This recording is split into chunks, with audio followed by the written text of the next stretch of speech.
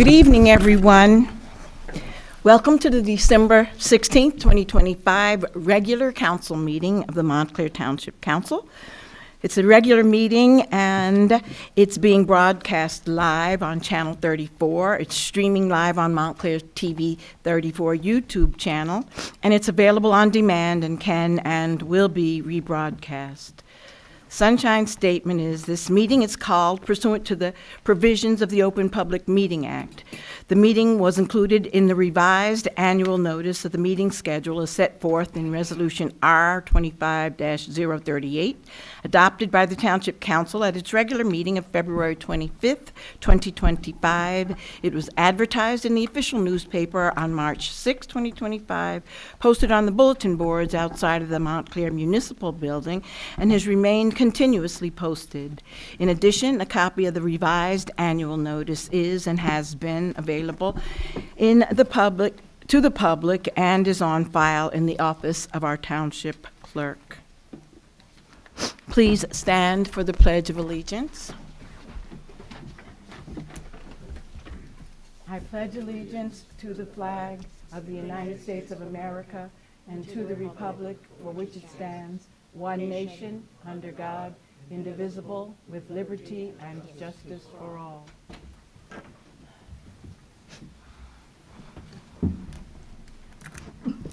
Madam Deputy Clerk, thank you for joining us. Would you be so kind as to do the roll call, please? Yes. Deputy Mayor Anderson? Here. Councilor Birmingham? Here. Councilor D'Amato absent. Councilor Harrison? Here. Councilor Toller? Good evening, President. Good evening. Councilor Williams absent. Mayor Baskerville? Present. At this time, we're going to go into the executive session.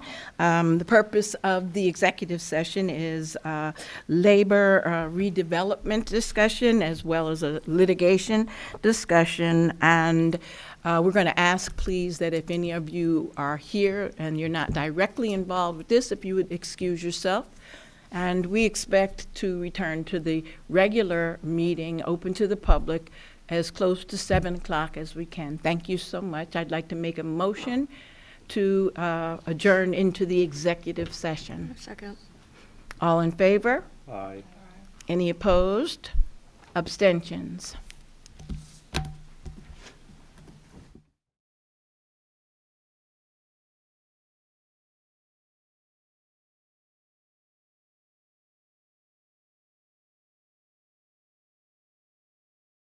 Yes, I'm sorry.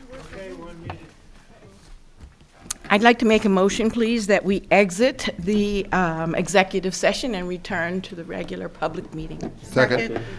All in favor? Aye. Any opposed? Okay.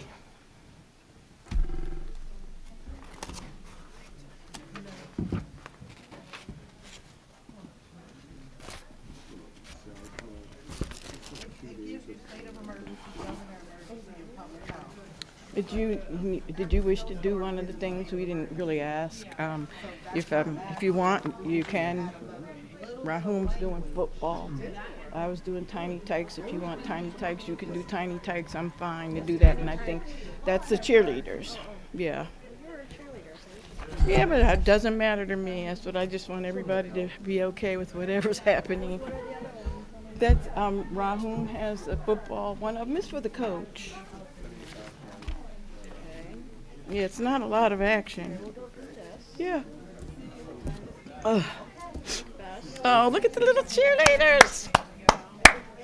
Oh, you're doing tiny mics? Mics, listen to me, I was calling them tiny tots, right? Like the little toys. Oh my. Well, we'll all go and do the little tiny mites. Look at them, they're so cute.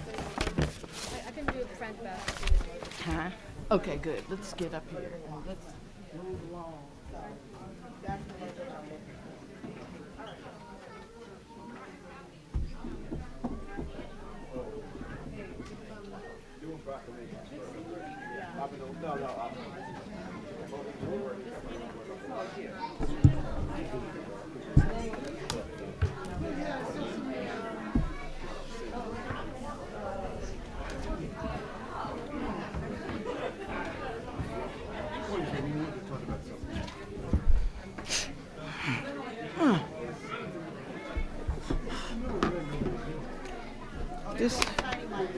Yeah, that's what she said. I kept calling them the tiny tots. Yep, thank you. All right, good evening, everyone.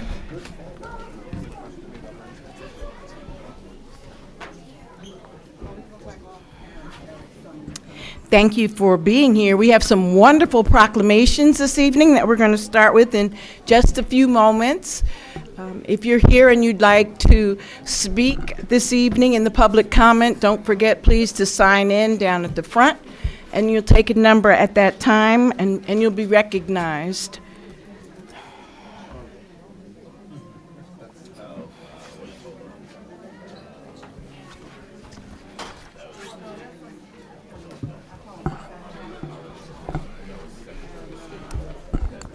We're going to begin, please, by having any of the families that are here representing the Tiny Mites cheerleading team, Pop Warner Tiny Mites cheerleading team. If you would please come down to the front of the podium with your family and friends who are here to support you.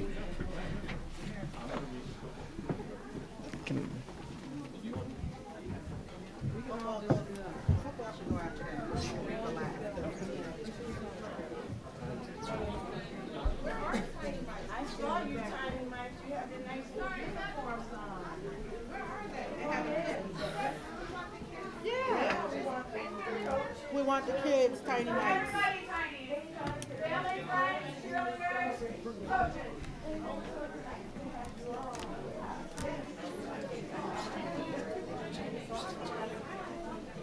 Where are they? Oh, I'm sorry. Hello. Congratulations.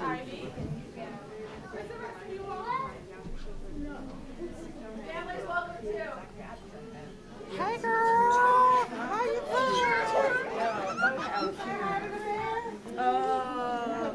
How are you? Good to see you. Oh my. Hello.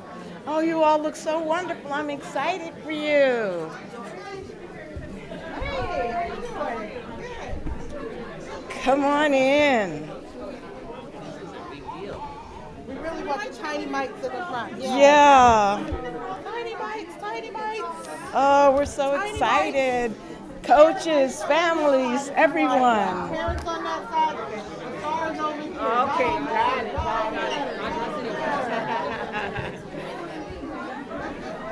Cars up there.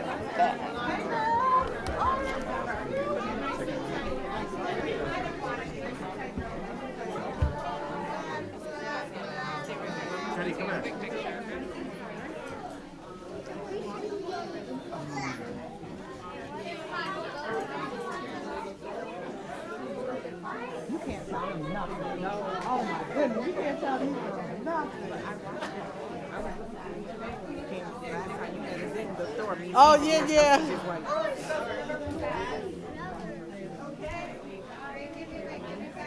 Hey, what's up? Oh, good to see you.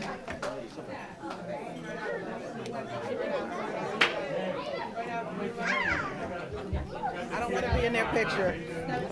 We'll all We'll take be a in. picture at the end. Are they getting ready No, to cheer? take it whenever, They're gonna do a throughout. cheer? Yeah. After the proclamation? Yes, I've got this. Oh, okay. Okay. Final call for anyone that Tiny Mites cheerleading squad. Oh, you want to bring him up here so he can be seen? No? Okay. All right. This is a proclamation from the mayor and the Township Council of Montclair, New Jersey. Whereas the Montclair Recreation Bulldog Tiny Mites cheerleading team, Pop Warner Eastern Region Championships. They are the champions. Woohoo! Woohoo! If I understand correctly, this cheer team went down to North Carolina and they did their thing, and once again they came back victorious, winning number two. Number two! Woo! Woo!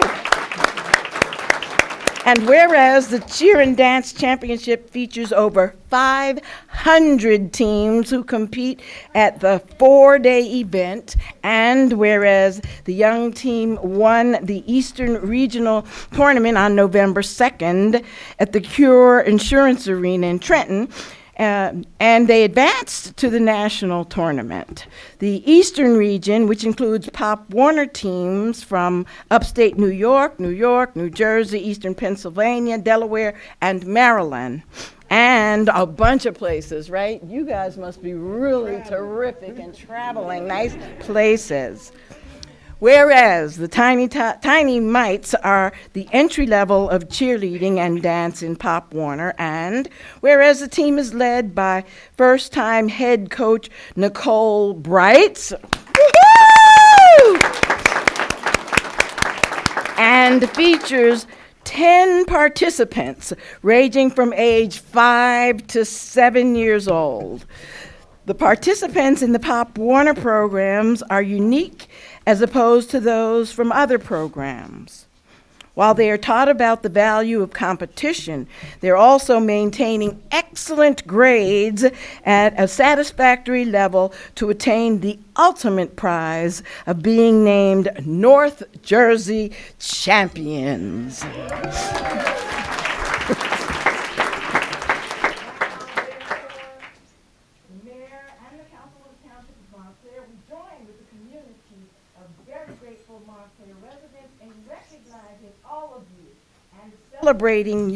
Celebrating the fine record of achievement and the Montclair Recreation Bulldog Tiny Mites cheerleading team. Congratulations!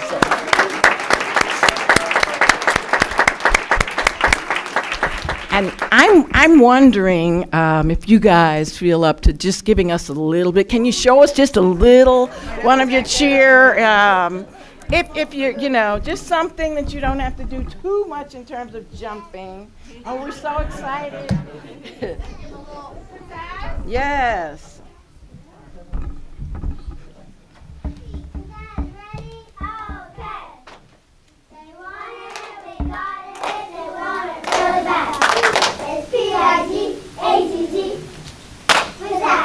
Woo!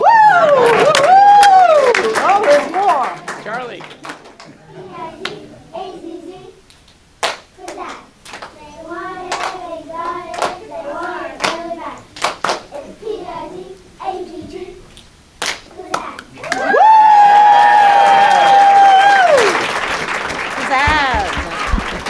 Well, congratulations. Do the coaches wish to say anything? You can come on up. You guys are really terrific. Thank you for that. Let's give them another round of applause.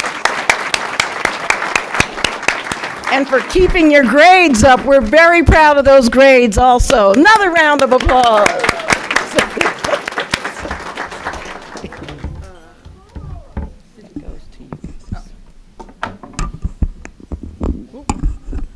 Hi, everybody. Thanks for joining us. I'm Coach Nicole, so I'm the head coach for the Tiny Mites. I'm so proud of these girls. They have put in so much hard work this year. All but one girl on this team what am I saying? Only one person on this team has cheered before this year. So everybody was new to the team. They put in so much hard work. I want to thank the parents and the families for getting the girls to practice, supporting us. Yes, it truly takes a community, and I'm so proud of them, and we're so excited to see what we're going to do next year. So thank you, everybody, for supporting us. Thank you so much. Okay.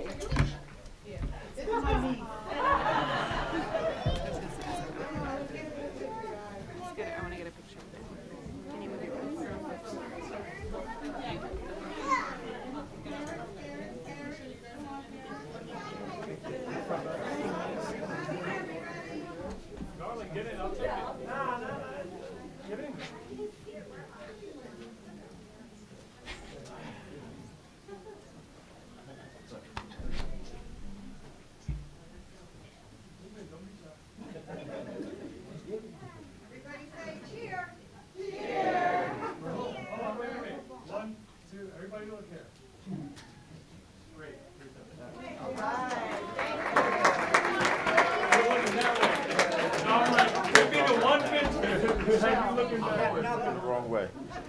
He said use to use that one. Yes, thank you.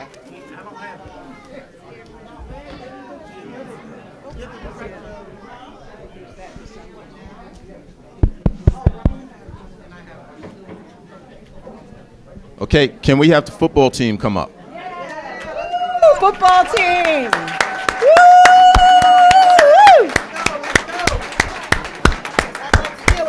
Let's go. We're not Giants fans.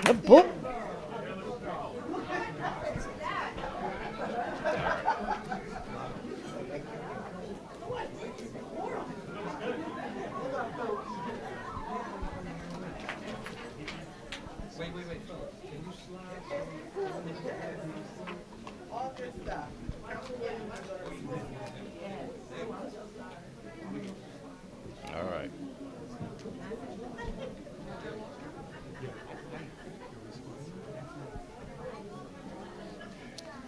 All right, everyone, if I can have your attention, we're going to honor our football team, our recreational football team.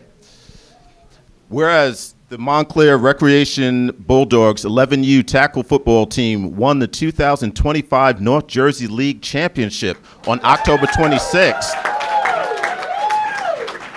defeating its rival, the Union Rams, by a score of 26-7 at Bell Stadium in Orange, New Jersey. It was the first time since 2019 that the Bulldogs football team won this league title.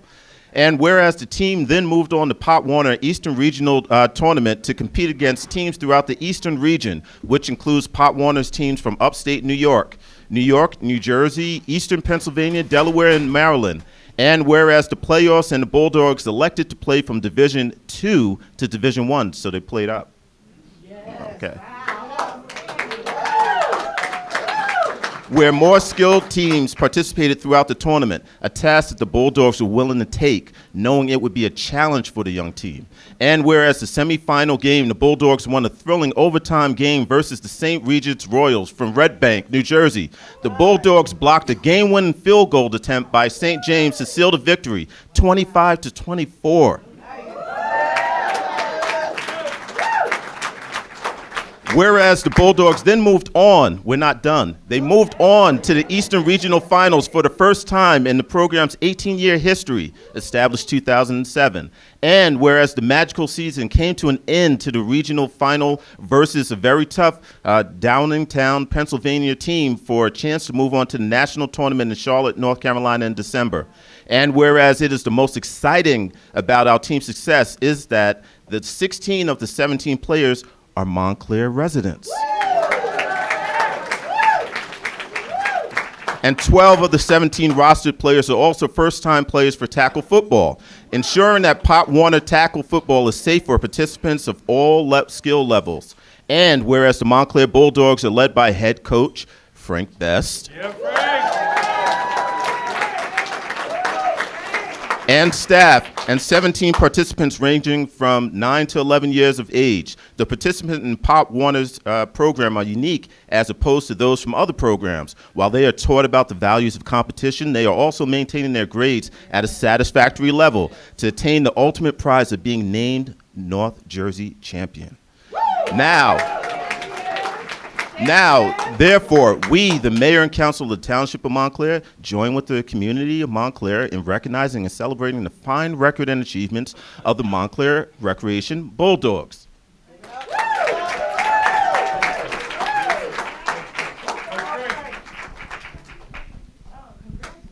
Congratulations, fellas. Can I get a round of applause for my boys? Can I get a round of applause? Real quick. My name is Coach Frank. I've been coaching football in Montclair for the past 15 years.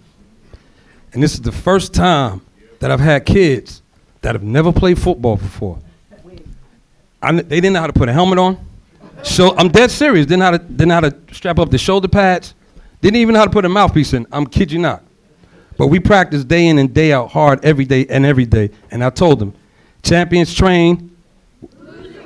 And that's exactly what I told them. And we train hard every day. And this is the result of their hard work and dedication. Not only are these kids 9, 10, and 11, like they said in the proclamation, 12 of these kids, are first-time players. 16 kids are from Montclair. They go to Glenville, Buzz, Renaissance, and Hillside, okay? And all my kids' academics are 85% or better. 85% or better, okay? I'm proud of these kids. They show dedication. I want to thank the parents for your hard work and dedication, your effort. I know I drive you guys crazy, but I love all of you guys. And to my coaching staff, I've been on many coaching staffs, but these guys are hard workers. Coach Eamon, Coach DeAndre, and Coach Dave, my team mom, and Coach Marcus, my team moms. Where you at? That's my team mom over here. My other team mom, my liaison. It takes a village to raise these kids, family. And I'm telling you, these kids show hard work and determination, and I love each and every one. And I promise you, we'll run it back come next year. Thank you. Don't go anywhere. Don't go anywhere. One more thing. Everybody stay placed. Wait. We have one more thing. So I'm glad you're standing right next to me. Okay. Congratulations, guys. Hard work pays off. But we have a special proclamation for your coach, Frank Best. Okay? The Mayor and Council of the Township of Montclair would like to recognize Coach Frank L. Best for more than 18 years of volunteering and his commitment to the youth of Montclair and the Rec Department. And whereas in his many years of volunteering for the Rec Department, Coach Frank has been a staple in this community as a mentor, coach, and a father figure to the many children throughout the township. And whereas Coach Frank began volunteering as a football coach in 2009 when his own children were in the program, and after your children moved on to high school and college, Coach Frank continued his mentorship and coaching with the future kids of the program. And whereas this past season, Coach Frank led the 11U Montclair Bulldogs football team to the North Jersey Championship in Orange, New Jersey, where they defeated the Union Rams to claim the league title. On November 23rd, 2025, he led the team to the Pop Warner Eastern Region's championship game in Marsh Creek, Pennsylvania, marking the very first time in the program's 18-year history. So now, therefore, we, the mayor and the council of the Township of Montclair, recognize and extend its profound gratitude to you, Coach Frank, for your commitment and dedication to the children of our community. Congratulations.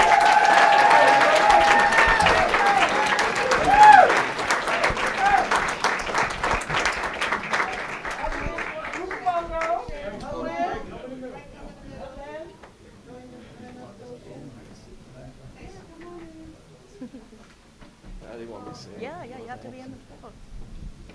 I just want to say on behalf of the Recreation Department, like we say with all of our coaches, this is a very big thing. There's a lot of other brothers in here and sisters there who volunteered for the children of our community, and this is what it takes to develop this. I mean, we had our time, and now we're passing it on to the kids that are coming on this future, so we need people like this in this community. I know, especially now, the way that the world is right now, these kids need us more than anything else. We thought we did, so I encourage everybody, if you have time, even if you have 2 hours a week or something like that, volunteer your time to help out with the youth, because we sit there all the time and complain about them anyway.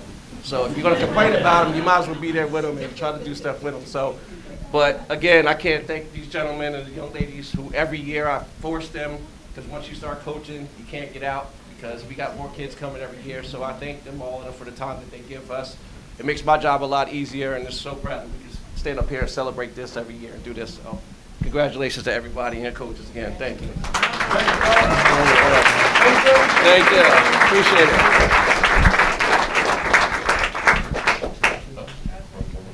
Oh, one more picture? Okay, I don't think they took a picture the first time.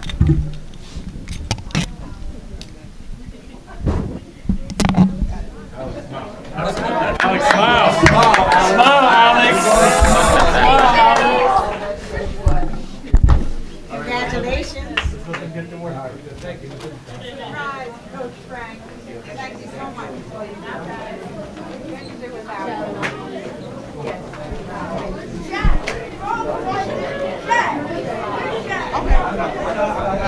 No problem. Yep. For everything you do, Michelle. Yes. All right. All right. Sounded like you were announcing a game.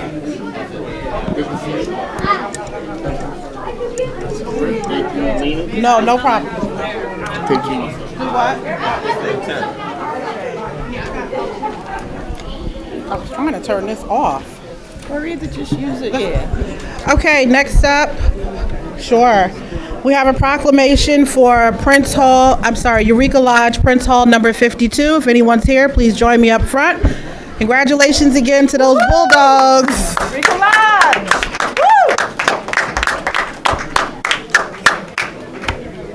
Talking about taking a village, they're everywhere helping us, aren't they, Counselor? Absolutely. Everywhere. Absolutely. So grateful for you Join guys. us, You join help us, join us, join everywhere. us.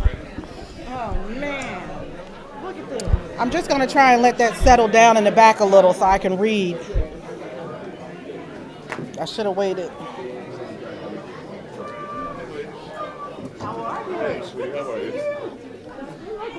Thank you. How you doing? You okay? I'm good.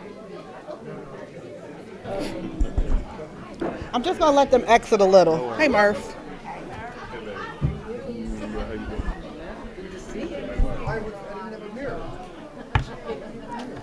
So, while we wait for the Bulldogs to get their refreshments. Yeah, Counselor Toller brought cookies and water for the children. Of course I did. Whatever's left on the table, sir.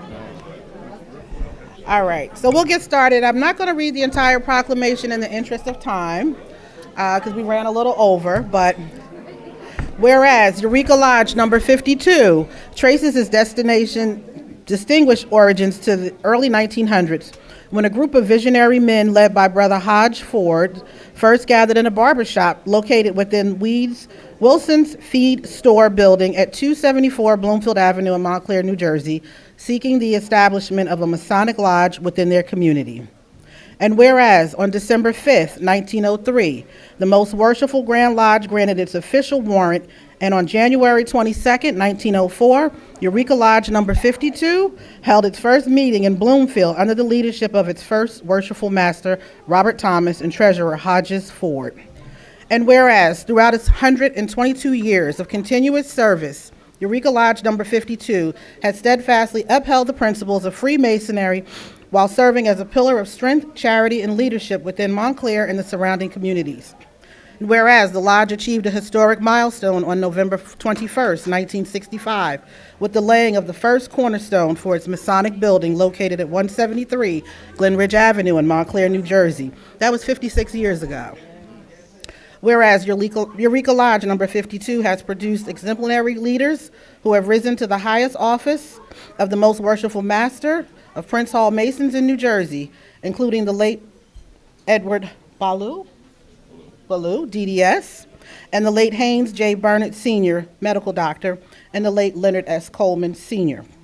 Eureka Lodge has faithfully served countless families within the community by providing free book bags, school supplies, toys during the holiday season, bicycles, sneakers for children, and holiday meals for families, as well as collaborating closely with numerous community partners to support and uplift those in need. And most recently, this snowstorm, they were out shoveling and plowing residents' driveways and walkways for free. As a gift, absolutely. Whereas during the unprecedented COVID-19 pandemic, under Worshipful Master Dennis Crawley, Eureka Lodge number 52 demonstrated extraordinary commitment to public welfare by assisting St. Michael's Medical Center, transforming its facilities into a community medical hub and supporting the distribution of tests and vaccines, as well as masks. They were in the South End handing out free masks to residents all in the 4th Ward. Yes, yes. Woo! You guys are terrific. And whereas Eureka Lodge number 52 continues to host free events for families, conduct volunteer registration drives, sponsor and support other charitable organizations, and most recently, they were named the Grand Marshals in the 35th Annual Montclair African American Heritage Foundation Parade. And whereas in the year 2025, under the guidance of Worshipful Master Romaine Taylor, Eureka Lodge number 52 profoundly celebrates 122 years of unwavering Masonic service, brotherhood, and community uplift.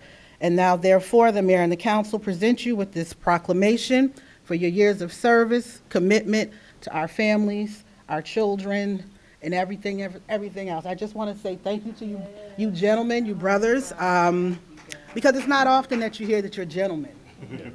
And I just wanted to acknowledge that because it means the world to me when I see you guys out here lifting bags, serving the families, doing what needs to be done with no questions asked. And I'm sorry if I'm getting a little choked up, but it means that much to me. Thank you. Thank you.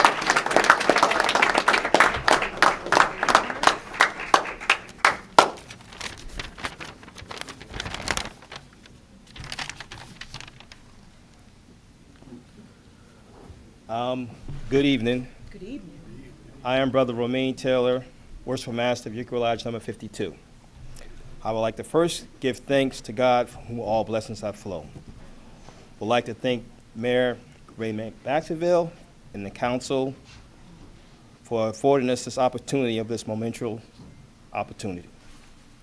As you mentioned, Eureka Lodge Eureka Lodge is located 173 Montclair, New Jersey. We have been appealing the community for many, many years. We take very much pride in our community services, from the monthly assistance with the Montclair Mutual Aid, to the domestic walks, tree lighting, fishing derby, the Halloween parties, Christmas parties, and scholarships we provide. Those are just a few of the many community services endeavors our lodge takes on yearly. Yes, we are them Eureka boys. On behalf of Eureka Lodge No. 52 of Freehouse Accepted Masons, Prince Hall affiliated, we would just like to thank you for this auspicious opportunity. Happy holidays.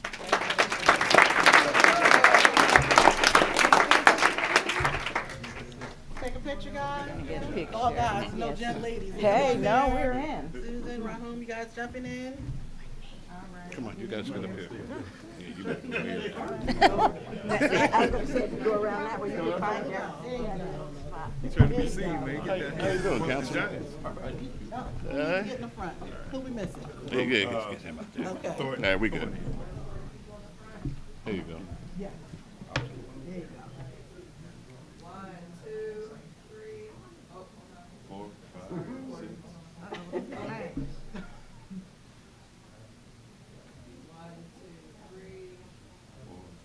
Thank you. Congratulations. Good job. You're doing that. I heard a lot about you. Thank you, sir. Thank you. Thank you.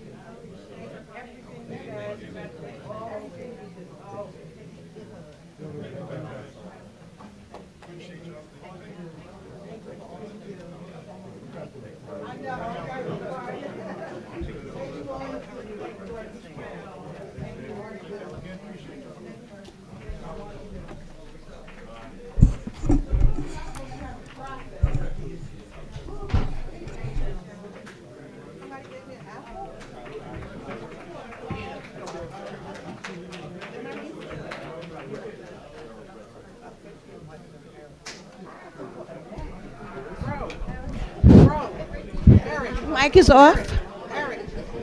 Rich, the mic is off. Ask for a napkin. If you're leaving, please do so, and then we're going to continue with our meeting. This one, this one.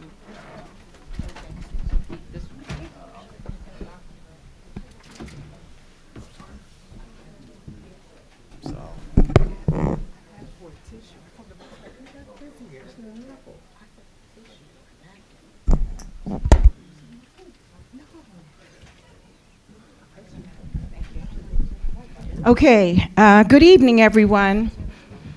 As we enter the sacred, holy, and reflective season of Hanukkah, a time that commemorates resilience, faith, and the triumph of light over darkness, I am deeply troubled by the recent acts of anti-Semitism reported at the Brown University and in Sydney, Australia. These incidents are painful reminders that anti-Semitism remains a real and persistent threat, not only abroad or on college campuses, but everywhere if left unchallenged. Hanukkah teaches us that even a small light, when protected and nurtured, can overcome overwhelming darkness. In the times we are living in, marked by division, fear, and rising hate, This message has never been more urgent than today. Hatred toward Jewish people is not an attack on one community, it is an assault on our shared humanity and our collective commitment to justice, dignity, and peace. I stand firmly on the forefront lines with my Jewish brothers and sisters against anti-Semitism in all forms. There is no justification for hate, intimidation, or violence. Let me be very clear that anti-Semitism has no home in Montclair, nor does bias, racism, or any form of bigotry. May the holiday season remind us all that light is strongest when we stand together. Light will prevail. Happy holidays to all of you, regardless of what your celebration.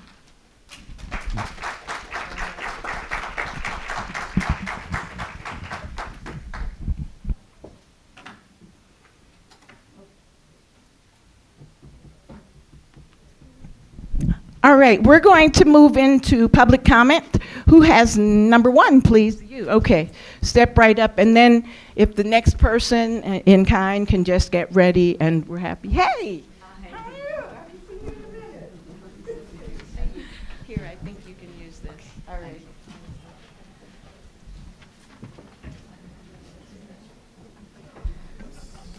Is there a timer?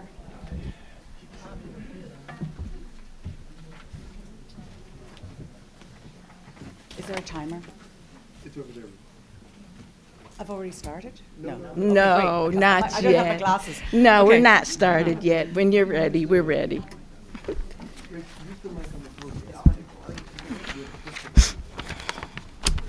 Hello?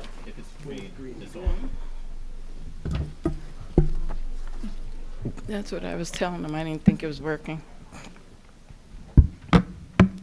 Use the mic, Rachel. That'll work. Yeah, this one Yeah. works. Oh, that one's working. Working. No. Okay, I got this one. It's good. Okay. I could do some sort of performance as well with this one and move around. Okay, are we ready?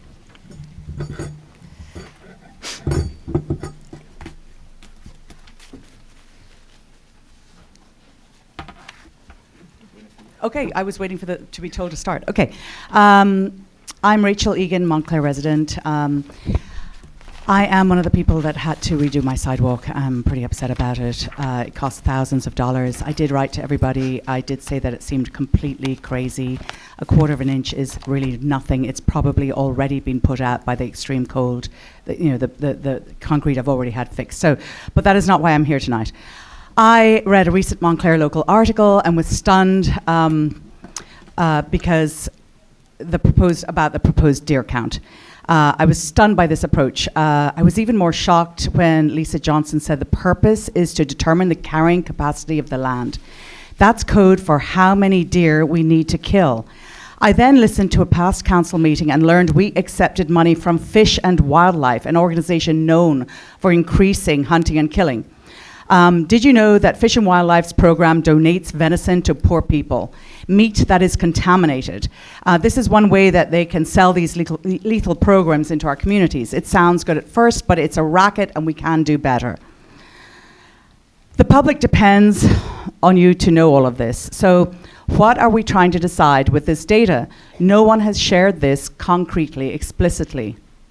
Is the data to help decide where to protect newly planted trees? Just put tree guards on all new trees. Brookdale does this. A decision around where to put traffic slowdown signs during deer rut season. Could that be the reason? Let's look at roads where speed limits are too fast or not enforced and put up slowdown signs there. Let's do that, not just for the deer, but for all Montclair humans who are in great safety danger due to speeding cars on our roads. There were about 1,500 car incidents on our roads this past year, and only about 1% of them had anything to do with the deer. Could it be that you're trying to make a decision about how to help bonsai preserve, to remove invasives and replant natives? Focus on funding for that purpose instead of counting deer. We know deer must browse through bonsai. That is obvious. Focus on tools to deter. Put in fencing when needed to protect the understory of that small wooded area. Drones flying overnight does not tell you what you can already see with your own eyes. Our Montclair website asks us to coexist with the deer. So we put up fences where we need them. We plant deer-resistant plants where we need them.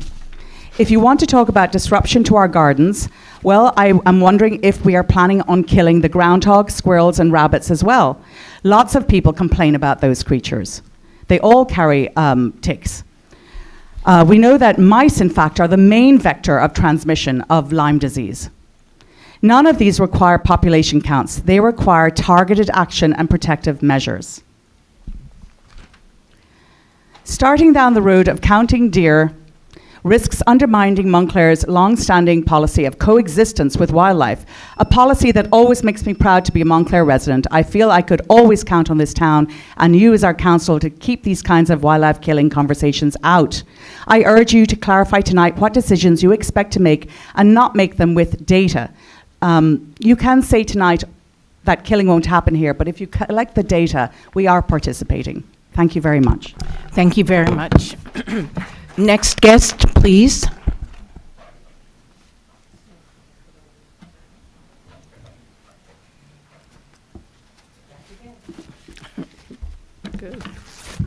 Claire Ciliata.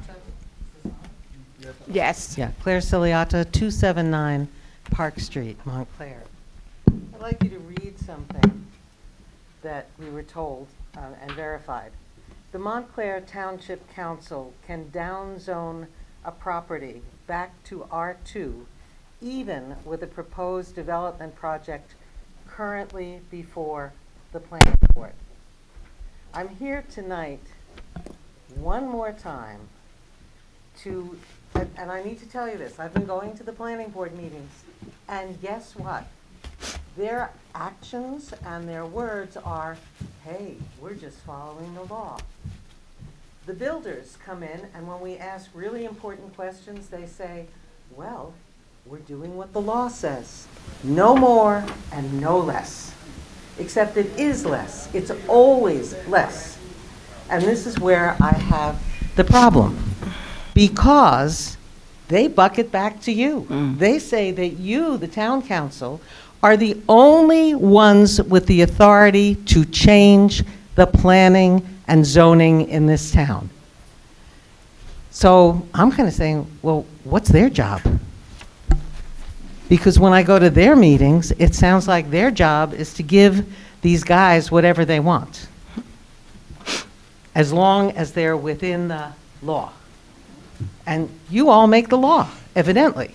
So I wanted that clarified tonight. I need to know, are you responsible for the planning of this town?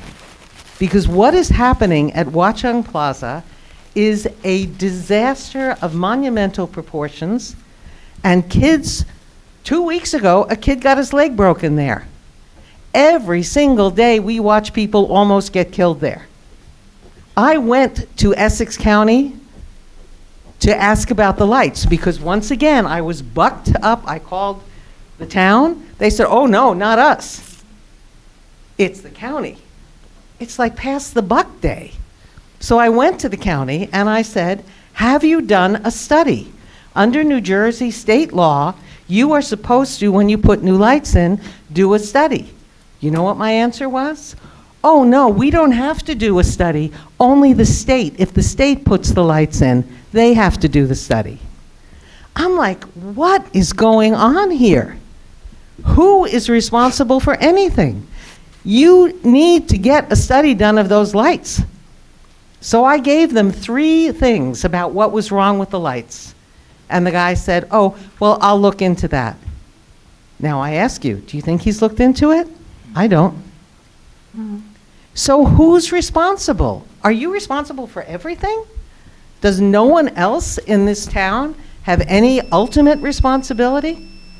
And I'm talking moral responsibility as well. Don't tell me it's the law when somebody's going to get killed there. So please help me understand. What is the process here to get you to make sure that no more building goes on in Watchung Plaza? Because you are courting disaster. Thank you very much. Thank you, Claire. Next guest, please. I'm going to set up another microphone. Okay, thank you. Hi, good evening. Diane Moore, wine guest. 268 Park Street. I'm a little bit closer to the plaza than Claire, but we have the same strip between Watchung Avenue and Gordonhurst on Park Street, coming down into the plaza. That would be southbound, where you have Roy, the hardware store, in and out. You have a couple of private driveways in and out. You have the row of stores where there are people coming in and out, constantly picking up and leaving all day. You have the gas station in and out. And then you first get to Watchung Avenue, where you have a parking lot coming out into the plaza. You have the northbound traffic from Park under the trestle coming to the plaza. You have the roundabout around right where there's another loop that's Watchung. I don't even know what it's called, but it goes into the parking lot and where the stores are, and that's coming out. So there are 5 right there. That has nothing to do with the driveways, the hardware store, the Westerly building, and the private driveways. That's what you have now. Now there's a proposal.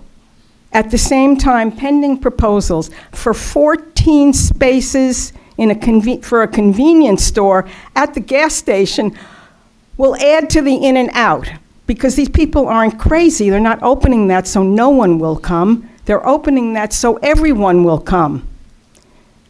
And now we have 260 Park Street, which is one above 258. So you have a sandwiched house. I was told that he didn't care, because his property will only be worth more, because as soon as 260 is built, he'll sell, and they'll develop that one. 260 proposes to have 7 apartments, not enough parking. This whole parking shell game, that really is that really angers people, because that's just nonsense. There's either a required number of spaces or there aren't. And nobody should be getting, and they want to put a pizza shop in the tiny little storefront for picking up and delivering all day. And we'll have trucks, and we'll have garbage, and we'll have snow, and nobody, first of all, this whole plaza, there's a fire hydrant in front of 268. That's my house. There's no other fire hydrant. I'm I think I'm about maybe 190 feet up from maybe where the measurement was for 260. That's the only fire hydrant for the whole plaza, and the gas station, and the new buildings, and all the folks who live there. It's madness, truthfully. It's beyond comprehension that it would be considered at all. I'm sorry for raising my voice, but it's unbelievable to go down that street. You have to be really careful, really careful. You have to get a no turn on red there ASAP at those lights in there, because pedestrians now think, because they see a walk sign, it's okay to walk. Yeah. But that doesn't count for the people who are making their right turns, because they can make one. Thank you very, very much, Ms. Moore. I appreciate it. Because I'm if sorry, the did town- you hear when the buzzer went off, and then I was kind enough to give you no, extra I'm time? sorry. No, I'll be happy to talk to you if you want to call me tomorrow. But the fact offline, is that you, thank you so they very said much. you are Next in guest, charge. please, if you would come on. I'll be happy to talk to you, Ms. Moore.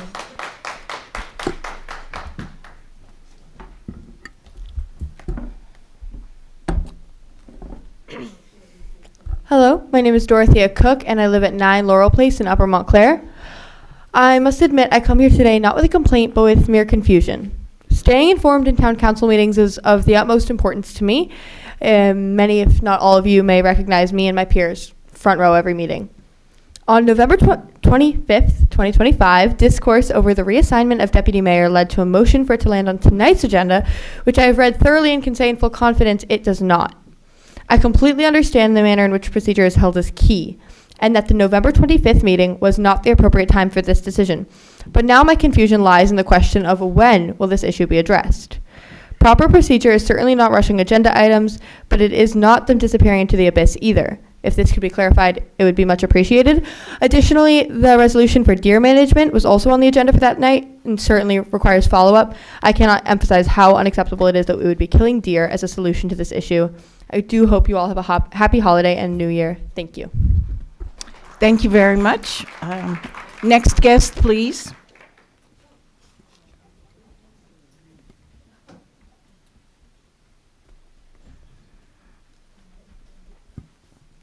Good evening. Good evening. Speaking of deer, Annette is going to reiterate, sorry, Suzanne Atman. Annette's going to reiterate the critical RFP recommendations that we sent you.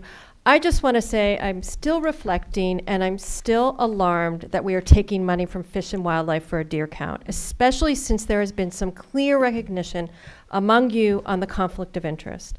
I ask myself, what is in it for Fish and Wildlife to give this money? Funders have a mission. Fish and Wildlife sees this funding as a precursor for starting a lethal deer management program. Lethal only. They don't give money for non-lethal approaches, only lethal. Councillor Harrison articulated this so well at the November meeting. Did you all read the deer count grant application? It speaks volumes. A question asks why hunting is not already occurring. Another asks if we will pursue deer management in the future. The answer was yes. Another answer states that Montclair is not currently pursuing a community-based deer management program, i.e. culling. Another answer states that hunting is not currently allowed and that our ordinance currently prohibits discharge of firearms. The frequent use of the word currently in answers to these questions implies we will consider lethal management in the future. The application even offers signage that we can post notifying residents that a deer killing program is underway. A grant application for data collection should not be offering deer culling advisory signs. What does all of this tell us? That should tell us right away that we don't want to participate in this. Having a town like Montclair engage in population reduction would be a big win for Fish and Wildlife, as we are a role model for other towns. And having us provide data to support a regional data collection, as suggested in the application, which could lead to regional culling, is unacceptable. We need to remember that while deer can affect vegetation and influence ecosystem dynamics, they are not the sole or even primary barrier to healthy urban habitats, despite public narratives that often portray them negatively. Deer are frequently singled out in part because of their visibility and their historical management as a game species.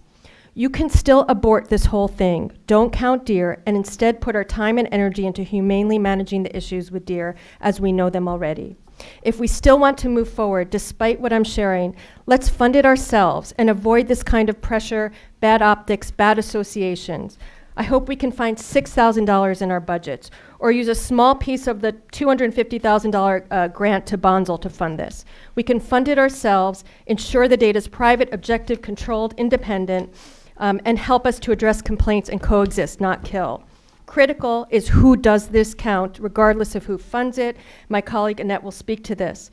Will you consider aborting or at the very least self-funding? Thank you. Thank you very much. Next guest, please.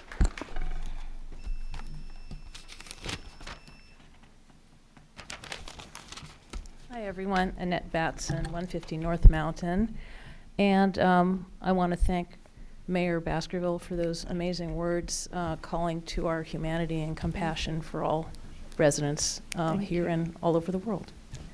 Following Councillor Birmingham's request for a collaborative input on the RFP, we submitted a letter to you on December 4th with a lot of points that we thought were critical to the RFP, and I haven't gotten a response from anyone, so I'm here to just reiterate and find out exactly where we are in that process, if you could share that with me. First, to ensure objectivity and public trust, the RFP must clearly limit the contractor's role to data collection and the delivery of the raw data set only. The RFP should explicitly prohibit the contractor from providing deer density calculations, carrying capacity claims, management recommendations, or interpretations about what the data means. Why do I say that? A drone count can only serve as a starting point for a rough population estimate. It's not statistically reliable as an indicator of ecological health or the need to manage deer. It would be scientifically and ethically inappropriate to draw density or carrying capacity conclusions from just one or two counts, which is what was intended. This needs to be agreed upon up front. The grant application mentions the vendor providing consultation. Given what Suzanne and I have just said, we strongly advise against this, especially since several drone count entities in New Jersey have documented ties to deer reduction, advocacy, and a preference for lethal management. One independent expert shared that normally the entity conducting the survey is not the same entity as the person collecting the data. We need to ensure that that's the case here in Montclair. For transparency, the RFP should require contractors to disclose any current or past involvement with deer culling, lethal management of deer, or wildlife management advocacy. We need to remove that conflict of interest. Finally, the survey boundaries must be also clearly established. The application references all parks and green spaces, a small portion of Brookdale Park, and several surrounding areas around Edgemont Park. Counts should only occur within defined park boundaries and not extrapolated to larger areas, and must not include surrounding neighborhoods, which can bias the data. Once raw data is delivered, we recommend that Montclair community determines how that data informs our next steps. I hope you'll include these critical elements in the RFP, and I was wondering if you can tell me at what stage we are. Have you seen the RFP? Have you had a chance to review it? And happy holidays to all. Thank you so much. Next guest, please.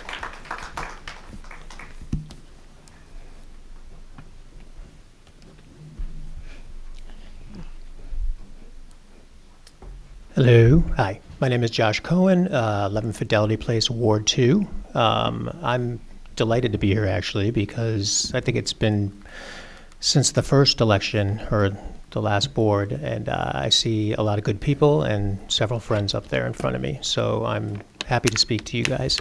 I do want to speak briefly on pilots, but before I do, I think it's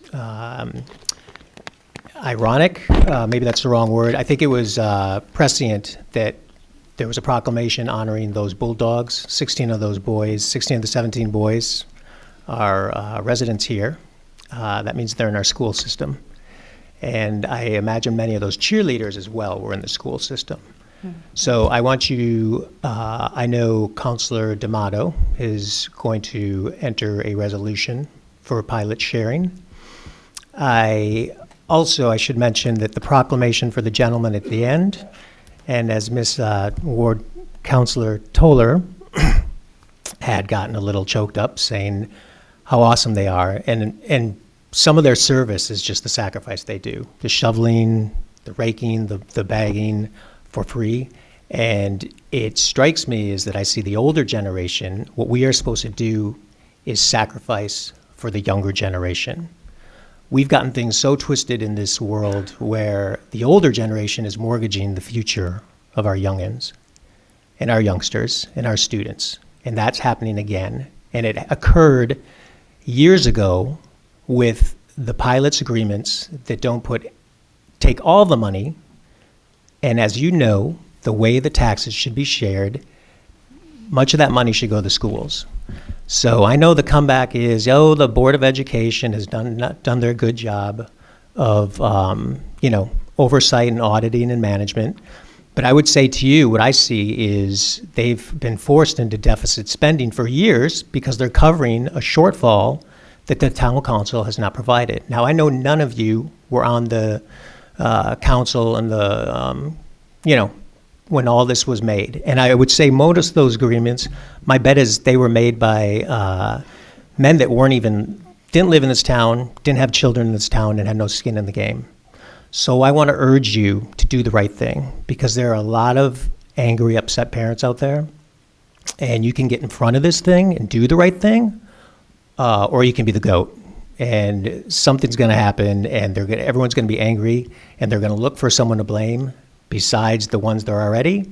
And when enough of them understand that how the pilot system works, they're going to come here like they did in the last 2 years ago or whenever it was, and everyone's marching with the signs. It'll happen again.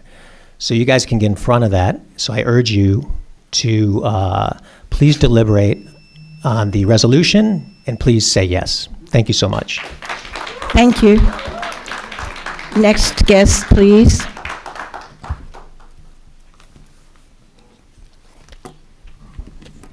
Hi, I'm Beth Albert, and I'm at 219 Montclair Avenue, and I just wanted to piggyback on two things.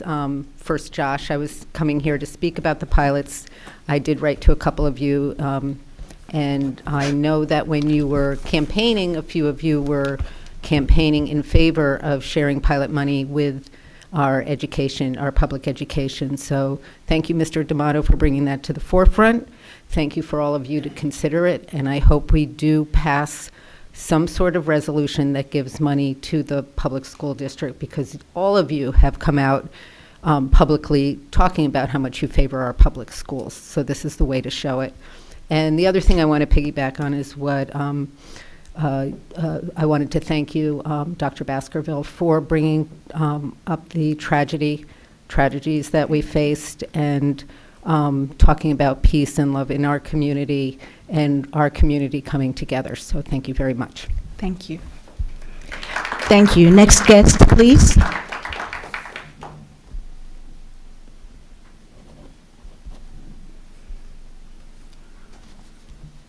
I'm Gerald Fierce, 259 Park Street.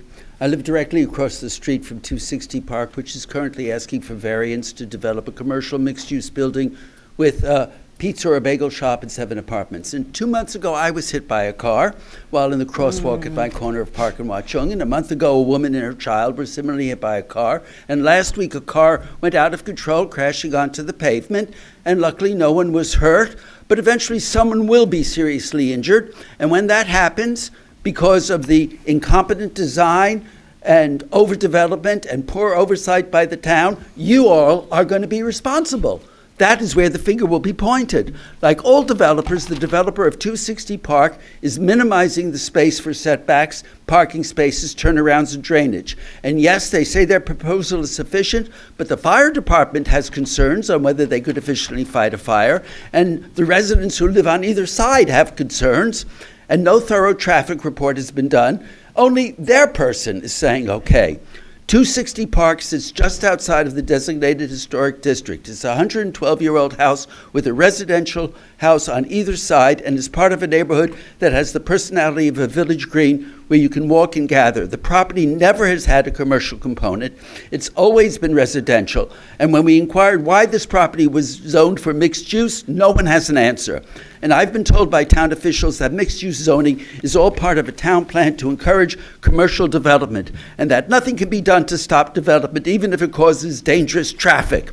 But like the scandalous incompetence that we've witnessed with the schools and the sidewalk repairs, I have to question whether anyone knows what they are doing. Things have only gotten worse, and now the traffic backs up, even with the new lights, all the way to Gordonhurst. Anyone who stands on the corner any morning will see witnesses of dangerous driving. Delivery trucks, staff, and food services like Grubhub, DoorDash, and Uber Eats block our driveways and are illegally parked a dozen times a day. They park at meters where they shouldn't be. They park at no parking lot signs. And even though we are promised loading zones, staff and customer parking, nobody does it. They just park on the street to run in. When we stop somebody who's blocking our drive, they say, we'll only be 10 minutes. And when the parking guard on the corner, as he was directing traffic for the school children, asked a police officer to tell a truck that was illegally parked to move, the police officer replied, yes, I spoke to him, and he has a bad attitude.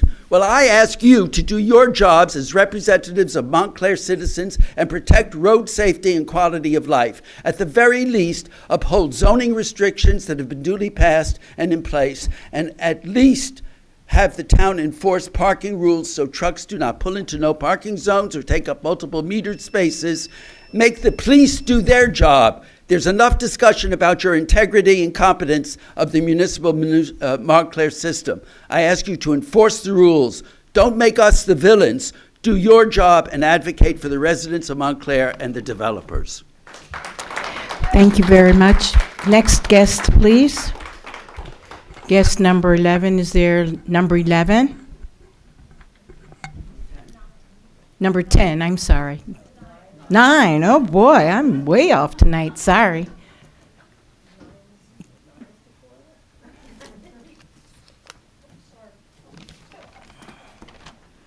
One, two, three. Hi, Lonnie. Good evening. My name is Lonnie Summer Padilla, and I am a resident of Montclair. First, I would like to express my deepest gratitude to Mayor Baskerville, Deputy Mayor Susan Shin Anderson, Councilwoman Amina Toller, Councilwoman Eileen Birmingham, and Councilman Rahum Williams for standing out in the bitter cold on Sunday evening at the Chabad of Montclair menorah lighting.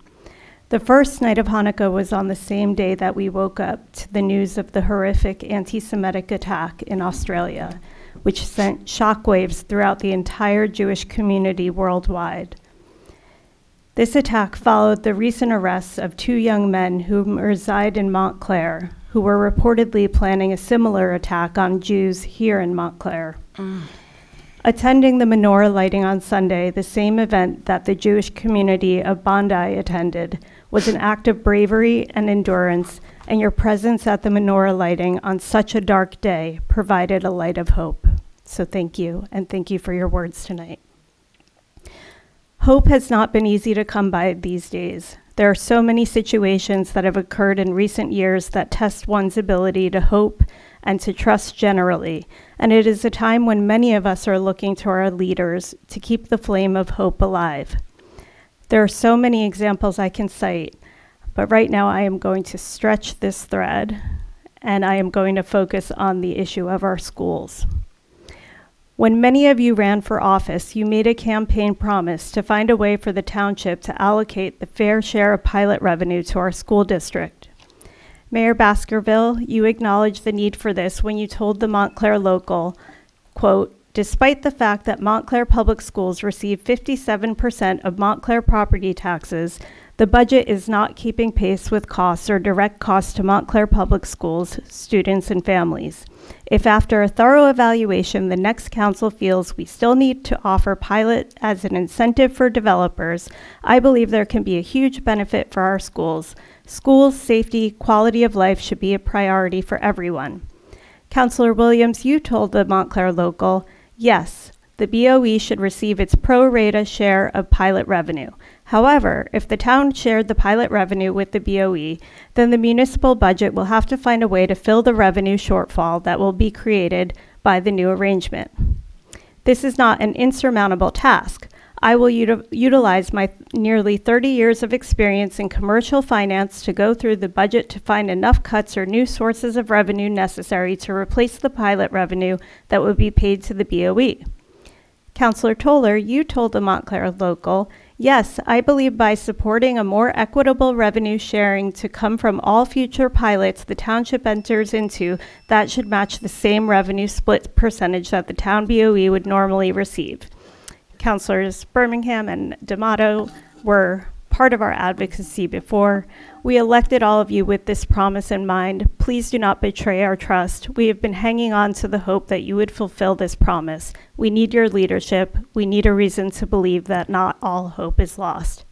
Please pass this resolution. Thank you. Thank you very much. Next guest, please. Hey, Tony. You're number 10, just so I can make sure. Number 10. Okay, thank you. I'm a 10. Tony Martin, 41 North Fullerton Avenue. In 1975, I'm really old, I was a student. Well, the microphone has been so loud tonight. I was trying to take it down a notch, but okay. In 1975, I was living and working in Hartford, Connecticut, and I was pursuing a degree in public policy, which I never got. But I did write a kick-ass white paper on payment in lieu of taxes programs. And Hartford had a brilliant, self-educated deputy mayor at the time who schooled me in why these programs were so important to save Hartford. Redlining, disinvestment in that community, severe deterioration of the infrastructure, everything that you can imagine plagues urban core cities was there.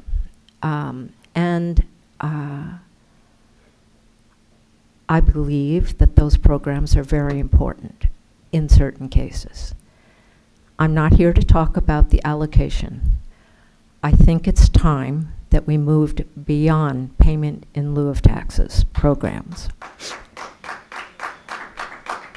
This community does not need more property to be classified as in need of redevelopment and therefore eligible for a pilot program. That's all I got. I hope you'll think about it. I know everybody needs money right now, but I think that for the future of Montclair, the best thing to do here is to proceed wisely, frugally, and to keep in mind that we just don't need to have more properties decaying while waiting for a payment in lieu of taxes agreement to be developed. Thank you very much. Thank you very much. Next guest, please.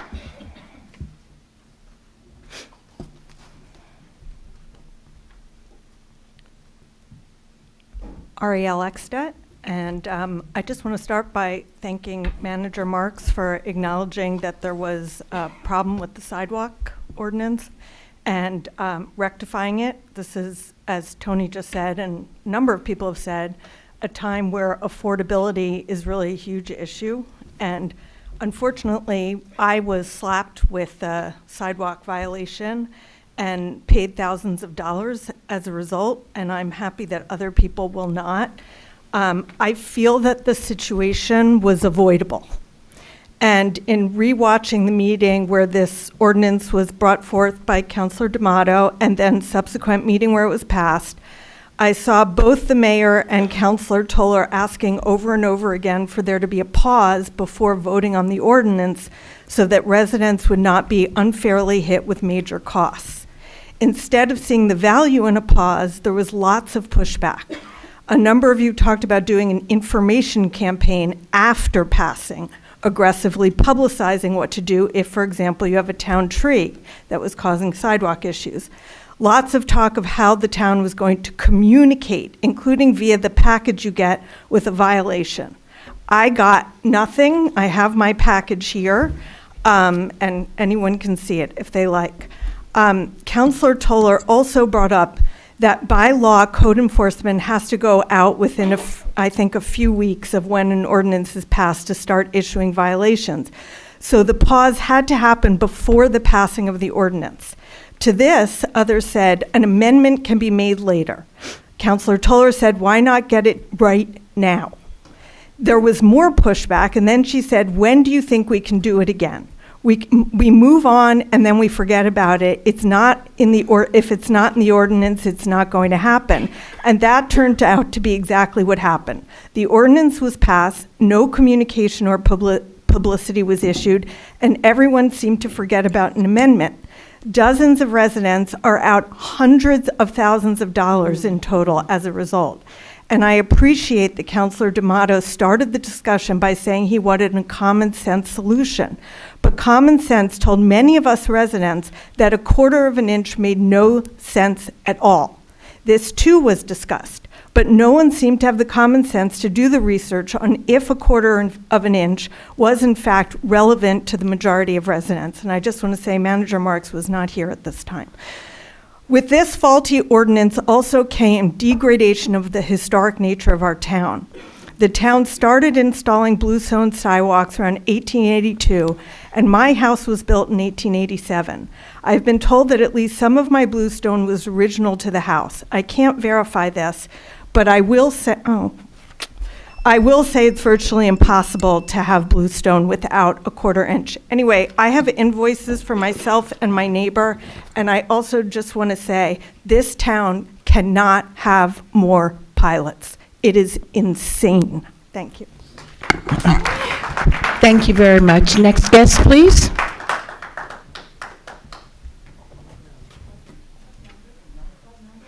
Number 12, if I'm accurate this time. Number 12, please. Is there anyone else that has any number? You're welcome to come forward. Okay, come on down. Hello. Hi. I'm 16, but she asked for any. Well, no one was coming, but 13, everybody. okay, 13. Good evening. Good evening, everybody. How are you? You're having a great night, aren't you? Hey. That's my request for reimbursement for my sidewalk. I think that you guys have made my case a whole lot better in the last couple of weeks as far as how it was probably the wrong thing to do. And I'm not going to belabor it too much, but I perceive that there's a little bit of throwing code enforcement under the bus, and I think that's wrong. And I think it's really wrong. Code enforcement has a share of responsibility in this, no doubt. But what I see is a failure to communicate and collaborate. And I see a failure to keep our eye on the prize, on what our focus is, and that's residents, the constituents, and what is the important thing for them. My bill was an important thing for me. Mm-hmm. There were 168 people that had very significant bills, okay? And they're bills that are probably twice what we're going to get taxed, the special tax for the school if that passes, just to give you a scale. So some people are going to pay $1,800. They're going to add on another $4,000 for a sidewalk. And what you're not talking about tonight, and I think you owe it to people to talk about tonight, is when you have your conversation later on about appropriations, that you give some context as far as what you've been talking about for 6 months, which was this budget cycle was going to be a very difficult budget cycle. You guys have all made that point since last summer. So I think when you have a conversation, you should share your expectation for, is it going to be difficult? We're just kidding. No, it's not going to be difficult, and we can appropriate money to other people. But I'll tell you right now, the school system is going to increase taxes 7%. Prove me wrong, but I'll pretty much guarantee that with a monitor or not. Okay? And we haven't gotten to the bond referendum. So there are going to be some issues with the taxpayers. And I just pick the policy you want to do. You campaigned on certain things. I don't have a problem with that. I knew it was coming. But you guys have been in here a year and a half now. You know the need to be transparent and give the people information.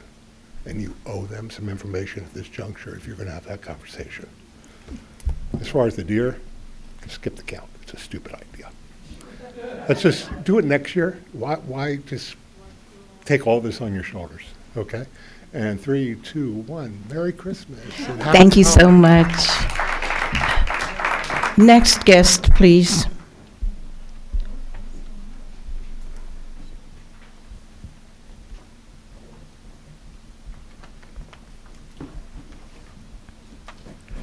Good evening.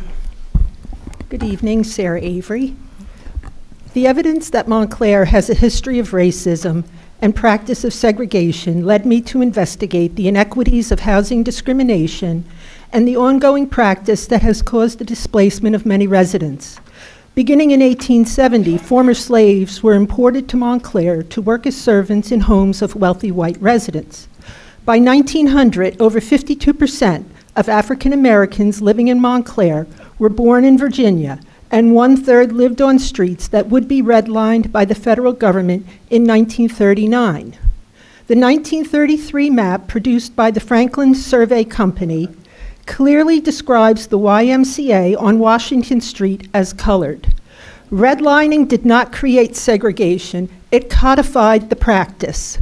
The people who lived in the 4th Ward of Montclair for over a century have not benefited from the appreciation of real estate values in Montclair. House after house was sold at sheriff's sale, foreclosed upon, or subject to multiple tax lien sales at extraordinarily high rates. High rates that you don't see in the 1st and 2nd wards of Montclair, the historically blue and green line neighborhoods, the 1st and 2nd class properties, as opposed to the 4th class, undesirable, segregated red line neighborhoods north and south of Bloomfield Avenue. Because of the classifications of these properties, banks could deny loans to the black occupants as being too risky. So residents were forced into 4th class status, unable to get a loan or borrow capital as 1st and 2nd class residents could. 4th class residents occupied buildings that were often allowed to deteriorate as residents were not valued enough by property owners to ensure they had access to equitable housing. The denial of access to credit is like economic sanctions the U.S. imposes to control outcomes throughout the world. So the 4th class residents formed their own community where they were forced to live, where they could feel secure. Residents who have been displaced have not benefited from their century of custody. Instead, outside interests, people who have never lived in Montclair or the 4th Ward, have been enabled by township leadership to extract all the wealth. When you look at the red line map of Montclair and focus on D22, you see that Lackawanna Plaza, where the Pathmark supermarket was located, is the center of the segregated neighborhoods of Montclair. These red line districts form the heart of Montclair, and the center of that heart was the supermarket, closed for over 10 years, that served friends, families, and neighbors for decades. Naturally occurring affordable housing created by the practice of segregation has been converted into luxury, unaffordable housing by the same system of institutionalized racism. When you consider legislation to affect outcomes, you must understand the failed policies of the past if you plan to have a positive impact on equity. Thank you. Next guest, please.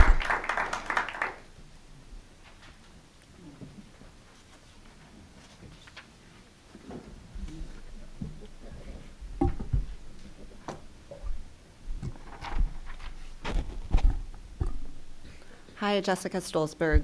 I live in Montclair. First, I just want to say that when I come before you, I don't pretend that you guys aren't doing a lot of things we don't know about. There aren't successes happening in your work, that you're not putting out fires all day long. I suspect you are. So when I come here, it's about the things that we don't see from you. And I think that's what I heard from most speakers tonight, is what are we not getting? And it's coming before you to say, we need more from you, because I really continue to feel that the residents' needs just are collectively, the bigger items are not being addressed. They're moving glacially. Still no tree ordinance. This was promised to many people before the end of 2024. It's the end of 2025. It's still not here. No remote calling in for the meetings. Many people talked about that. You guys have been on the dais for almost 18 months, still haven't orchestrated it. I don't even know if you even talk about it. It's nice to see hopefully some movement on changing the pilot situation here, but that, here we are, it's 18 months. So In my remaining time, I just want to talk about sidewalks. I think that there's a lot of all these little issues about ADA compliance, the fact that it was bungled, I mean, just beyond, and that ADA compliance was then used as a shield and a sword when it was convenient. Issues about code enforcement, who's responsible, trees, all of it. At the end of the day, we are not safe on our sidewalks. Parents push strollers on the streets because they can't properly get down. Wheelchairs, impossible in our town. People with canes, not so easy. I trip probably every other night walking the dogs. My husband and I know exactly the bad ones. We move out of the way. We still trip on the same spot, one of us at least once a week. So I think the question is, you say, like, well, if the town did something remarkable and took responsibility, said it's not getting fixed, the code enforcement's not working, putting it on the homeowners isn't working, it's all complaint driven, and then it's neighbors pitted against neighbors, knowing we're going to be driving up their costs. I think that something remarkable needs to happen. And Councilor D'Amato, you said last week when I was pressing about the need of the log truck, the need of the snowplow, you said the $300,000 for the log truck was a drop in the bucket. That means you found 3 drops for Clary Anderson, $1 million. Give us 3 drops when you do the budget. Give us 3 drops for the sidewalks, $1 million. Start fixing the sidewalks because you all know they're not safe. They're not ADA compliant. Leave the homeowners out of it. Just start fixing them. Start with the ones where the town trees broke the town sidewalks. How about that? Thank you. Yep. Thank you very much. Next guest, please.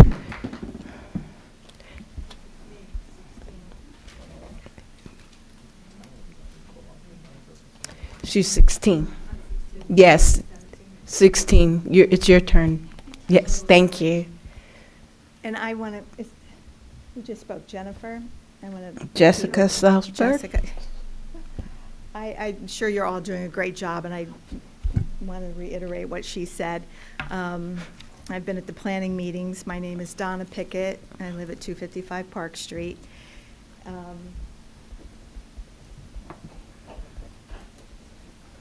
I'm here to also reiterate what my neighbor was talking about as far as the building at 260 Park Street. Take my glasses off. I would like for you to look at the law, because I was looking at it and reading chapter 347, 6.1.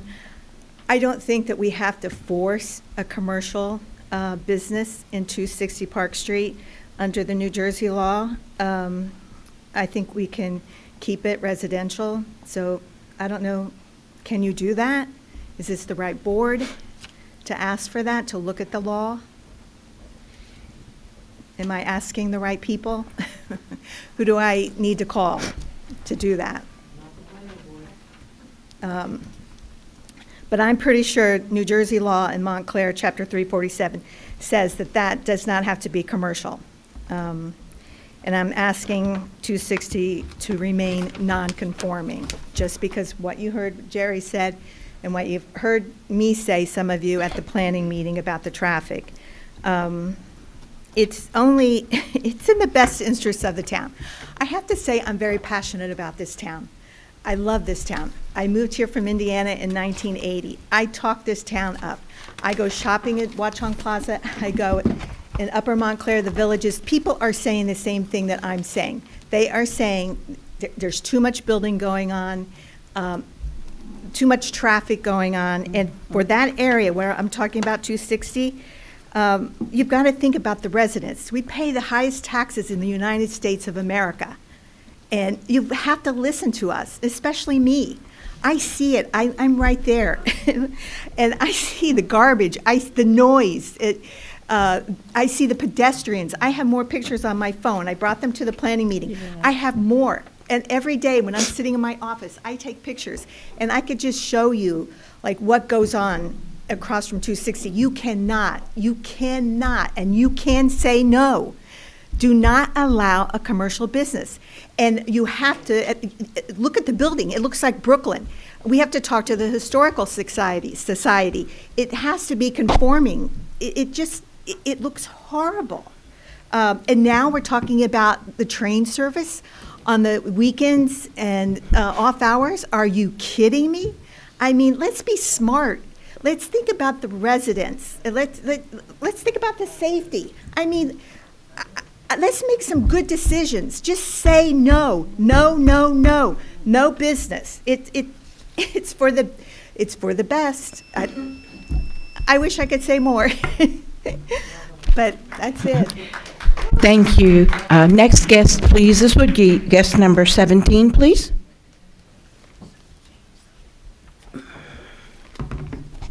Hi, my name is Lynn Stockhammer, and I live on Forest Street. I see that there's a resolution tonight about the valet parking, and I looked at it very quickly. I just wanted to know if there was something about if there's an illegal sign about no parking, that it can't be put up. And Councilor Williams, you had said to me that the no parking sign at the corner of Glenridge Avenue and Forest Street, that was not a sign put up by the town. So I wanted to know if that was within that purview and that will be taken down, since supposedly the town did not put it up.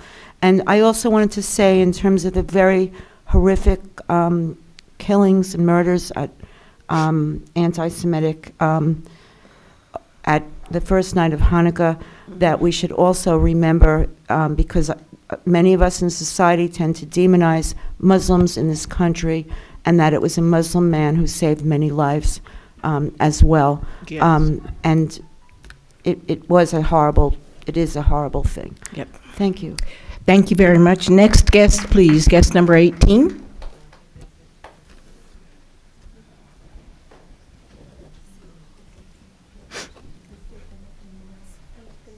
Hi. We're saving you a few minutes. We're going to do this together and save you 2 minutes, hopefully. I'm Mariana Orta. This is Tarka Kapoor. Tarka Kapoor. Okay, so we came today to first thank you, Eric D'Amato, and I don't know who was your second, if it was Eileen, Susan, whoever was your second. Thank you so much for putting the pilot sharing resolution on the agenda for deliberation today. I came here to ask you to deliberate in good faith, to remember your campaign promises, and also to please pull the resolution for a study of the office property, which would be a study for declaring it in need of the redevelopment. I want to remind you that that property currently sends over $40,000 to the schools. It currently pays over $40,000 in school taxes. If you declare it as in need of redevelopment, that money stops going to the schools. The school tax levy stays the same size. So all of us, you and I, who are residential taxpayers, are going to pay for 85% of that, and the other types of taxpayers we have in town are going to pay for the other 15%. I don't oppose that being an area in need of redevelopment. It seems like it's a decent idea. However, you need to be aware. If you're not willing to pay for the schools, you can't be making pilots. It's legal. But I think you shouldn't sit there if you're willing to do that. It's immoral.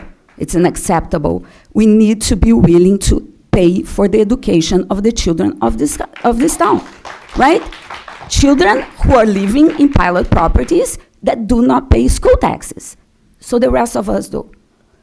When you deliberate, yes, Children who live in about 162 children live in properties that do not pay school taxes. In fact, when you talk about inclusionary zoning today, I absolutely support your passing that ordinance, but I would ask you to please discuss the cost of affordable house to everyone else, because I'm able and willing to pay for the cost of affordable housing, and I support that ordinance. But I'm also able and willing to pay for kids' education, includes the kids who live in those homes.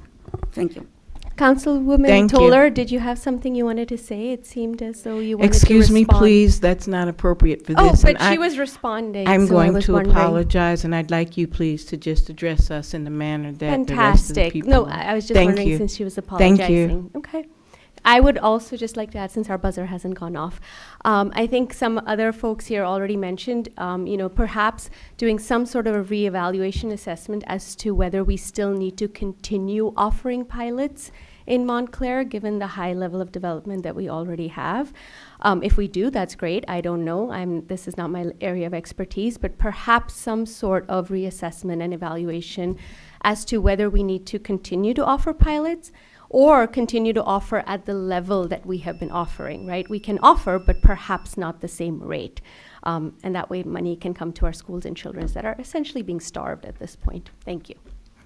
Thank you. Next guest, please. Next guest, please. Is there anyone? Okay, that will oh, there is someone. Okay, thank you.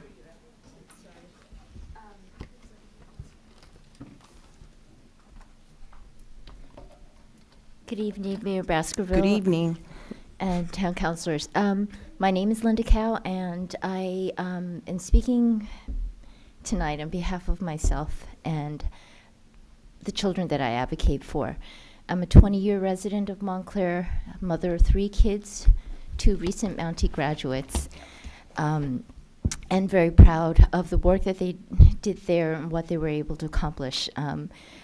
Both of my daughters were speakers at graduation. They were able to, with their education and the opportunities that our school system afforded them, rise to positions of leadership and develop those skills. I'm so happy to see that there are other students here in the audience today.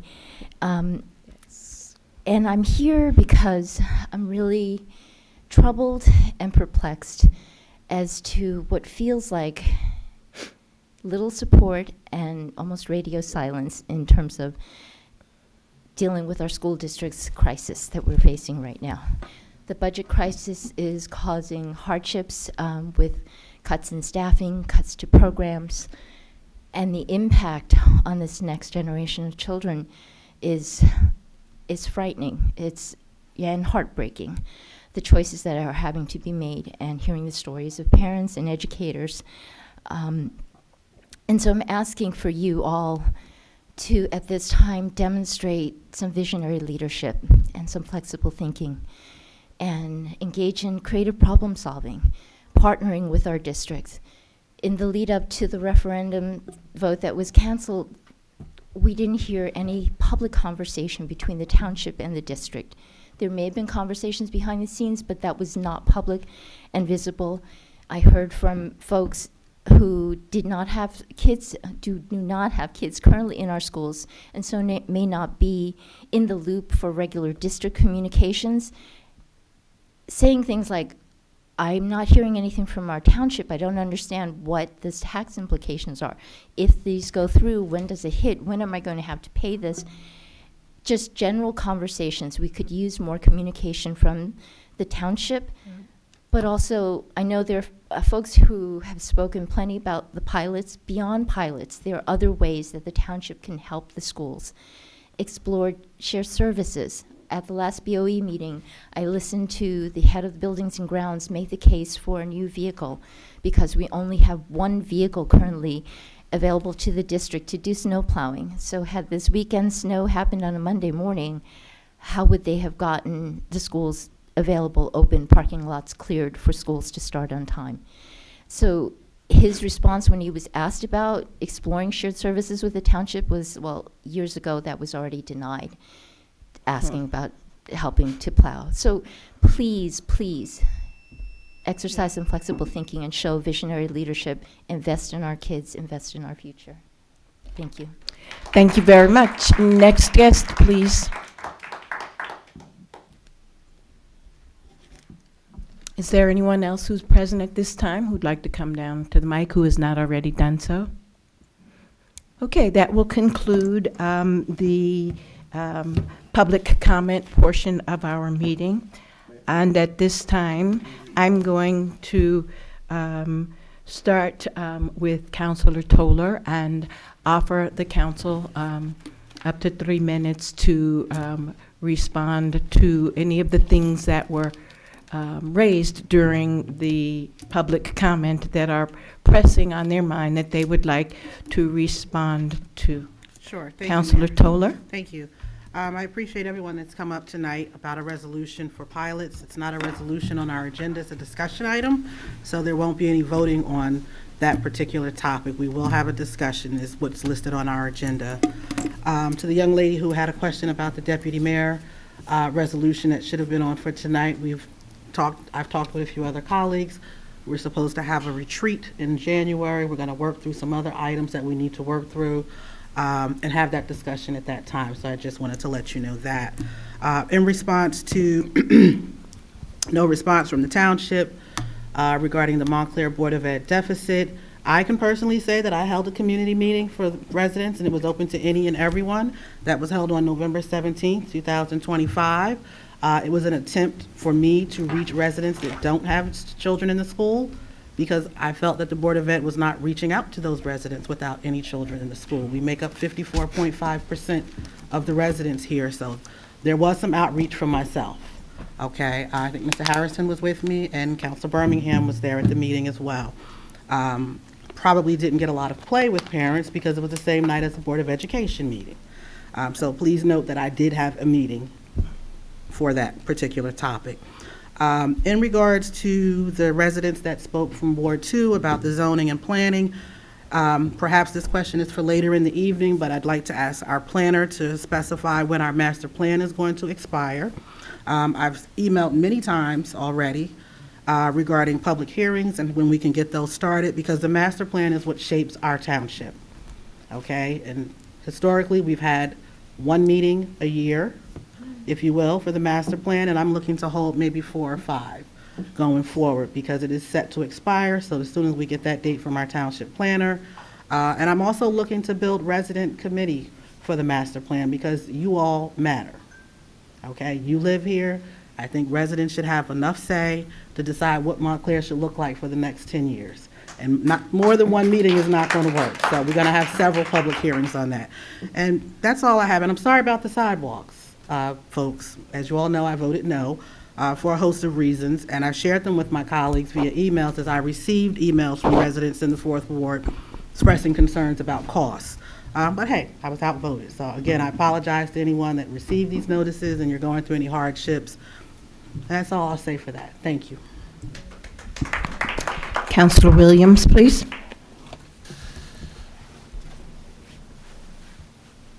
Most of my comments that I'm going to leave when we have the discussion about the pilots. So only thing that I will address here is why, and I spoke to somebody else about this, why I have not come out publicly about the BOE deficit.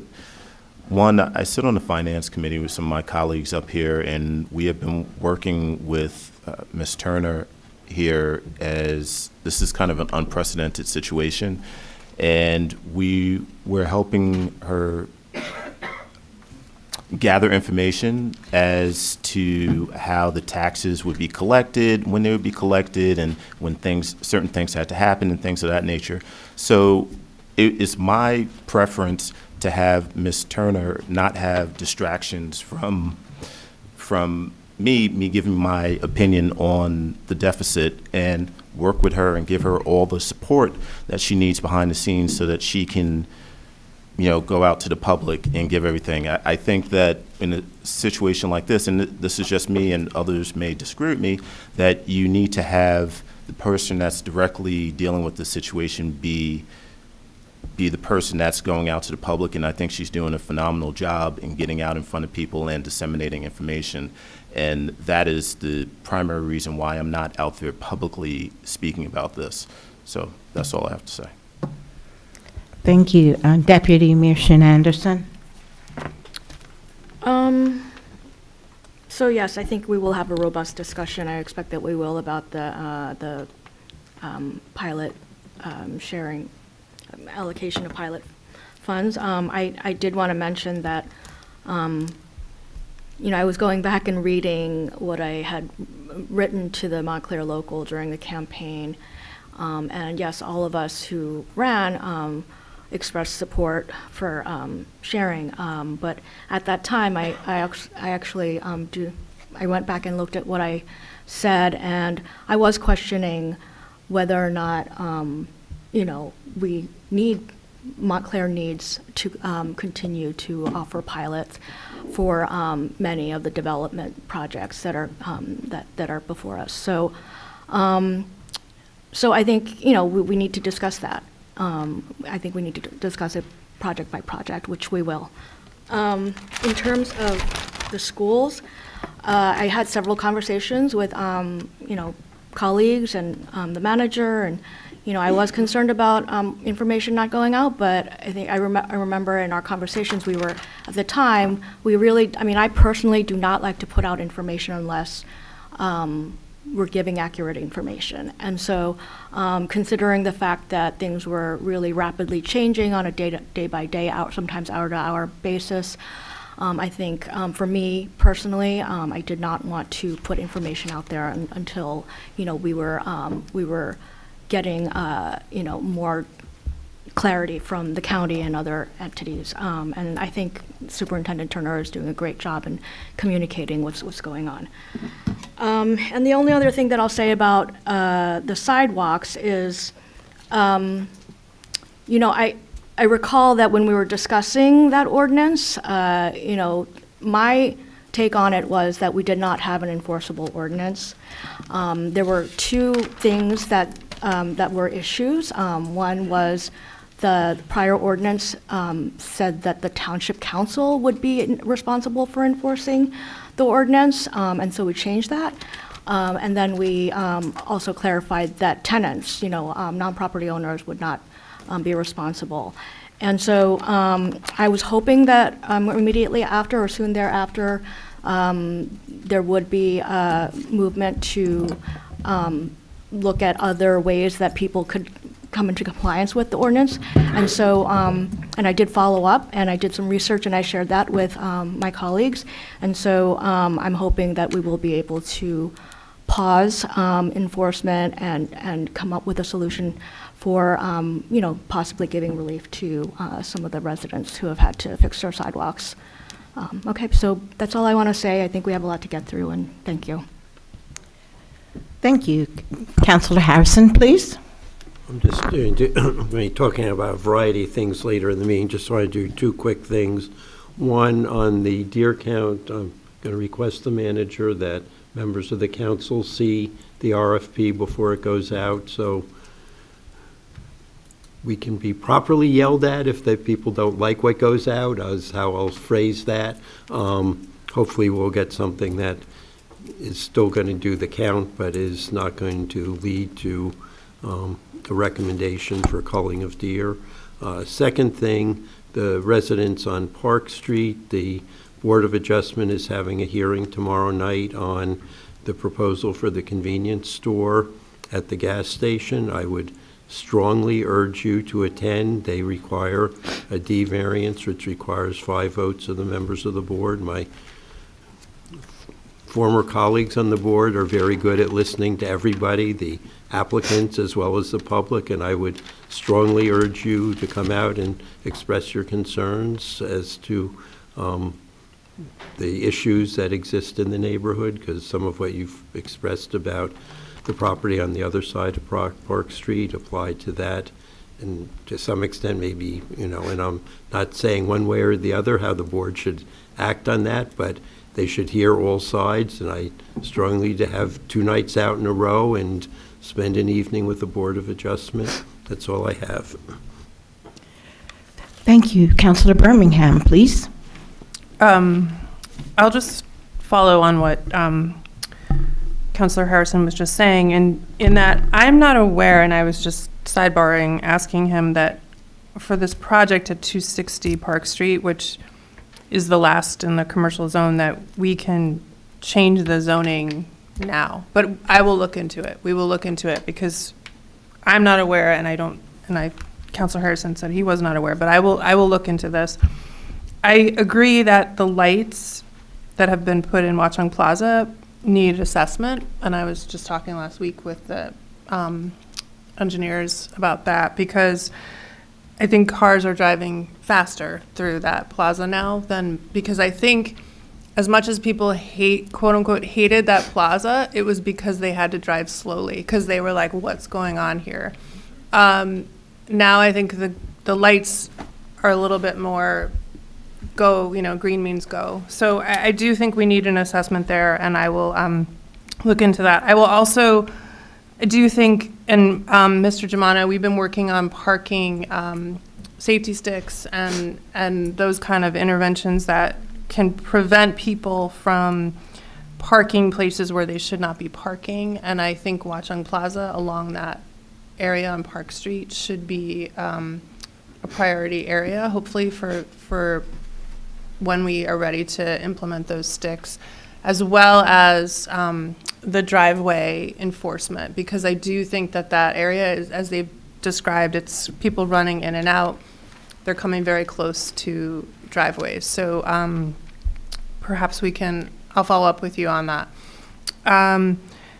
The deer count, I will just say, I know Dr. Johnson's not here. I was talking with her, and I think the intention is just a count. But of course, we would need more information on that. And I would also say we've been contacted by a humane welfare who wants to work on deer. And it does strike me that this is legitimate, humane, and I'll send you we can send you those emails we've received to see what they're looking to partner with the community, but we can send you those and see what if those are you who are in the know about animal welfare organizations and just, again, deer management without culling, because we are not planning, I think all of us agree here, we're not planning on that. So we will need to have a plan going forward. And I think that's it from me. Thanks. Councilor D'Amato. Agree with all that. I would say just on a small thing about the sidewalks, when that ordinance was passed last year, the standard was not part of it. And so we were acting as a council to do what Ms. Stolberg was suggesting, to try to make sure that the sidewalks were passable and safe. So that's what it was about, and we were as surprised as everybody else. Now, that is what raises, I think, the bigger issue, which is that a lot of people are coming here with different issues, but they all relate to an underlying complaint, which is a sense of not getting a straight answer, not knowing where the buck stops, right? And I will say, I feel the same way sometimes as you do. I think it's very important for people to always remember that where we live, the country where we live, this is by design. The American system is about diffusing power, and that's going to sound highfalutin, but it's really true. So in our township, we have land use boards. They have power that we don't have. There are two of them. I serve on one. I'm not yet clear, I'm sure Councilor Harrison is, on what all of the relationships are between those boards. We do have code enforcement officials who have a degree of independence from the manager and the council. We have a board of education that is independent and was always slightly independent. We have county law, we have state law, we have intermunicipal bodies. I sit on two of them that are sewer commissions that are independent of all this. And so on a real level, the buck doesn't ever really stop. And that's the part, that is the system. And I'll tell you, the place that I moved here from, which is Hungary, the buck stopped somewhere. There was a guy named Viktor Orban, and you knew that if you wanted to get something done, you went to Victor. I had friends who did that, and it would change. Everything would change. But where we live and our system of freedom, and again, that's a little hokey sounding, is based on the fact that the buck never stops. And it's really frustrating, and we're not always doing it right, but that's the way it's supposed to work. Now, related to that also is that we are drowning in regulations and laws. This is 2 weeks worth of laws. I read through this today. It took me half the day. So I know that that's not going to be satisfying, but it is really what is going on. And Claire, that is the thing. And what I'll just finally say that asking whether or not there could be a variance in 260 Park so that it wasn't a commercial building when it's mandated now. That's creative thinking. I don't know whether that's possible. We can't have a discussion about it, but that's the way to approach it. And otherwise, please bear with us as we chase after the buck, just like you. So I'm going to very quickly say, I guess, two things that I want to say just in regard to the comments that happened this evening. First, I guess I want to thank Ms. Cook for coming back and holding us accountable. I also want to just follow up on the matter of process, because at one of the meetings, the process became very important, and that's extremely important to me, very important. And it has to be uniformly important to the rest of the council. You can't just have a process driven and people yelling about process in regards to one thing because people aren't in favor of that. That has to be held all the way across the board. And in terms of that, this particular council, when we started in July, there's some things that we didn't really follow process on, and I'm hoping in January we'll have an opportunity to do that. The way, for example, that we came up with committees and commissions, all of that is not in along with the process. So my hope is that, yes, it's 18 months in, and it took a while, but I'm hoping that we can go back and that we can, fix those things. 18 months, yeah, it was a long time. We got a lot done in that 18 months.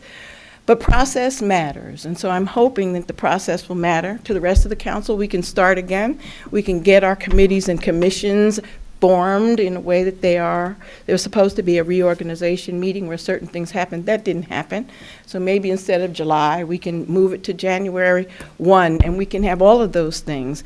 Then in terms of the process of how the deputy mayor is chosen, in terms of how the committee and commission members are chosen, we will have a process, and we'll all be able to do that, and it won't be something that appears to be haphazard. So thank you all for holding us accountable.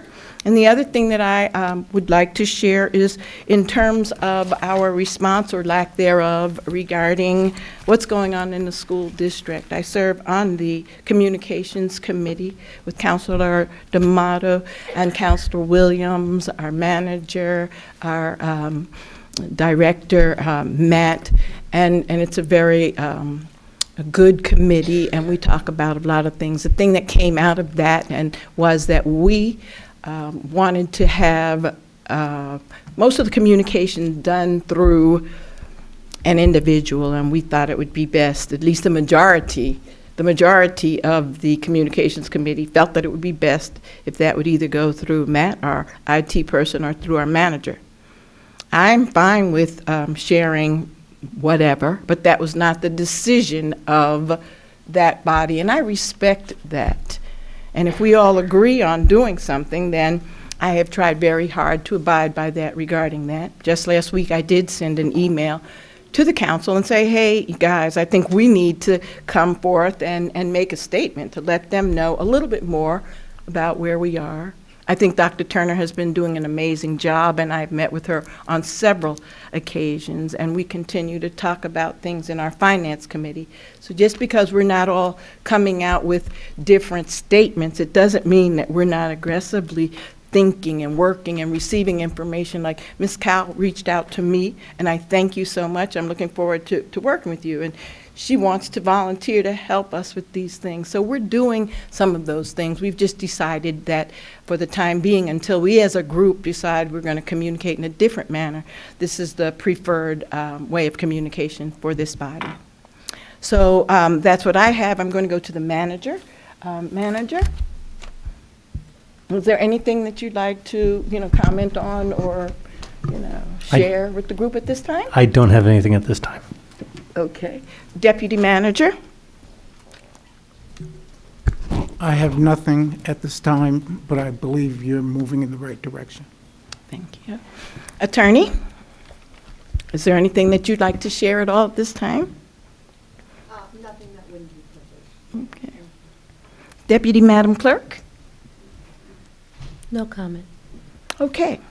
And so that's going to bring us up to, where are we? We are at pending ordinances on second reading. Okay, Councilor D'Amato, would you please do the pending ordinance number A? Pending Ordinance O-25-54, an ordinance to amend Section 327, Vehicles and Traffic of the Code of the Township of Montclair, New Jersey, and this is for Lorraine Avenue and Norwood Avenue four-way stop, and I so move. Second. Discussion?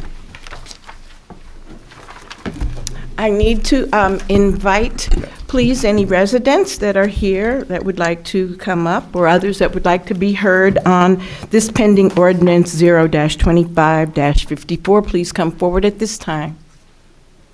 Seeing none, I'll move on to the council. Anyone here that wishes to be heard on this? It's been moved. There's been a second. Madam Clerk, please. Deputy Mayor Anderson, Yes. Counselor Birmingham, Yes. Counselor D'Amato. Yes. Counselor Harrison. Yes. Counselor Toller, Yes. Counselor Williams, Yes. Mayor Baskerville. Yes, and Madam Clerk, I'm so sorry. We started this meeting with the deputy Madam Clerk, and I made a mistake when I called you that time, so please accept my apologies, Madam Clerk.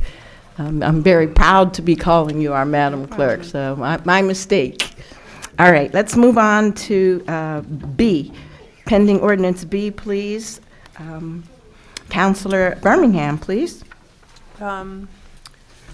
This is pending ordinance O-25-55, an ordinance to amend section 347, article XXVI 26, Inclusionary Zoning Ordinance of the Zoning Code of the Township of Montclair, New Jersey.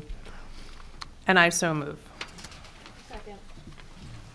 Is there any members of the public, please, who would like to be heard on this? Please come. This is the ordinance to amend Section 347, the Inclusionary Zoning Ordinance. So Yes, I'm sorry. Yes, Councilor Birmingham. I'll just, if it's okay, I'll Yes. just read the Thank you. major changes here. The proposed changes include 1, eliminating the minimum density threshold of 8 units per acre. 2, requiring a 25% affordable housing set aside for developments approved by use variance. 3, reserving 15% of affordable units for special needs households. 4, extending affordability controls to 40 years for rentals and 30 years for sales. 5, adjusting the cash in lieu contributions for fractional unit obligations. And 6, including an automatic annual adjustment to the cash in lieu amount based on the RS means construction cost index. Those are the proposed changes. Yes, please, if you'd like to come, just come on down. We'd love to hear from you. I'm not sure, what was the first thing you read? That was on, Eliminating the minimum density threshold of 8 units per acre. eliminating the minimum density threshold for, so that there's no minimum? Is that what that means? That's what's proposed? Yeah, and Janice can come explain. Sure.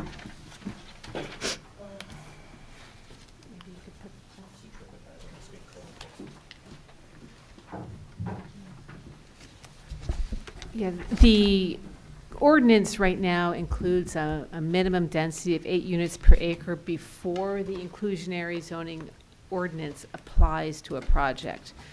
This change eliminates that minimum density so that a project that has a density of less than 8 units per acre would, we would apply this ordinance to that. So basically, it's just increasing the types of applications and development projects to which we apply our inclusionary zoning It is making the requirement. affordable housing ordinance applicable to smaller projects that are currently exempt from the ordinance. That's correct. No, No, just No. in terms of the density. Currently, if you're less dense than 8 units per acre, there's no requirement for affordable housing. If your density is now less than 8 units per acre, and you're otherwise covered by the ordinance, you now have an affordable housing obligation. Good, okay, that's fine. I applaud affordable housing, And unfortunately, obviously, there's not enough. And affordable housing, as it turns out, isn't really all that affordable either. Right. Because I thought it said something about 50% of a median income. It became to the point where the rent would be $3,000 a month. Well, whose affordable is that?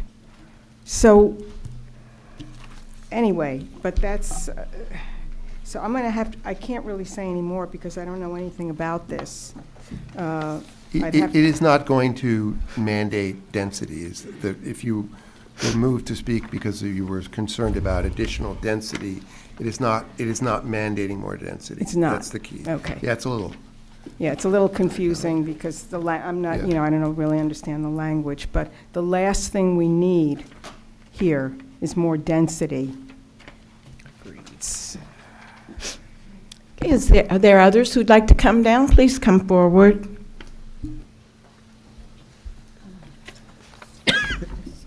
Yeah, hi.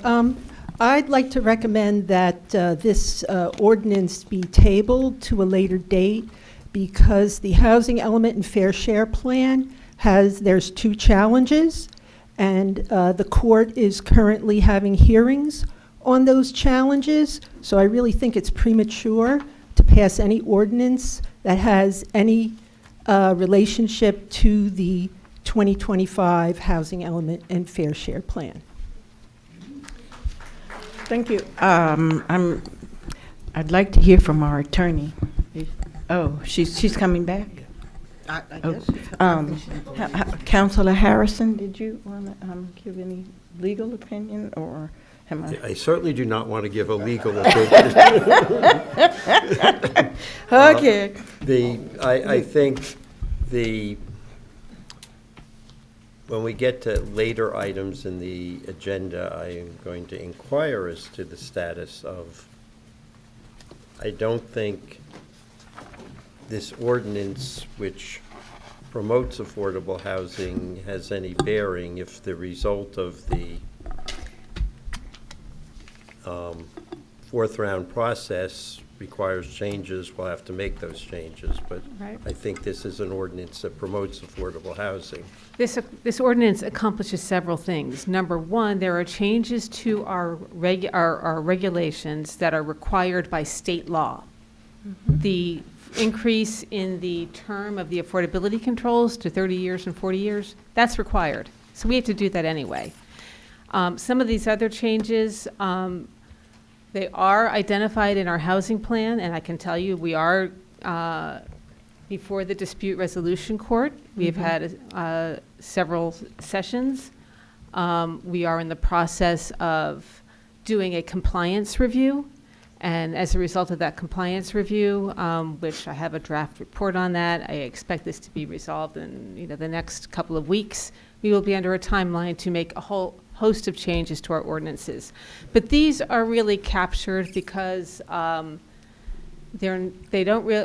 we can do them independent of the approval of our ordinances in terms of the 25%, the set aside.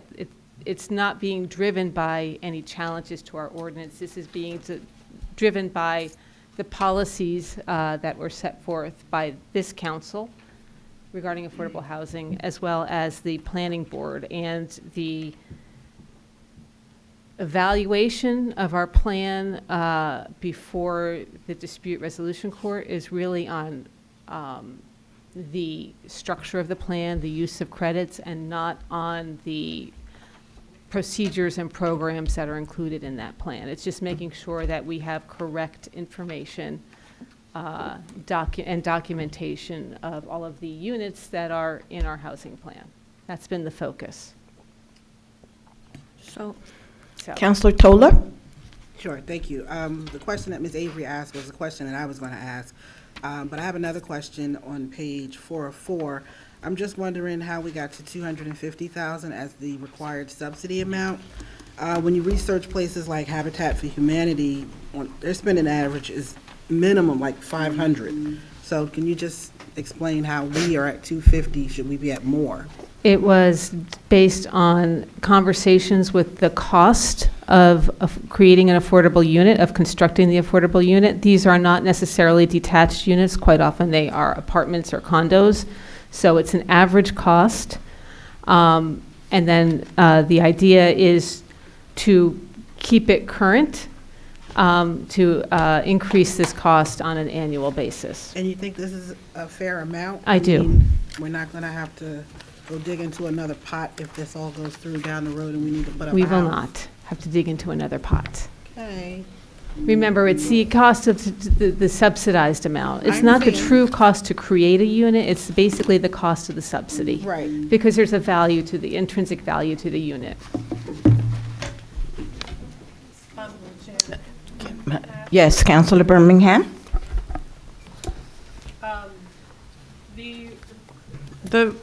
The right to, on page 4 of 4, where it says, it's clause B, any 100% affordable rental property shall have a right to extinguish a deed restriction regardless of original length, beginning 30 years following the start of the deed restriction, et cetera.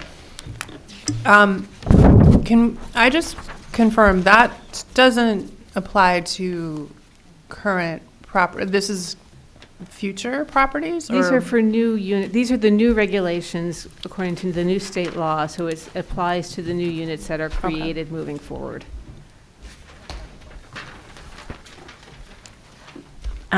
Deputy Mayor?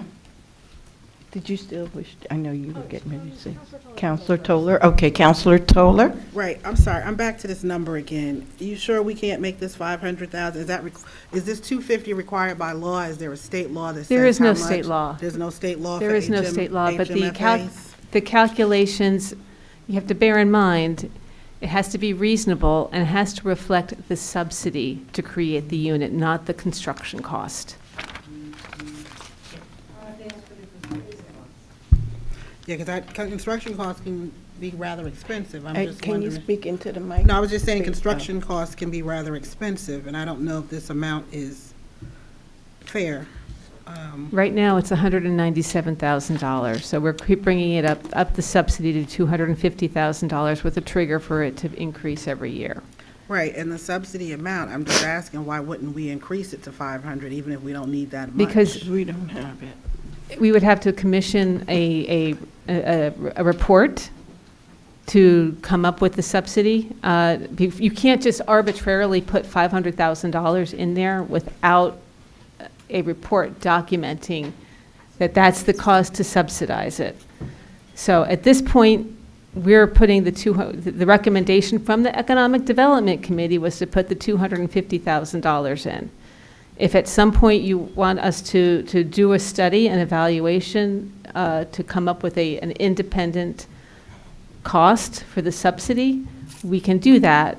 But I believe this honestly came out of the Economic Development Committee several months ago to put this number in. Well, I'm glad Mr. Harrison's on EDC now. That's all I can say. There's a process for that, Councilor Toller. We have not gone through the appropriate process. Did you wish to now, Deputy Mayor, or no? Yeah, no, I Okay. do recall that we went through this in Yeah. the EDC. And as you said, there are a number of things, such as the 40 years that are Right. going to bring us in line with state law. In Section 347-161, the cash in lieu contributions that we were just talking about, it does say that, the Township Council determines the required subsidy, which is $250,000 as of this year, but that the amount shall be updated annually based on changes in construction costs, right? As measured by this RS means construction cost index. So I think I just want to make sure that it's clear who is responsible for making sure that that amount is looked at. That's me. I'm the municipal housing liaison, and I would calculate that on an annual basis. I'm sorry, I didn't hear what you said because. I am the municipal housing liaison, and pursuant to this, we would make that I would make that calculation annually and post it on the township website. Okay. Councilor Harrison? And just to be clear, since this is an as of 2025 number, this will be recalculated next year, which is very short. Not that you're doing it in January, but at some Right. point in 2026, you will recalculate the amount. Exactly. Is that correct? You think we should put a study in here for 2026, since this is already on its second reading? I mean, I wasn't No, here for the first one. it says it shall be updated annually. No, I mean a study to see about 500,000 versus 250,000. Well, it's tied to, okay, I'll play Janice for a second and then play me. We have to do this, it has to be reasonable. And what is in here, which I think is a very fair, reasonable way will be upheld by courts, is using the RS means construction cost index. And I think that should, and again, this is a subsidy. This is the extra amount needed to make it acceptable for a developer to build the affordable unit. And so there's an inherent value in the unit, and then, okay, he's not going to get the profit he would normally get but by building a market rate unit. But I think the construction cost index is the best way to value this and come up with an amount that's reasonable. And, I mean, I'm very comfortable with that being a fair way. And, the prior ordinance had it could be revised periodically by the Township Council, which never happened from 2021. And now we're going to get, within months, an update to the $250,000 number. So it's likely the 250 may never be applied to anybody. There's no question construction costs have gone up since Ms. Talley originally calculated the 250 because of tariffs and other factors that have increased construction costs in the past 6 months. Okay. Yes, Deputy Mayor? I mean, I think, for me, there's a cost to providing affordable housing. And so as long as the standard is objective, I think this is, if we're able to, make the right balance between encouraging developers to create, and while also, considering the other things like, I don't know, just the other things that would benefit residents. So I'm comfortable with this. Sorry? You mentioned other things that would benefit the residents, and I'm wondering what other things besides the affordable housing unit would benefit the residents? I don't know we normally don't, I'm happy to talk to you about it later, but it's in the ordinance, so it's the extension of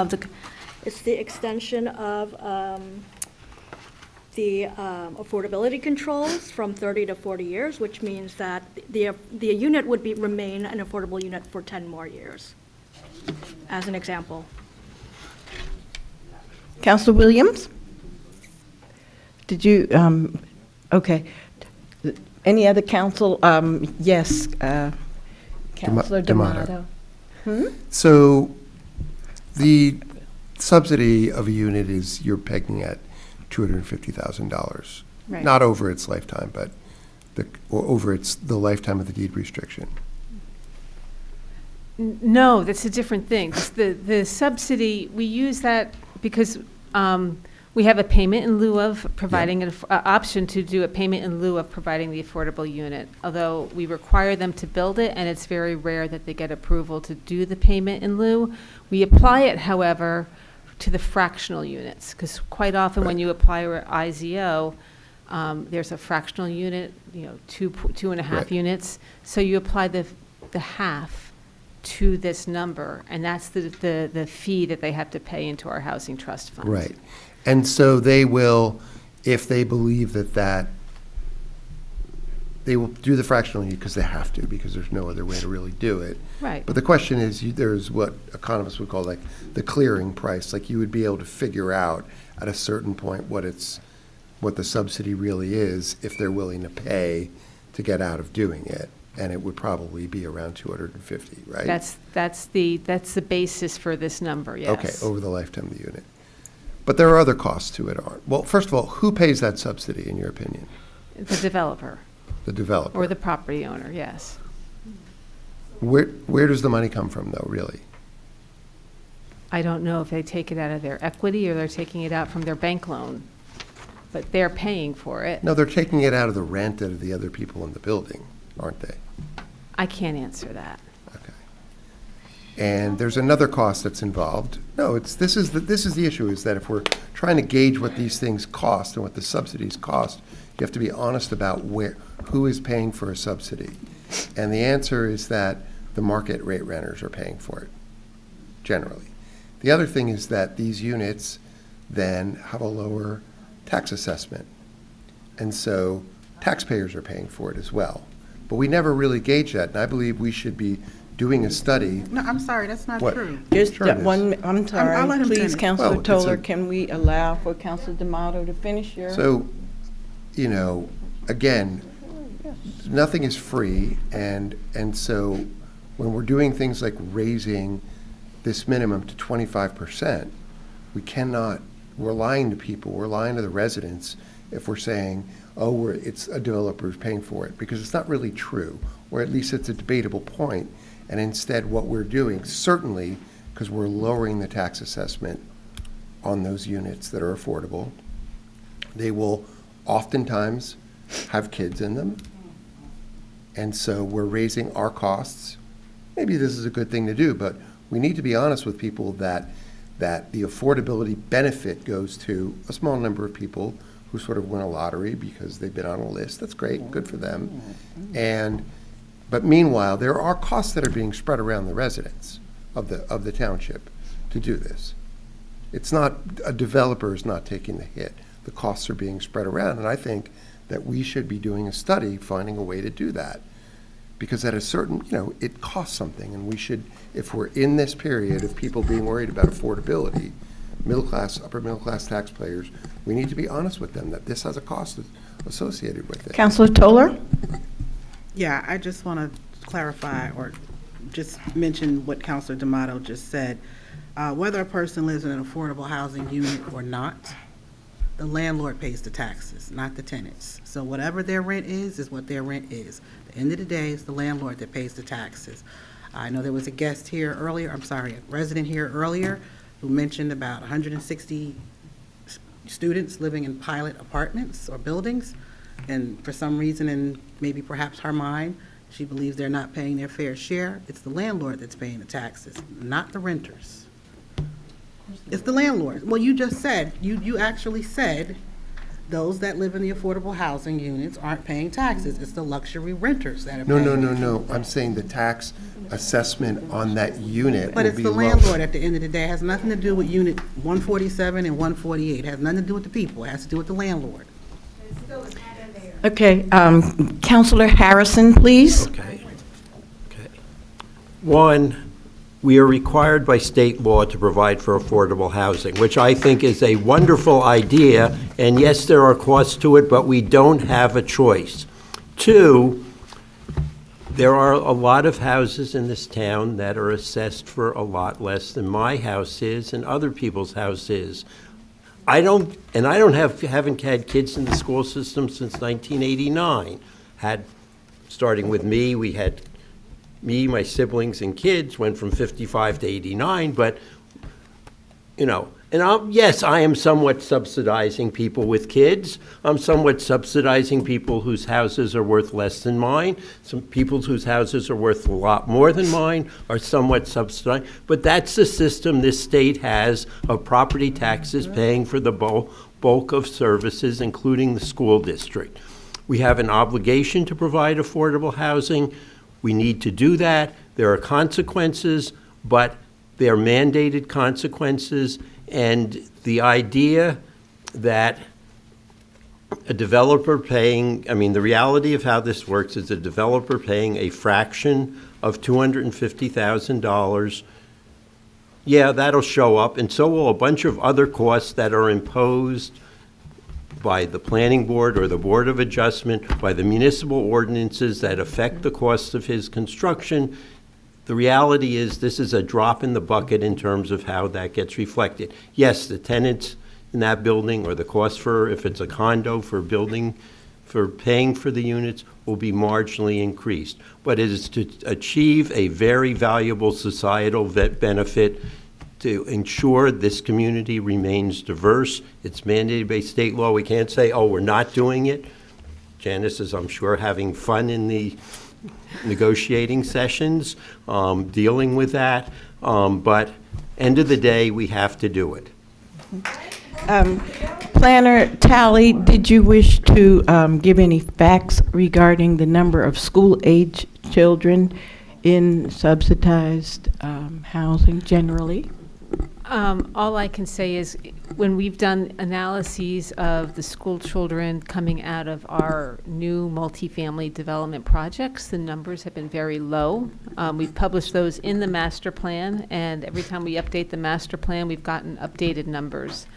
I don't want to go into a long discourse on studies done by Rutgers about school children in affordable housing. I don't think it's a huge issue, honestly. I think I don't think I could say any better than Councilor Harrison did, and I really appreciate him the guidance that you're giving the council on this matter. Thank you so much, Planner Tally. Madam Clerk? Deputy Mayor Anderson? Yes. Counselor Birmingham? Yes. Counselor D'Amato? Abstain. Counselor Harrison? Yes. Counselor Toller? No. Counselor Williams? Yes. Mayor Baskerville? Yes. I'm sorry. I was following a process where I think I initially offered people here an opportunity. If I forgot that, please forgive me. Did I offer an opportunity? I did. She had her hand up. Okay, so then, no. You're here tonight, yes, come forward, but let me just let you know, I'm trying to follow the process. Process is very important to all of us. We know that. I was trying too. Okay, but the process is once I go there, we're done. Then we come here, and then we go there and have a vote. But please, have your say. I just want to say that there is this phenomenon that goes on when you talk about this, where the developer has to make money or has to be given something. Yep. We live in a town where people are fighting to get in here, and I really don't understand why we have to enable a developer to make even more money than they're already making. Because what we're offering that developer is a guaranteed high rental in whatever they build. And I think that we can say to them, you have to have an affordable housing unit. And no, we're not going to give you anything for it because you're going to make a bloody fortune on this thing. So Thank you, Ms. so Siniata. that's it. I appreciate you. Okay, so we're going to move on now, please, to number C, and I think that would be Councilor Birmingham. No. Oh, I'm I sorry, mean, I'm going back to Birmingham, and it's Councilor Harrison. So she'd probably That's prefer because doing we were this there one for than so that one. long. Councilor Harrison? An ordinance to amend Section 327, Vehicles and Traffic of the Code of Township of Montclair, New Jersey. I so move. This is to provide a four-way stop sign at the intersection of Claremont Avenue and North Willow Street, so all the Second. streets between the lights on Grove and Claremont and North Fullerton and Claremont will now have four-way stops. Second. Is anyone present that wants to be heard on this? Okay, thank you. Council members, anyone here that wishes to be heard? Madam Clerk, please. Deputy Mayor Anderson? Yes. Counselor Birmingham? Yes. Counselor D'Amato? Yes. Counselor Harrison? Yes. Counselor Toller? Yes. Counselor Williams? Yes. Mayor Baskerville? Yes.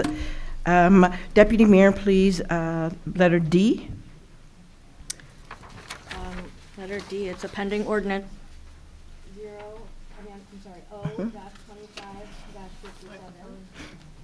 It's an ordinance to amend Chapter 3, which is Administration of Government, Article 6, Administrative Organization, and the changes are to include the following administrative departments, additional administrative departments under the direct administrative control of the township manager, Department of Water and Sewer Utilities, the Township of Montclair Clary Anderson Arena Utility, a Department of Sustainability, and Department of Complete Streets. And I so move. Second.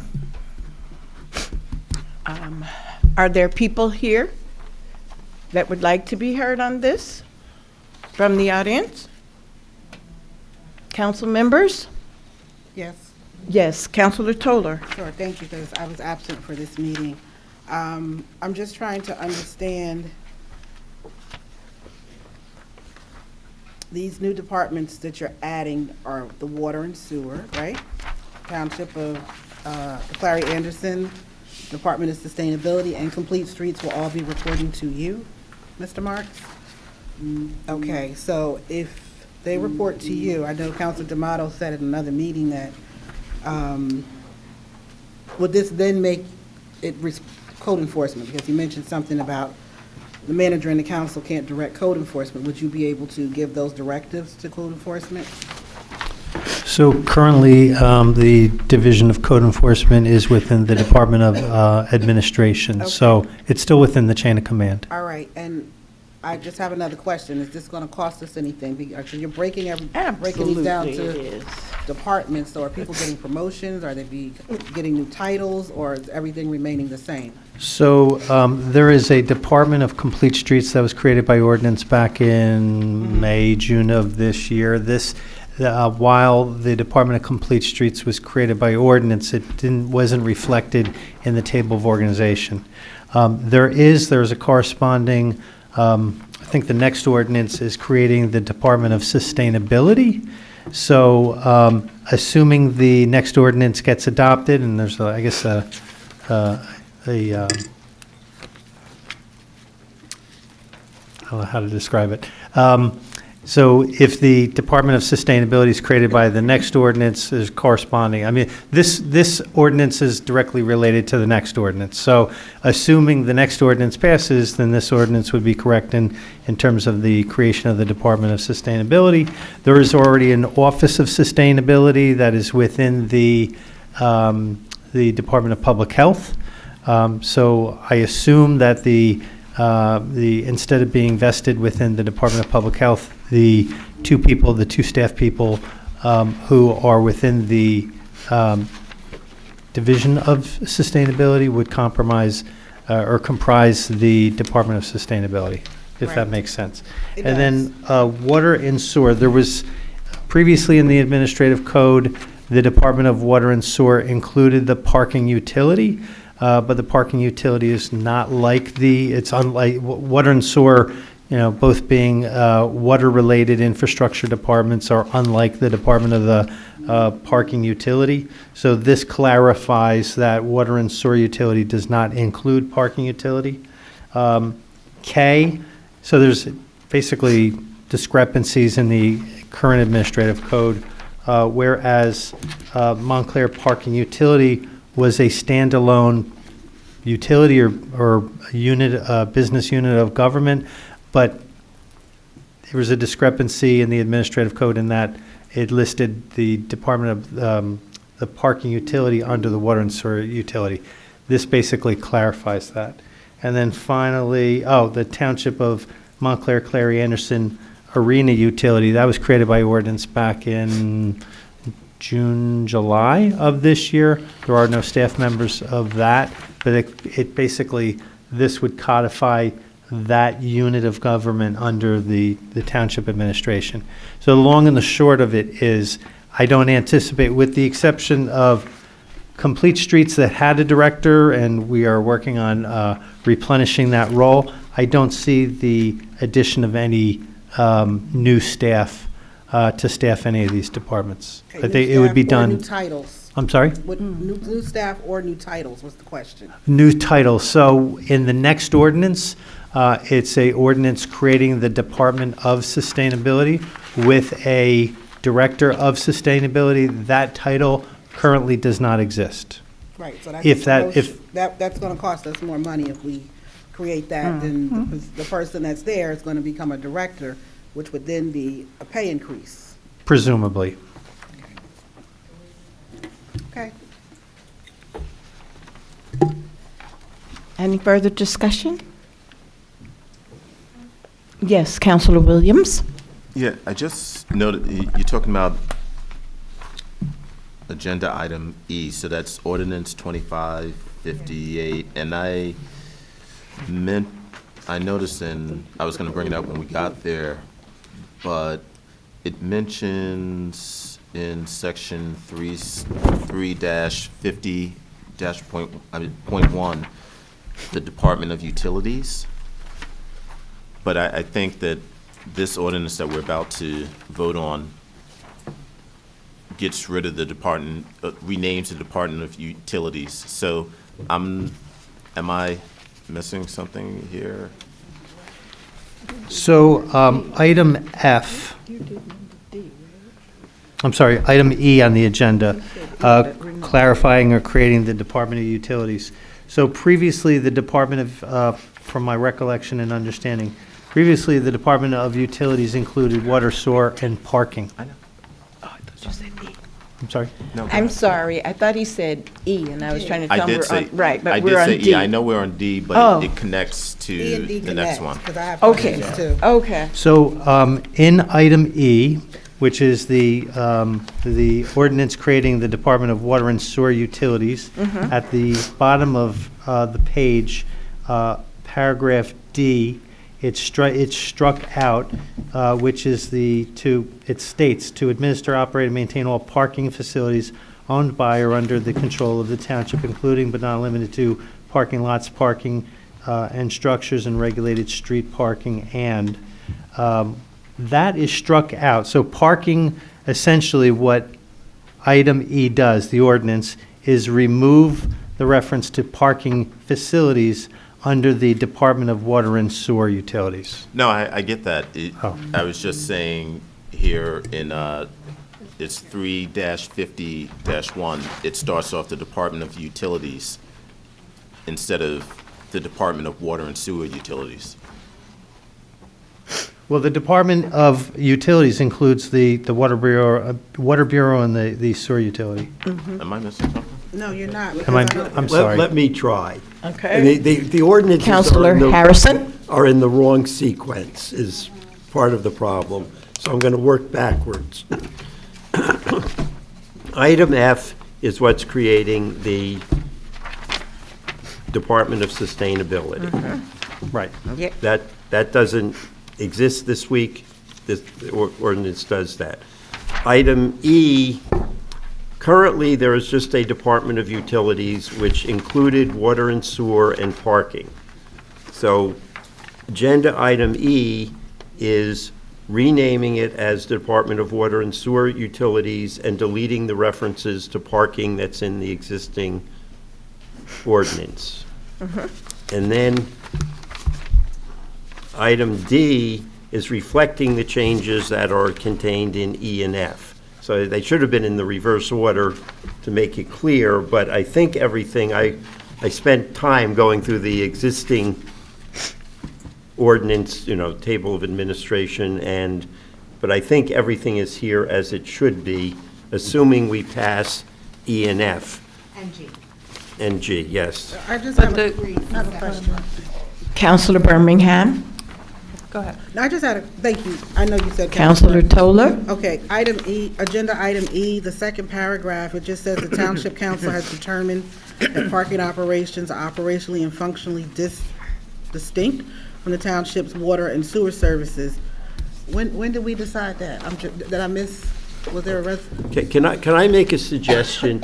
We go through these in the order they should be, and then no, that's if fine. none of them are passing, then we'd have to change D. I still need an answer to my question now. And I But don't know when the I- council voted. Your question. Right. I think Counselor Williams' question was just, is the name of this going to be, going forward, Department of Water and Sewer Utilities, or just the Department of Utilities? Department of Utilities. Okay, No. good, that's answered. No. Now, let's move on. That's not what this says. Okay, Okay, Department of Water and Sewer Utilities. okay. Anybody else? Yeah, I'm still. Counselor trying- Toller. I need an answer to my question on the second paragraph. It says that we, the council, determined this, and if, on letter E, I'm trying to figure out when we determined this and what was the outcome of it. And then if we go to F, there's some things I would like to add. Okay. So And this is I just a think mess. that's where item D is presuming E, F, and G pass. So we should discuss E, F, and G before we vote on D. So I'm going to move to table item D until we discuss E, F, and G. Okay, Is that there a- makes sense. So, but was there a motion already on here? So we're tabling that. Okay, so Okay. we need to vote on that. But I think a majority has to agree to table it to after we do the others. We don't have a protocol. We're not. Madam Attorney, what is your opinion here, please, since he doesn't want to be the attorney for the meeting? You don't have to go in order of the agenda necessarily, the order can change. So Okay. If the suggestion, if everyone's in agreement to discuss E, F, and G first before D, you all can do that without me. Okay, so you wanted to start with number G, Counselor Harrison, is that what you wanted to do? Start from G? I'd like to go home, but. Okay. Is there a second? Okay, Make a motion. I'll second Okay, that Make a motion. Okay, motion. an ordinance It's not making any of the sense. Township of Montclair amending Chapter 3 Administration of Government to create and include Article 14D Montclair Parking Utility. And this is to separate out the parking utility from the water and sewer utility. Currently, they're combined in a Department of Utility. And that was a motion? Yes. I second. Discussion from the public. This is a second reading, yeah. Public, did you wish to get into this robust discussion?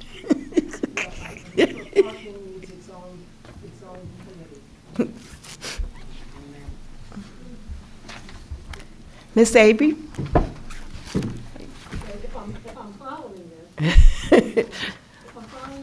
on agenda item E, pending ordinance O-25. I think we're on G now, Miss Avery. We G. move things around.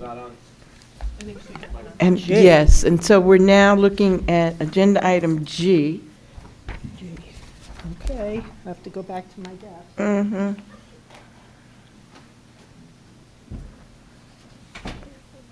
The one about the parking utility. Anyone from the public, please? Okay, council members? Deputy, did you, no? Anyone? No. Okay. Madam Clerk? This is pending ordinance O-25-60. Deputy Mayor Anderson, Yes. Counselor Birmingham, Yes. Counselor D'Amato. Yes. Counselor Harrison. Yes? Counselor Toller, This is just on G, correct? Yes? Yes. So yes. Counselor Williams, Yes. Mayor Baskerville. Yes, thank you. Counselor Harrison? Are we doing F? Pending ordinance 0-25-59, an ordinance of the Township of Montclair amending Chapter 3 Administration of Government to create and include Article 14C, a Department of Sustainability. And this is to create a new Department of Sustainability that does not currently exist. I so move. Second. Members of the public, please, if someone would like to come down and discuss this, which talks about the Department of Sustainability. Okay. Ms. Avery? Okay, so we're on F, O-25-59. Yes. And you got A, B, C, D, E. And there is nothing in there about communication and educating the public, because that's really the problem that we have here, from my perspective, having lived in this town for over 38 years and having grown up in a town where we were recycling in the 1960s. And so the regression, right, the regression is just, it's terrifying. And it came up at the last at-large community meeting where Lisa Johnson was talking about various programs that the town has, and there were members of the public in the audience who said, you know, we don't know anything about this. See, and then the response from Lisa Johnson was, you know, evidently communication is not within her job duties. So if you're going to create a Department of Sustainability, communication has to, and education. I remember going to a Montclair Fund for Excellent, MFEE fundraiser years ago. And you had the two bins there. One was ostensibly for rubbish or trash, non-recyclable waste, and the other bin was ostensibly for recyclables. Were they marked? No. Was there trash in both? Yes.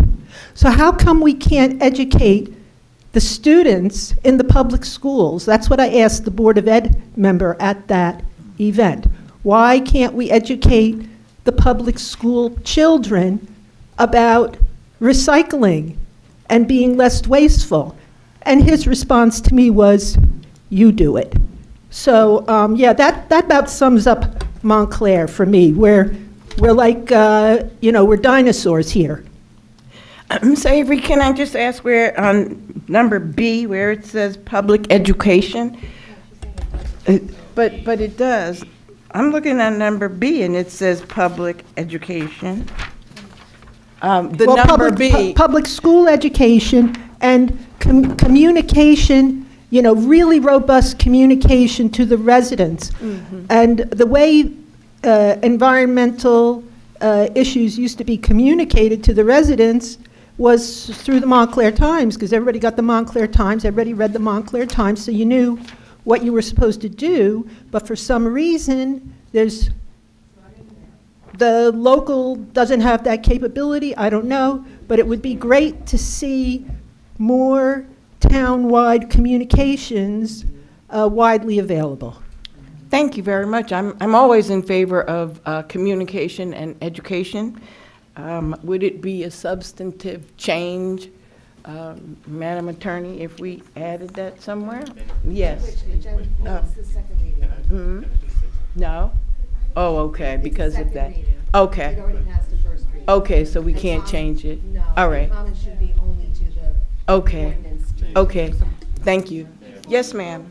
Before you vote, can you just... We're not there yet, so come Can on you up. just tell me in a sentence, what does the Department of Sustainability mean? Manager Marks?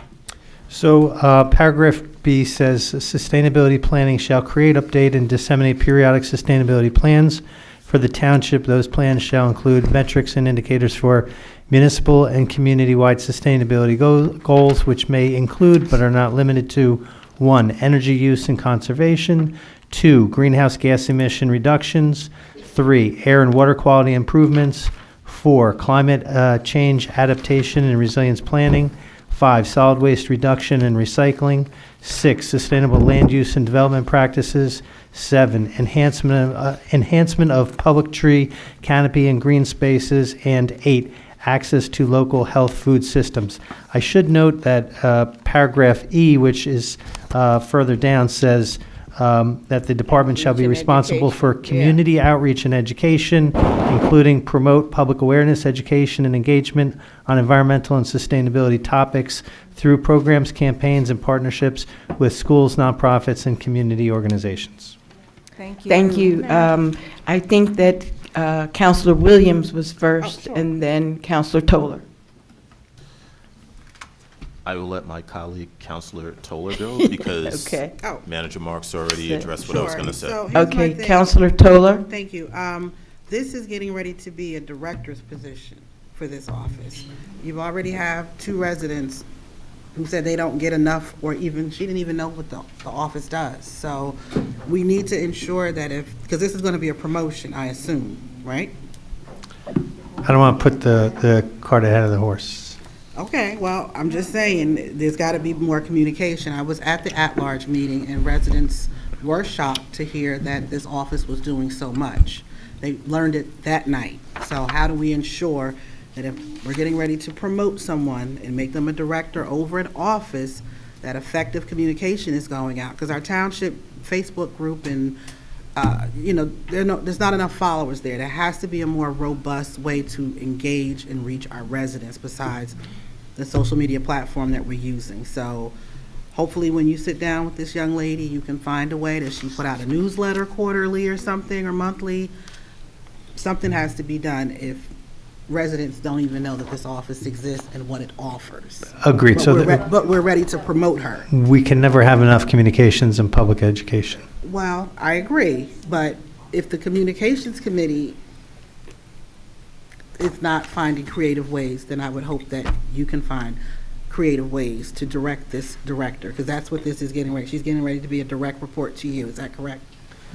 So I don't want to presume who's going to take what position. This is going to be It's in the competitive, right? No, it's in the paperwork. It's not that, this isn't personnel. This says, this is hereby created that the office of Director of the Department of Sustainability. But Counselor, you're referencing a specific person, so I would just. No, I didn't say her name. I just said this is getting ready to be a promotion. I'd like to, my mic is not on. Counselor Williams, are you ready now? And then I'd also like to call the deputy mayor, however you guys want to work that out. Yeah. So just one thing, I'm sorry. I've been trying my best to promote whenever I can, but I don't have much of a social media following. I'm going to maybe recruit you to do this. We have a newsletter that comes out on a monthly basis, and it talks about a variety of different departments and events and things that are going on in town. And it's been circulating, I think, since early this year. So, I would encourage folks to go to the town website and sign up for it. And that way you can really see everything that's going on in there. Can it be mailed to the residents? So, Thank you, Counselor Williams. Deputy Mayor Shenanderson. So I appreciate the manager looking at the administration and figuring out, what makes sense in terms of the organizational structure. And this Office of Sustainability specifically, I want to say two things. So Dr. Johnson has been leading these efforts, which in my estimation has been a long-standing, yes? So we haven't rice noticed anybody, so I wouldn't talk about specific employees. Okay, sorry about Like that. duties and So responsibilities. where are we now, though? May I Yes, just yes, speak? sure. So, I think the idea of creating this department, I apologize, the idea of creating this standalone department is, to make sure that it reflects actually what has been happening. And so I understand the concerns about, I know there's never enough communication, but this is more a general statement.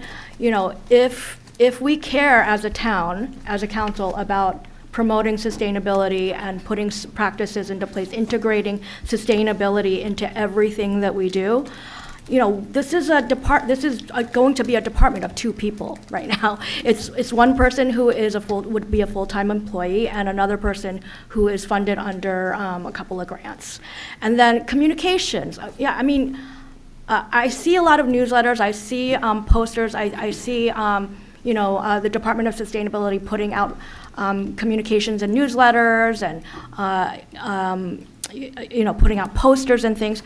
But even the communications, we have one person, one staff member who is handling communications for the entire township. So I just want to, bring that up. I think we definitely need to put more communications out there, and that's something that we've all heard throughout the campaign and now, and yes, it's very frustrating sometimes. But I just want to make sure that we are going to fund the things that we say are important. And on the newsletter, it just came out. Counselor actually. D'Amato. It just came out while been sitting here, the December newsletter. So you can go to the town website and sign up. And if that's hard, you can write to info@montclair, NJUSA.org, and they will sign you up if you just send an email. It's a great newsletter. Madam Clerk? Pending Ordinance O-25-59, Agenda Item F. Deputy Mayor Anderson? Yes. Counselor Birmingham? Yeah, I'm sorry, I didn't get to give my comment, but I will say yes. Counselor D'Amato? Yes? Counselor Harrison? Yes. Counselor Toller? No. Counselor Williams? Yes. Mayor Baskerville? Yes. Okay, I'm going to keep on doing these, so Yep. it's self-punishment or something. Pending ordinance number 25-0-25-58, an ordinance of the Township of Montclair amending Chapter 3, Administration of Government, Article 14A, Department of Utilities. This is the ordinance that is deleting that is changing the name from Department of Utilities to Department of Water and Sewer Utilities and deleting all references to the parking utility. I so move. Second, are there members from the public, please, who'd like to come forward and be heard on this? Water and sewer utilities, please come forward at this time. Members of the council. Yep. Councilor Toller. Thank you. So, Ms. Counselor Harrison, you said that this is just removing the parking utility from water and sewer, correct? Correct, Okay. renaming it. Just renaming it. And so my question still stands for paragraph 2. It says the council has determined that the parking operations, when did we determine this? Or is this just general language that's included in the resolution? Okay, but are you at this resolution or resolution D? We're on E, correct? This is an We're on ordinance. Item E. This is an ordinance. Yeah, I'm on E. We're on E. Mm-hmm. Yes.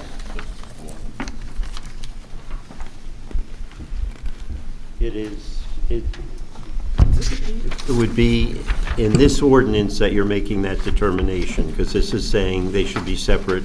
If you feel they should remain combined, you should not support this ordinance. No, it's not that. I'm just curious. It says, I'm just curious, when did the council determine this? How did we arrive? I wasn't here at the last meeting when this happened, so maybe it was discussed then. Number are you, where are you? We're at letter E, The second whereas. the second whereas. I think it's just a recital, right? It's a pro forma. Yeah. Paragraph. Mr. Toller, it's just legalese in terms of, in this ordinance itself, Mm-hmm. we're determining that the parking authority should be separate. Okay, they didn't hear you. They said actually speaking to a mic. Okay, that makes sense. That's all I'm asking.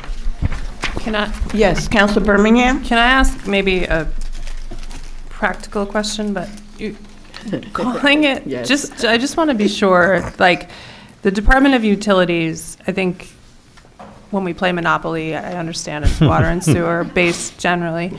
But when you, literally, I'm just asking to call it, like, if the official name is Department of Water and Sewer Utilities, like, on your letterhead, is that going to be a problem? Like, I'm just asking, do you just want it that to would be be a called problem for Department of Utilities? letterheads. It doesn't matter.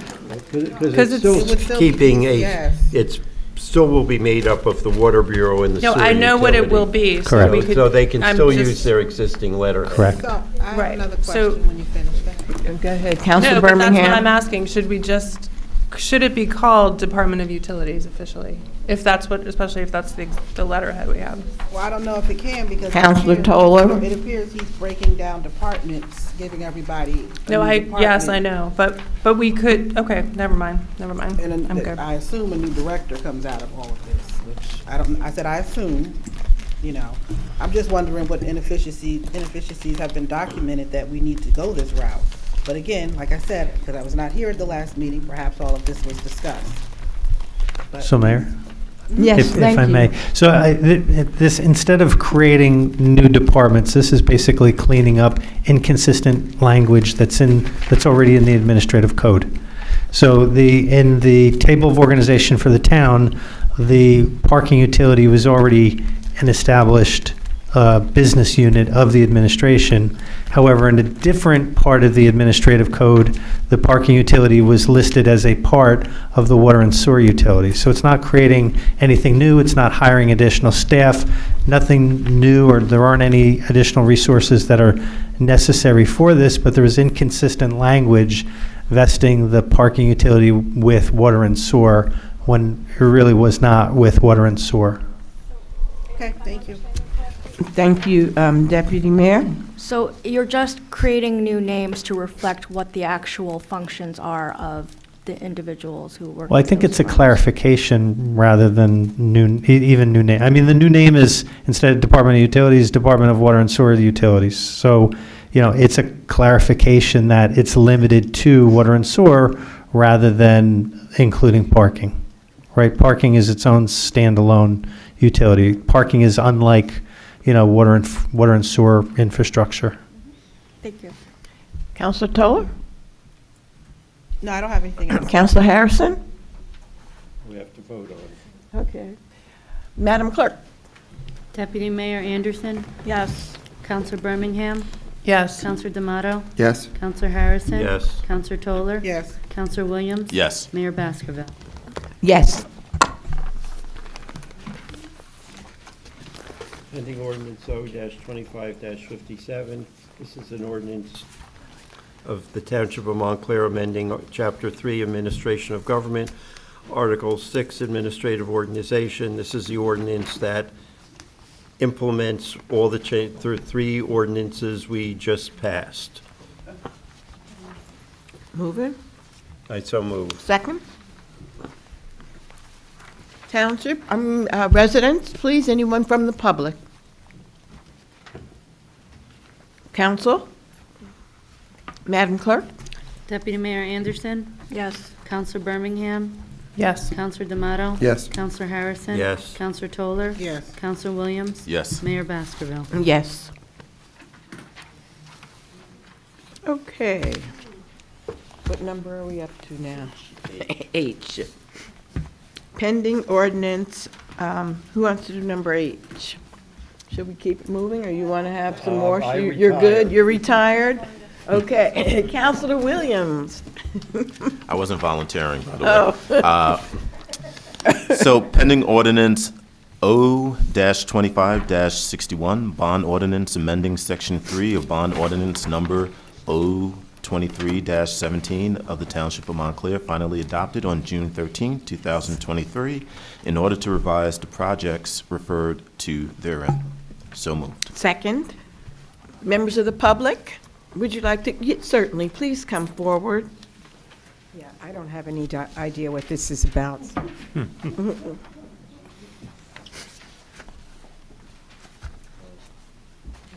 That won't help you that much more. That paper won't help you too Yeah. much either. We didn't get the full ordinance in our Yeah. packets. We didn't get the, It should have been.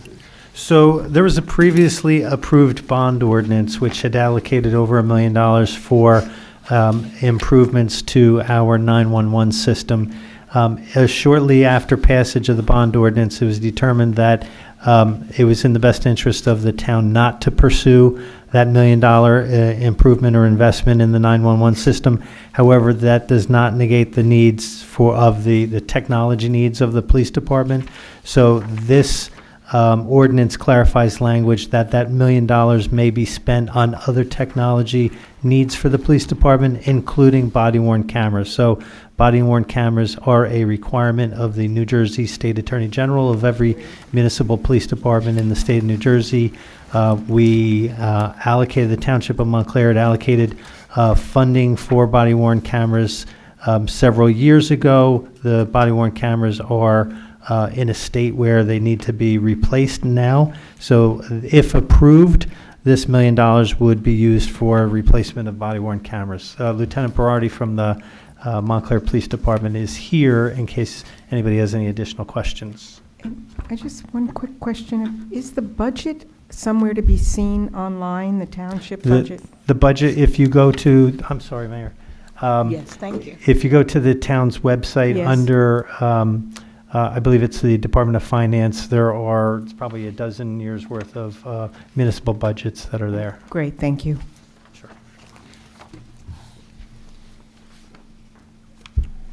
Council? I just wanted, I think you answered the question. So this is $1 million is not going to 911 system. Instead, it's going to other technology that the state mandates the police department must have. Correct. Okay, because it really should be written out like this, you know? It's It was on the first one, the first time we got it. Madam Sure. Clerk? So it's not the 911 center? Okay. Madam Clerk? Deputy Mayor Anderson? Did you just want to talk and you've been hanging here all day? Do you want We call the vote. Do you want to? Madam Clerk? Deputy Mayor Anderson? Yes. Counselor Birmingham? Yes. Counselor D'Amato? Yes. Counselor Harrison? Yes. Counselor Toller? Yes. Counselor Williams? Yes. Mayor Baskerville? Yes. Deputy Mayor? Okay, I'm just going to read the rest of the ordinances, if you Yeah. don't mind. This is also on for a second reading, pending ordinance O-25-62. This is an ordinance to amend Section 327, Vehicles and Traffic of the Code of the Township of Montclair, Montclair, New Jersey. This is to add to the list of streets where overnight street parking is allowed, to add Fulton Street South Side, from Elm Street to New Street, and Club Street South Side, Valley Road to North Mountain Avenue, and I so move. Second. Members of the public?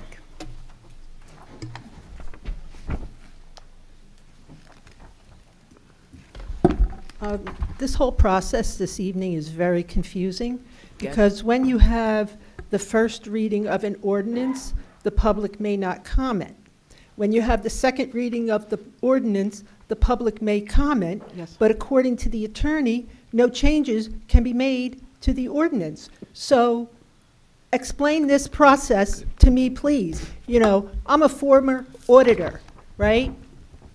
I designed internal control systems to prevent, detect, and prevent fraud. And when you don't follow those processes, the end result, as we have seen throughout this community, is fraud. So is this just a three-ring circus? I mean, what are we doing here? We are following state law. Under state law, there is a first reading of an ordinance. It's on an agenda. The public has a right to comment, and the public comment on it. The public hearing is advertised, and if members of the public or members of the council feel substantive changes are appropriate, we have to go back to square one. That's happened here, and there's no reason not to, and that's the whole point of the public comment. If people say, this is a stupid provision, and a majority of the council agrees, goes back to square one and we do it. But that is the process mandated by state law. Well, that's not what the attorney said. The attorney said That is what that no she- changes No, can be made. if we want to make a change, we have to reintroduce the ordinance. Well, then that's what should have been said. And by the way, we can't even hear you because you don't put your mic on. I said there could be no changes on the second reading. That's what I said. But Today is the second reading. That's not a But reintroduction. that just, Okay. that gets Okay, us back in the let me same ask, place. All right, let me ask just a the moment. attorney, is it correct that if members of the public or members of the council feel that changes are appropriate, we can in fact do that, we just can't pass the ordinance that evening? Correct. That's what I meant by the second reading. Okay, great, thank you. Where are we with this? Are there other members, please? Yes, come forward.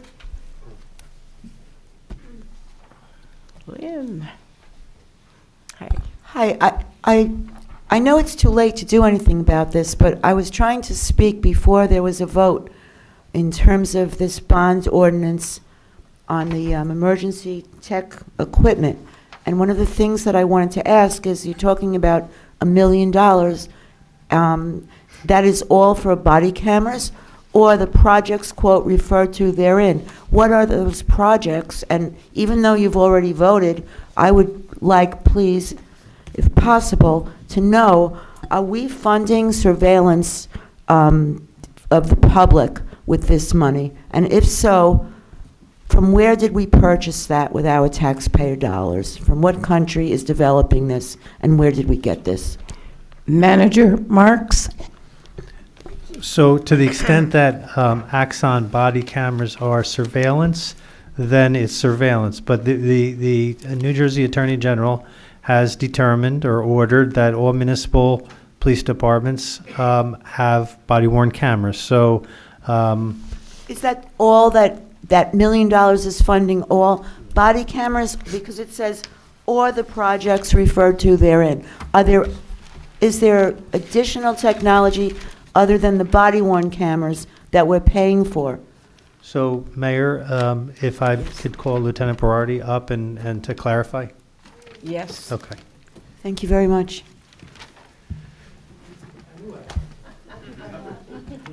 Not really, but I know we did. And that's So, yes, there is other technology. here all night anyway. It's body-worn cameras and in-car video cameras, which it's not surveillance, it's just stuff that we use for evidentiary purposes.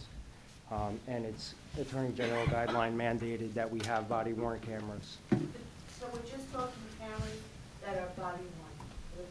Correct. We're not talking about other surveillance? Or in vehicle, right? There's in-car videos too, so that every car is equipped with a video camera, and these particular ones will have technology in them, a license plate reading, which is not used for surveillance, it's used for motor vehicle and other.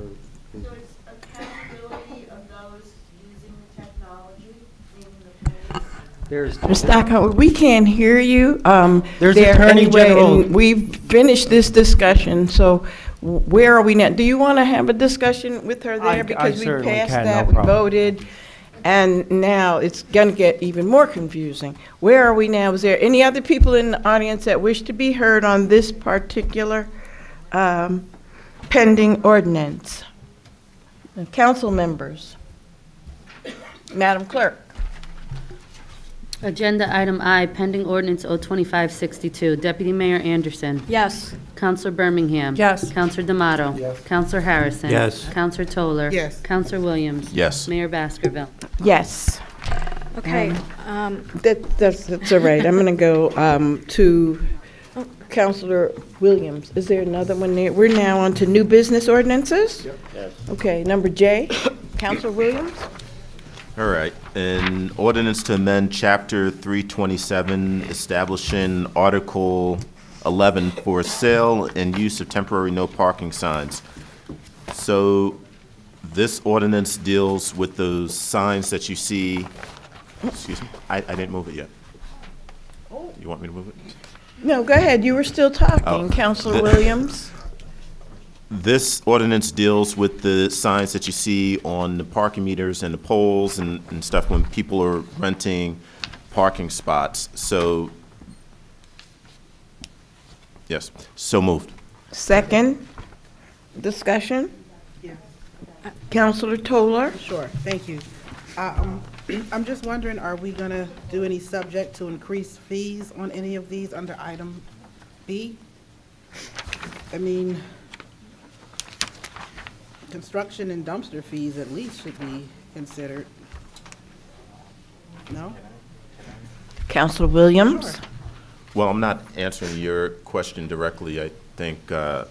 Manny could probably do that. But I did want to make some minor changes. Manny. I did want to make some minor changes in Section E. In the second line where it says curbside access 4, and then it has the number 4 written out, 8 and 12. Just cross all that out because in number 1, it just refers to a 24-hour period.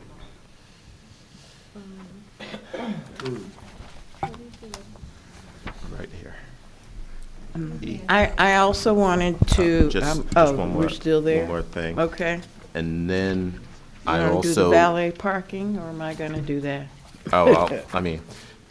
And then Section O.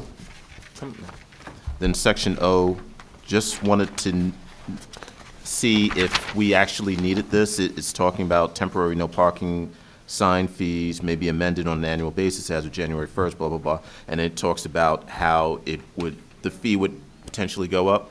Can we just move that out of there since it's just, I mean, we can look at that anytime we want to. I mean, do you want to have this consumer price index language in here?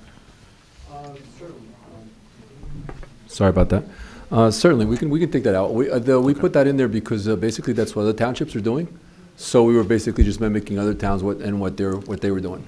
I'm fine with it being in there because I think if it's in there, then we'll do that. Otherwise, we may get to a lot of other stuff and not do it. And to add to that, Councilor Toller, the issue with the fees, right now we're charging $11 per meter. Excuse me, please, guys, back there. Can you just bring it down a little bit? Thank you. So we're going from 11 to 25, so, which Okay, is so the current. is that written in here It's somewhere? on, yes, section, Did I miss it? yes. What, you mean the previous? I'm Charge? talking about letter B. It's in E. Okay, If you look at E, all right. And then under O, what Council Williams is referring to, even though this says January 1, 2027, should it say 2026? well, it's going into effect by 2026. That's why we figured January 2027 we would start. Okay. I'm just 27, it'll be a year from, Okay. yeah. We figure we do it on an annual basis because this hasn't been done in ever. I wanted, please, since you're here, further explanation about the part where it talks about the valet parking, because several times in the meetings that we had, I discussed that I'm really not interested in having people to have valet parking as it is now, taking up parking from other people other than for the purposes of staging and those types of things that we talked about at our meeting, Councilor Williams. So I'm just trying to find out now if this appears, if somebody looks like this, that because people in the community might feel that their business is elitist or whatever, and they want to go and buy up all the parking meters. I wanted to have that discussion because I'm not in favor of that. Okay. And so I wanted to have that discussion here. So we put this provision in here to deal with valet parking. Now, I'm of the opinion it might be a little bit different than you. I don't have a problem with valet parking. However, if some business wants to have valet parking, they have to come to the council for a resolution. So it's within our control. It's no longer how it was where you just bought the temporary parking signs and just put them up and you're in business. No, you have to come to us each time for valet parking, and we're going to have to vote on it to see whether or not. So that's where because I don't think you want to totally eliminate it. I think you want to control it. Well, let me just finish because, and I thank you for that, Councilor Williams, but the problem that we have now, and so many days out of the week, people bring it to our attention, is that people, since you can't really tell if somebody has, a valet parking legit or whatever, so as long as we have quote-unquote valet parking here, and let's just pick Church Street or Glen Ridge Avenue or any other street in town, people will set up their cones, and then people will make it next to impossible for people who are not, in that particular group or going to that particular business to have a parking space, and the businesses feel as though they are suffering as a result of that. So what can we do so that if we're going to allow that the businesses in the same street or near street to the businesses that are sticking up valet signs are not feeling as though they're suffering? Well, I mean, that's one of the reasons we actually put this line in here, is because of that reason. For example, last week, we were issuing tickets on Glen Ridge Avenue because the queue was actually past North Willow, just for the restaurant, and the same thing happens on Church Street, where the queue backs up onto Bloomfield Avenue. And obviously that causes a problem for traffic, causes a problem for the police department, it causes problems for everybody, even the people that are just trying to drive by. No, I get it. They're and that's the backed reason up. why, like Councilor Williams said, we put that on here. It still allows for valet parking, but the valet parking has to be voted on by council. So they have to come here and explain why they need to have a valet parking, why, what purpose does it for their business, if it's going to benefit their business or benefit the area. But how do we monitor that, I guess is my question. As long as there's valet parking, people are going to say, oh, we're going to stick out an orange sign, whatever, that valet parking, and they're going to have it. If we have none, other than, like, if you're staging something, that should be different, so that, because people are going to put up the valet signs whenever they want to, even if they came here or not. Is my thought, and the reason I feel that way is because I've seen people put like 6 or 7 cones and cord off areas of streets now, and that's not really fair to the rest of the residents. I agree, but if this ordinance passes, then we have a leg to stand on, because at that point, then we can go to them and say, look, there's no valet parking. There's a fine associated. In this ordinance, there's a fine associated with it. So if people are doing it, we can enforce it at that point. But right now, we can't enforce anything right now at this point, except for double parking or people. Okay. Like Councilor Williams says, it's a free-for-all at this point, so anybody can do whatever they want. Yeah, it is, and I think So, it's still I going agree to with be you, a ma'am. free-for-all this way, but Councilor Toller? Yeah, I was going to ask the same question. How do you envision, well, maybe this is a different, how do you envision enforcing this if this becomes an ordinance? What will you do, what will you and your staff do differently to ensure that? Well, at that point, we can get in code enforcement involved as well, because now they're breaking the code.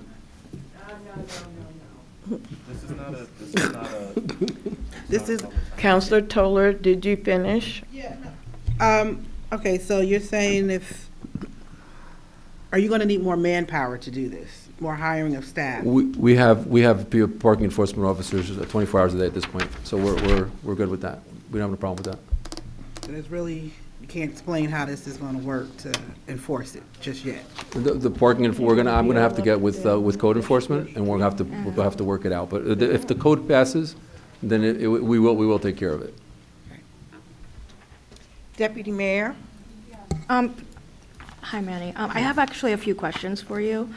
My first question is, in the memo, you referenced Chapter 230-16, which is entitled Rental Permit.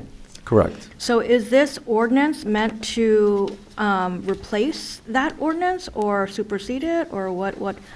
It supersedes that ordinance, because Okay. 230-16 was rental of spaces. It was very, very vague. It had nothing really attached to it, so that's what okay. we've been selling them under. Okay, so I think if that's the case, is that in the, is that clear in the ordinance? Like that this ordinance supersedes section, chapter 230-16?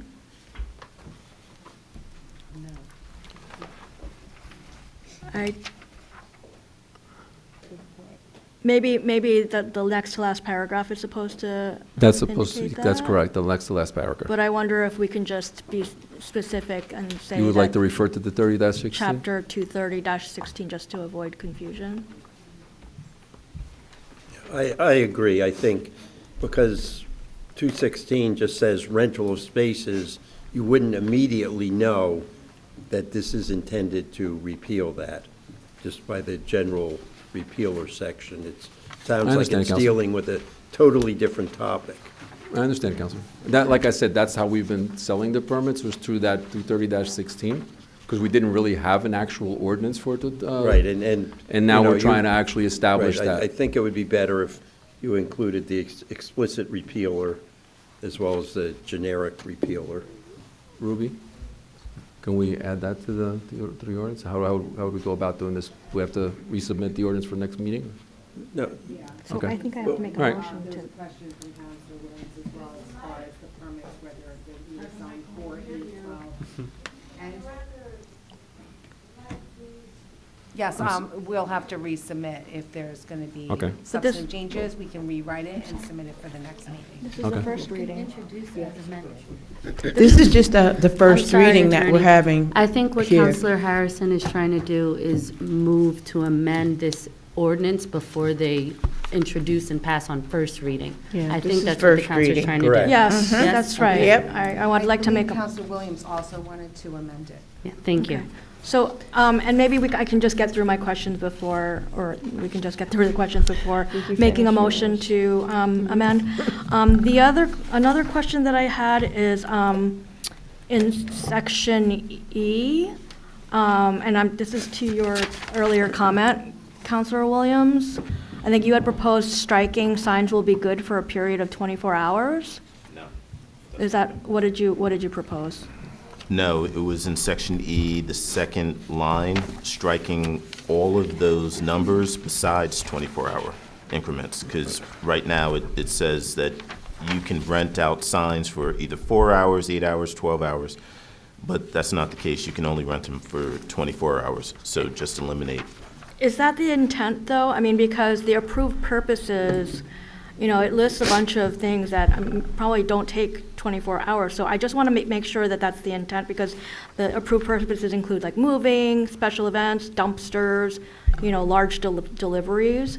So was the actual intent to allow for people to purchase permits just for these for a 12-hour period? Now, the way it is right now, and Manny, you could correct me if I'm wrong, people cannot purchase these right now you're purchasing it for the whole day, and the pricing that you have in here is for an all-day pricing. So the intent was that you get to purchase this spot for the day, and if you no longer need it, then You just don't need it.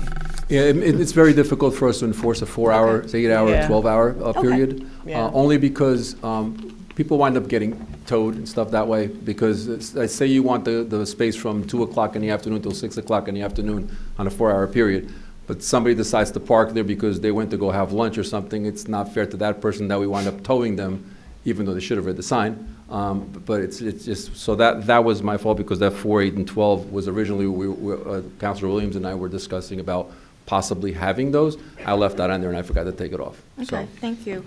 My last question has to do with the valet parking that the mayor brought up. My understanding is that with respect to that section, we're just saying that it's not a prohibition per se on valet parking, which I understand we were supposed to be working on a standalone ordinance that prohibits or restricts valet parking.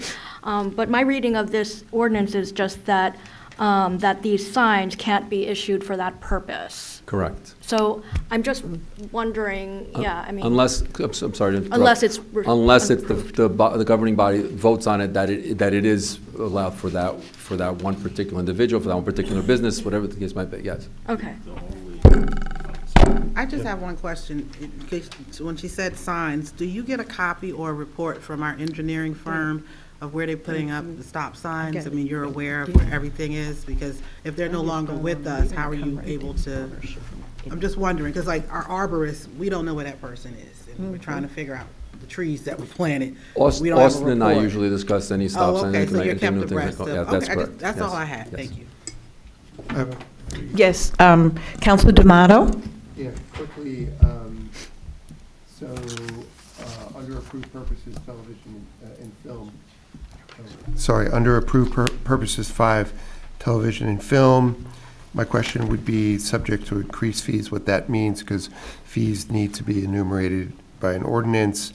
And then I assume that large deliveries and special events would cover the staging for the Wellmont and other event producers that do those things where they have like tour buses. And then my third question, this came up last time that maybe Planner Talley could answer, is I've heard several times that the Glen Ridge location, it was part of their site plan approval or something.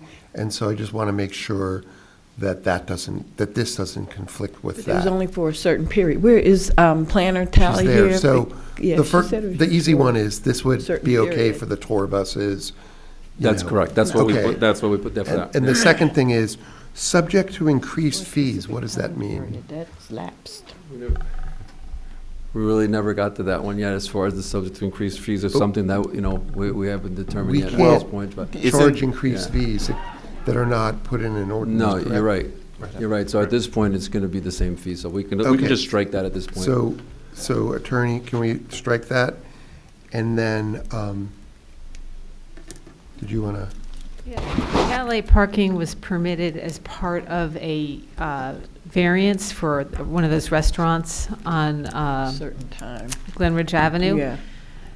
And that was prior to the construction of the Midtown parking deck. And since then, with the construction of the Midtown parking deck, there was a provision in there that once that deck was provided, then we would reevaluate the need for valet parking at that location because the deck will be there. Right. The restaurant subsequently closed.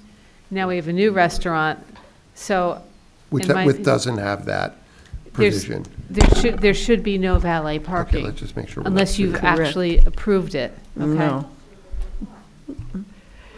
Just to add to the planner Tally's, the arrangement was made with the prior ownership, not with this ownership.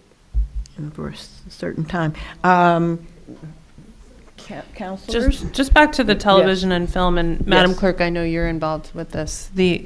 If someone is doing filming on our streets and are closing them down, they are paying a fee to do that, right? Like if they were.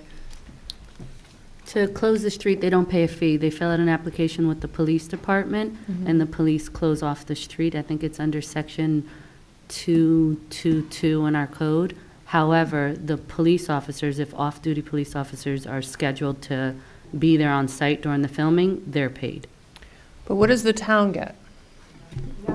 Good question. For what, if, in general, for fees, like if somebody's using our streets and are closing them off, they're not. Under chapter 222, there's no fee. So We get a when the block streets are party. closed for parades, block parties. I think you pay a fee, don't you? No, they fill out a that's right, you form. There don't. is Block no fee. parties, no, but, No, you don't pay any money. right, block parties, no, but for people who are making, like profitable, Film, doing right? profitable activity, like for-profit No. activities? To close the street, you fill out an application under chapter 222, starts with the police department, goes over to the manager's office. If it's permitted, there's no charge. Now, paying for the off-duty officers is a separate fee, but the township itself doesn't collect a But fee. what do they pay? They do pay a fee to film in this town. A filming permit, yes, Okay, but closing streets, no. okay, but they do pay a filming permit, and then they also have to get, if they're gonna close no parking or whatever, they would have to do that as well. Okay. Counselor Toller? No, I'm sorry, I was just asking Counselor Anderson to please add this conversation to our next EDC agenda for discussion, because Okay. we were just talking about filming permits, et cetera.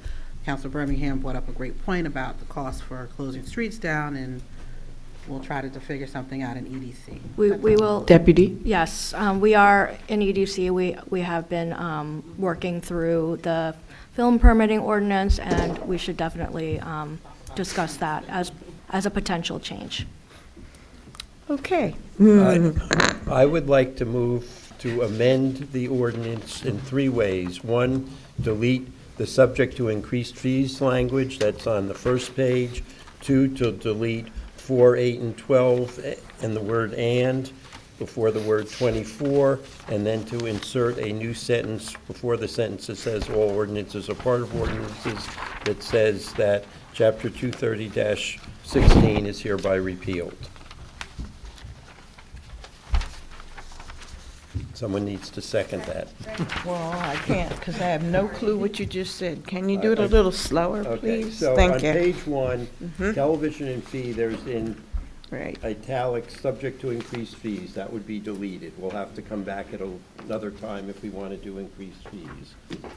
In section E on page 2, where it says for 4, 8, 12, and 24-hour increments, it'll simply say, it will delete 24 hours. 4, 8, and 12, and simply read for 24-hour increments, and then add a new sentence before the sentence that reads, all ordinance or part of ordinances consistent are hereby repealed to the extent of its consistency that says, Chapter 230-16 is hereby repealed.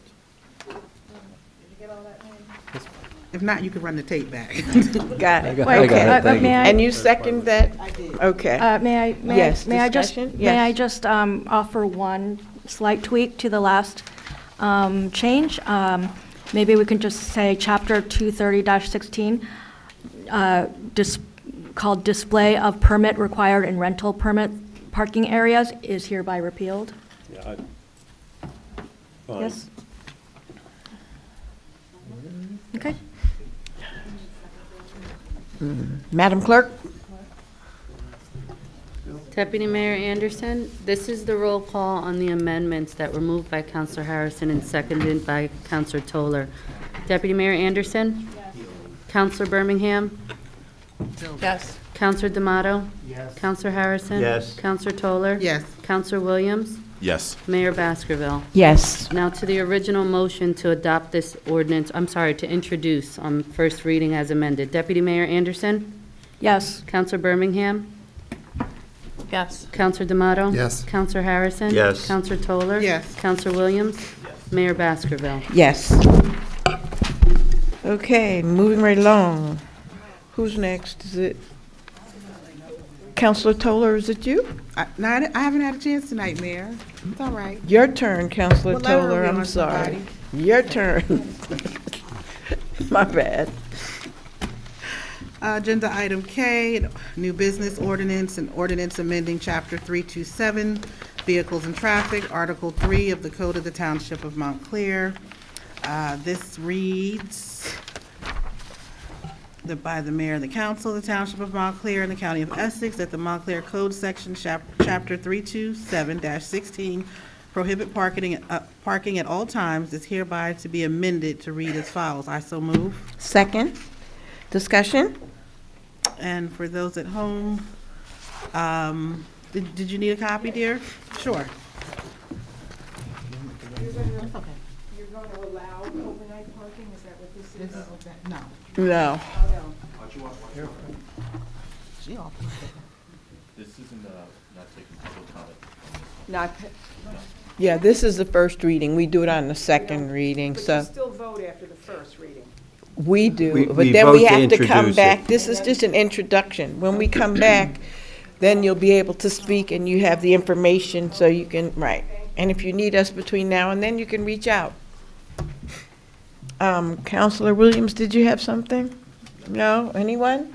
Okay, Madam Clerk? Deputy Mayor Anderson? Yes. Counselor Birmingham? Yes. Counselor D'Amato? Yes. Counselor Harrison? Yes. Counselor Toller?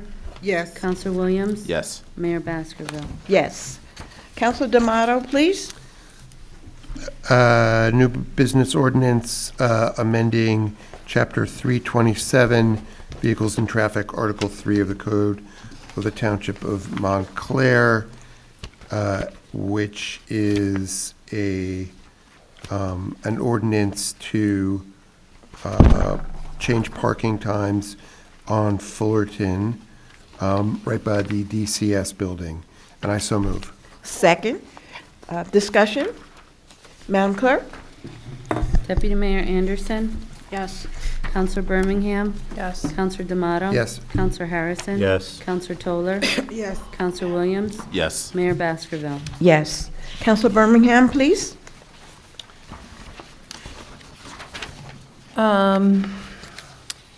This is agenda item M, introducing an ordinance amending Salary Ordinance O-25-26 for the management group for the year 2026. And I so move. Second. Discussion? Yes. Counselor Harrison? Okay, so we got a revised ordinance tonight that is striking Section 8. So my first question is, why? Let me see. Okay, did I get that one? No, he has a different one than I have. Okay. Okay, I've got to get that one. I'm sorry, what was the question? Sorry, it's, No, not you. Mr. Marks, well, go, yeah, that's what. Thank you.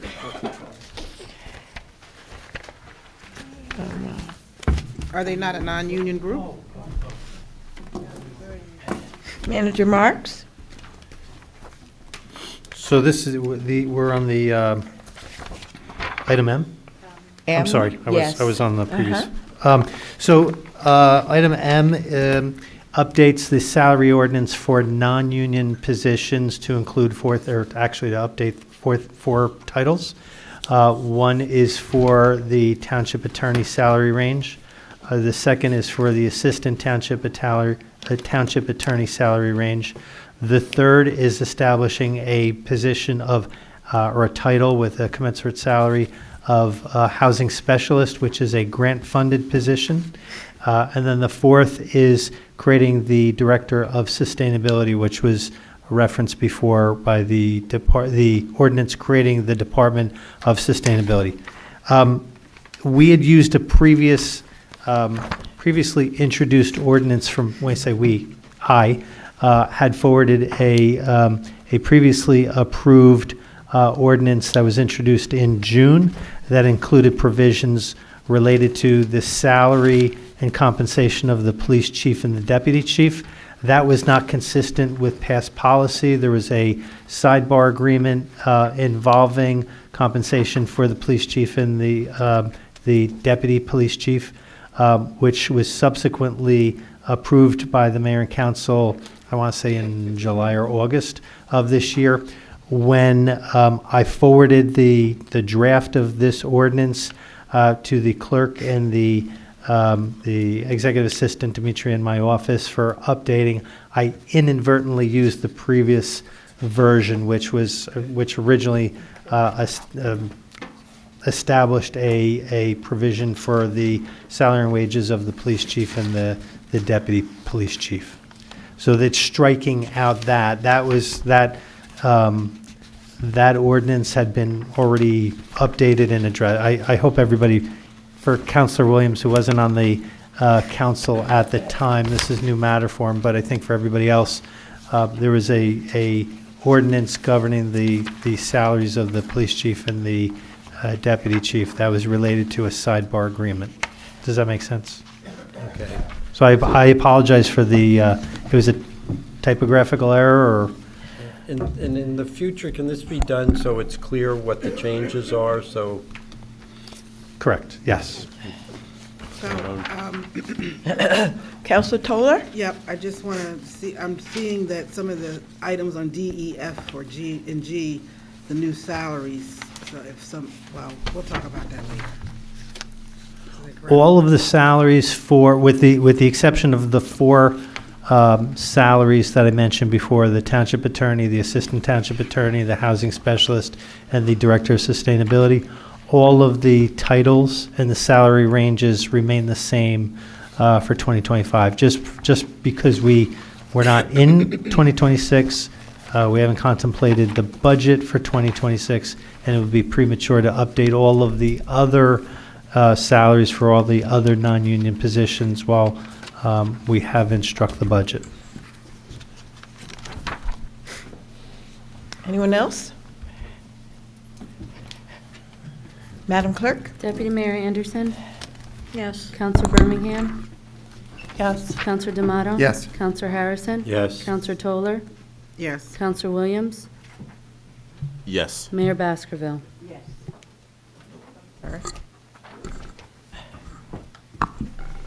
Okay, now we are up to the consent agenda. Counselor Williams? Yes.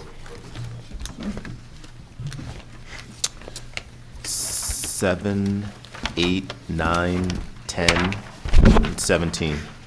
7, 8, 9, 10, and 17. I'd like to table or pull 1, 3, 5, 9, 12, 16, 17, 19, 24, and 25. 12, 16, 17, 18, 19? Not 18. 16, 17. 19, 24, 25, Okay. 27, 32, and 36. 27, 32, 36. Anyone else? Yeah. Counselor Harrison? Now I'm not sure what's going Those are the ones that we've already taken, we've already got. 1A, 2,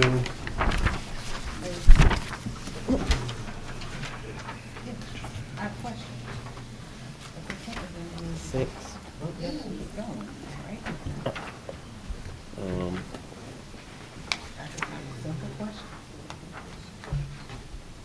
18,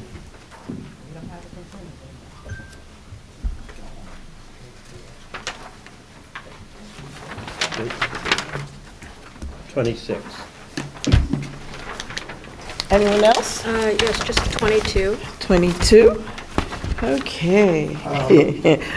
Yes, Councilor D'Amato? 27? I think we already. Yes, we have 27.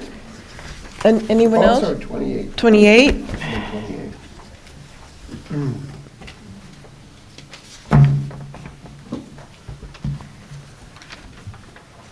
Can I ask about?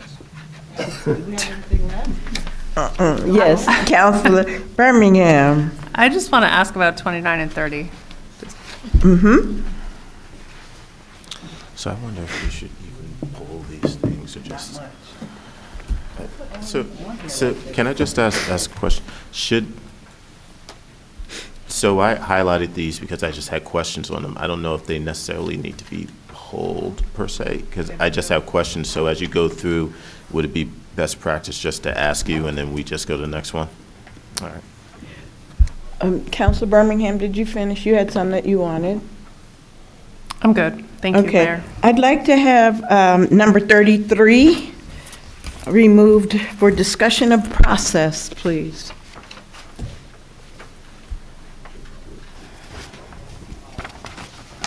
Okay, so we can start with 1A, the bills list. Any volunteer for the bills list? 1A.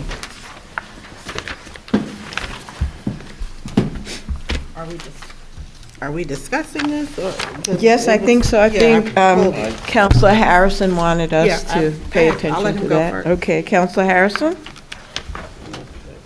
So I raised this before, and it's resurfacing, as most of these are. Cameron Animal Hospital, multiple bills. Looks like the same as before, and I'm not sure why. I know why we're using them. I don't have a problem with that. I'm just not sure why multiple bills multiple times. Councilor, they are all 2025 bills that were not paid because there wasn't a contract at the time. And I made a request to get all of the invoices in for 2025, and I think there were one or two for 2024 that wasn't addressed. So that's why you're seeing a volume like that. Okay. And we used the sub-accounts and moved some money in the sub-accounts to make sure we had payment on this. Okay, so my question is, that when it came up before, that was the response. So you paid some of them before, and are we current with paying them? We're supposed to be current. There were some services being provided yesterday and on the 17th specific to certain animals, so. That I understand going forward, but through, It's I'll my say, the end of understanding. It's my October, understanding that we are at the end of the 2025 invoices. If I can ask about the same thing, why are these in the general account? Doesn't animal control have its own dedicated trust? No. Not to my knowledge, no. Oh, okay. Now, there's a fund where donations go in, if that's what you're speaking about, but not in the general account, no. and then public service, there are 3 bills for the animal shelter, 3 widely different months, and normally public service bills you every month, and I'm not sure why we're paying bills in December, from December 24, February 25, and June 25, and I have little nightmares of the Board of Education and bills Right. being put in shoeboxes and. That's a well-founded fear, Counselor. When I had processed the current animal shelter bill, the CFO asked me a question about the balance that was left over. I called PSE&G. They had 3 bills that I had not received, so I processed them. So we're now current with. That's correct. Public service for the animal Yes. shelter. On all of the accounts. And can you describe, just while you're here, because this PSC&G, obviously, when you say like you had not received them, are we doing automated bills now? Like what? We're not paying automatically, and the animal shelter bill goes to 77 North Willow as opposed to coming to 205. I can't speak to why I didn't receive it per se, but when there was an outstanding balance, I researched it and found the bills that are on today's bills list were unpaid. So I thought, I mean, this, I know, okay, go ahead. So I've expressed interest with the Director of Finance that all utility bills be consolidated under accounts payable within the Department of Finance. So they're not going to the Police Department and Animal Control and DCS and Clary Anderson. So everything will be consolidated. We'll have one set of eyes that are tracking, you know, the utility payments on a month-to-month basis and be able to, you know, track and look for discrepancies and look for it. I think it's just easier to consolidate. With regard to actually paying the bills, the PSC&G, we have, I think, hundreds of accounts, right? Yeah, I mean, we have several locations, and then on each of those locations, say the DCS bill in particular is 55 pages long, and all of those 55 pages represents one account. I mean, there's one account, up to 55 pages on the DCS bill. So there's I'm sorry, Manager. I'm sorry. The PSC&G gave us a number of ways that we can pay our bills. There's drawbacks, there's positives and negatives to each way of doing it. And the manager expressed interest in consolidating bills through finance. So putting all of that, like making it so the town owes $150,000 a month just all in, like that is a way that we can move forward. And if that's what your guidance is, and if that's what the manager thinks is best, then finance will take care of it. So when you're paying for hundreds of accounts online, you would think that online is more efficient, but when you're paying for hundreds of accounts online, you get the circle of death from the PSC&G portal. So it's actually easier to keep track of all of the accounts on a spreadsheet, actually manually mail in the invoices with the check to PSC&G for remittance. Yes, and I've been then double checking to make sure that they're applied to the right accounts. So you know that we're getting credit for what we're I've checked every paying, month. and we're up to date. Yes. As far as you know. Okay, thank you. Then returning to my Verizon question, if I can at some point get what all these accounts are for and why the disparate payments amount. I understand there are multiple phones or multiple uses. That's a separate conversation. So our IT director is no longer with us. Right. We have Millennium, who we hired at the last council meeting. They're going through all of our IT needs, hardware needs, software needs, and even doing the accounting for software and for Verizon. So there's a story to be told, but yeah. It's a lot of money each month, and make sure it's all for phones and services. They're actually going through all of it. I think there's some savings to be had because I spoke with one of the IT techs from Millennium this afternoon. So they're looking at the past 12 months of billing on each phone line, and we're actually going to be eliminating phone lines that have had no usage over the last 12 months. So that's my assumption, is that they're probably lines that have become obsolete for one reason or right, another. and that's both landlines and cell phones. We can eliminate that. I'll let Councilor Toller do the next one. Okay, thank you. On page 1, I just need to know baseline architect, what project that was for. The vendor number is 101191, baseline architect. So as part of the, this is a long explanation. The PSC&G has approached the town on building a new substation in essentially the vicinity of the police department building and police department. You don't have to go on, it's parking for lot. that, though. It's related to that in the search for a replacement building for the police department and municipal court. And then on, sorry, let me get to it. I saw a bill up here for Angel's snow removal. When did that happen? Because we just had snow Sunday. I would defer to Director Ashley on We haven't had Angel any snow snow. removal. Did I miss something? Oh, for parking decks?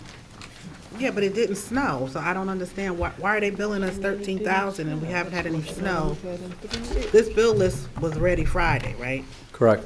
And it snowed what day? Oh, that was from the previous snowstorm. We did have a little bit of snow. We had some, What day we was had, that? we had ice. I don't have the dates with me, but we And it did cost us have. $13,000 for dusting? Yes, ma'am. Okay, It's all so, the salt, it's all the salting that they have to do. You know, for liability purposes, they have to do the salting. That's Because so- all it takes is one fall and it's $50,000. So No, what it takes is to send an employee out Well, there to do it. That's crazy.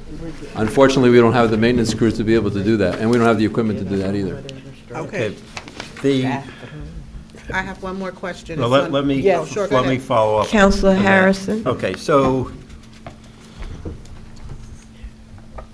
at what point, okay, so there are two items on here, which is confusing me. There's the one item where we had dusting is charitable, but there were snowflakes on the ground, and there was, I went to a variety of parking situations where there was more salt, but at what point is it determined Right.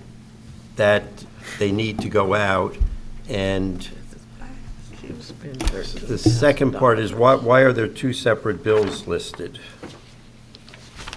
We have the contract that we have with Angels. One of them is for the decks, they're individual accounts, and then the other one is, so we get individual bills for each deck, and we get individual bills for the surface lots and alleyways as well, because they're all different cost centers on our budget. But these are two different purchase order numbers, so how many purchase orders do we have with Angels? We cut a purchase order for each account, so that we can itemize them. And you get the invoices in to verify that the work has been done and sign off to pay them? Yes, ma'am. No one else but you?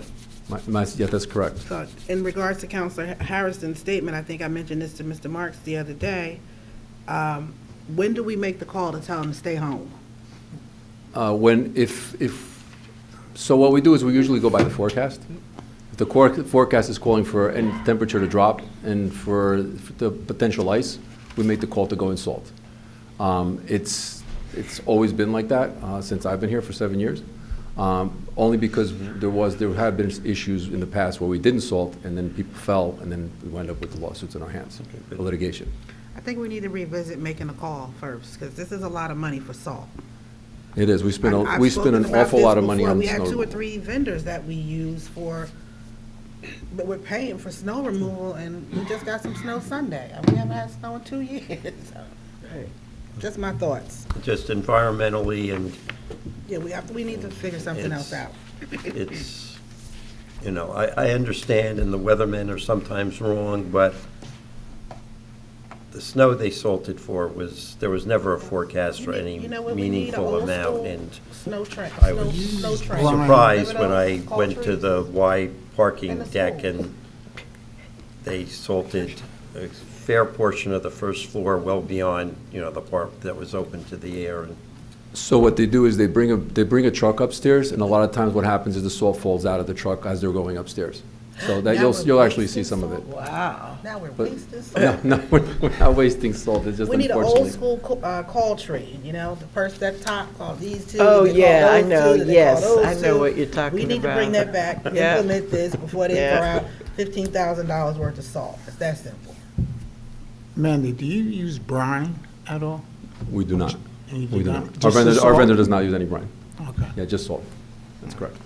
And usually what they'll do is they'll salt a few hours before the storm comes, so that the salt gets crushed and everything else, and it becomes like a brine type of thing. DCS uses brine, and they brined and salted before the last storm. Thank you, Manny. Because that prevents the The accumulation, I think Brian is good for up to 2 inches, but if there's any accumulation over 2 inches, then Brian really doesn't work, from my understanding. DOT days. No. Anyone else? Yes, Councilor Toller? I need to see the paperwork on page 12. The vendor number is 99096. McKay and Associates Consulting Services. I just need to see, I actually want to pull this off until, I'm trying to make sure this is for what it's for and not what it's trying to be. And I won't go into that until we get to that item. 99096, Nan McKay. Yeah, sure. 99096. Nan McKay and Associate? Nan McKay is a consulting vendor to the Section 8 office. In January, when I was given oversight of the Section 8 office, I found that our administrative plan was not in order. We didn't have anybody to guide and direct that. So one item on the purchase order is a consultation with a Section 8 expert, and the bulk of the charge is to put together Montclair's administrative plan for Section 8. Okay, thank you. Then we can leave it on the bill list. I thought it was for something else. Thank you for clarifying. Anyone else? Madam Clerk? Deputy Mayor Anderson, Yes. Counselor Birmingham, Yes. Counselor D'Amato. Yes. Counselor Harrison. Yes. Counselor Toller. Yes. Counselor Williams. Absent. Mayor Baskerville. Yes. Okay, at this point in time, we're going to take a 7-minute break, and then we will resume the rest of the meeting, unless somebody strongly opposes. Okay. Oh, I have to make a motion? You okay? No? I just have a headache.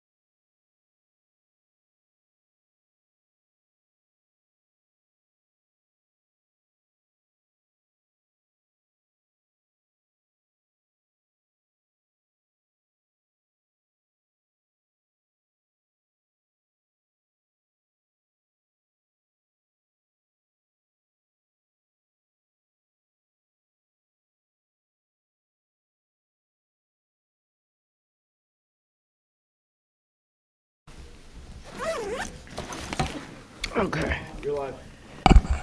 Thank you. Okay, so now we're going to move on to the, we did 1A, so we're at number 1. Who wanted that pull, please? Would you discuss that for us? Let us know why it's being removed from the consent agenda. Number 1. I just have a question. Okay. Are we doing questions or are we doing? I'm sorry, I just have a question for it. Okay. And I didn't know if we were gonna go ahead and do approvals or go through all the questions I that. think we should just go down the list since there's so many that are off. Okay. I just wanna know what is the total debt, because it's not listed here. That was my question. Good evening, Good Ms. evening. Bartlett.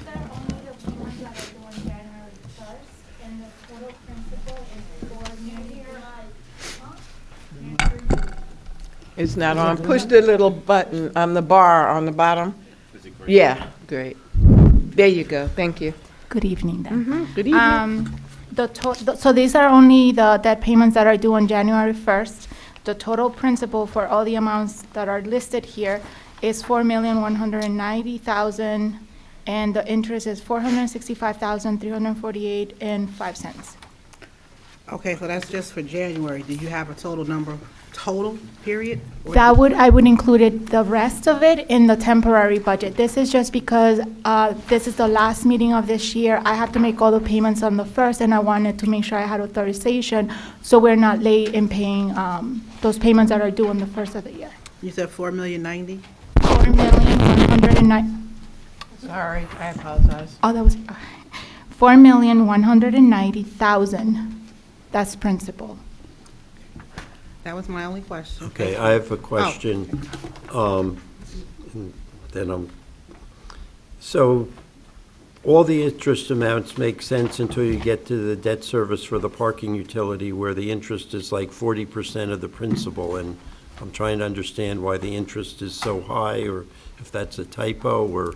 No, that's the right amount. So that bond was refunded in 2024. So the interest is calculated in the outstanding balance, and because that's a new one, the interest is being calculated at a higher principal amount that is due. So that's why there's an amortization schedule, and if you guys look at the audit from 2024, it would be a Schedule F7, but I can also make available all the debt amortization schedules for all the, and that would answer your question regarding what the balances are, if that's something that the council would like. That would be helpful. Yes, please. Yes. And then Okay. the other, you partially solved the problem of this supposed to be adopted within 10 days of the end of the year, which is not today, and we're trying to filibuster, we may reach that, but, I mean, shouldn't there be a sentence that says this resolution will take effect on December 26th, or something that's within 10 days of the end of the year?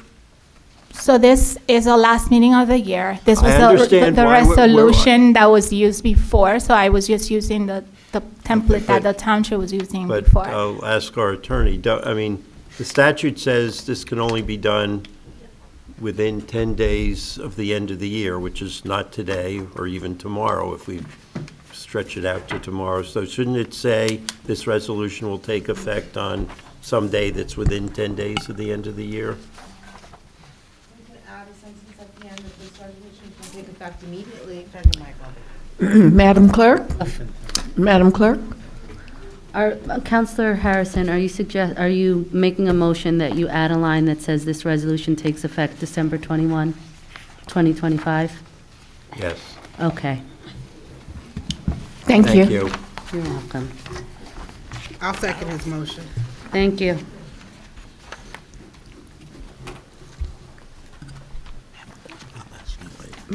Is there a Roll question for call. item 2? Oh, you want to call it one by one? Well, you Okay. know, I think so, because there's so many on here that have to Okay. go. We might as well just go down. Yeah. Understood. Can I have a movement for number 1, resolution to approve the temporary budget? I so move. Can I have a Second. Thank you. Deputy Mayor Anderson, and this is as amended with the line that we just said. Deputy Mayor Anderson? Yes. Counselor Birmingham? Yes. Counselor D'Amato? Yes. Counselor Harrison? Yes. Counselor Toller? Yes. Counselor Williams? Yes. Mayor Baskerville? Yes. Number 1, please, Madam Clerk, roll call. Oh, Then we didn't do 1A, right? Yes, Mayor, we did. Before the break, we did 1A. So we're on item number 2, and there was Oh. a question. Number 2? Who wants to do that? Madam Clerk? So we're going to move item number 2. Somebody- There's no longer a Did question? anyone request There to is a table it? question. Okay, there was a question. Go ahead, Counselor Harrison. Actually, this may not be my question. I'll tell you whose it is.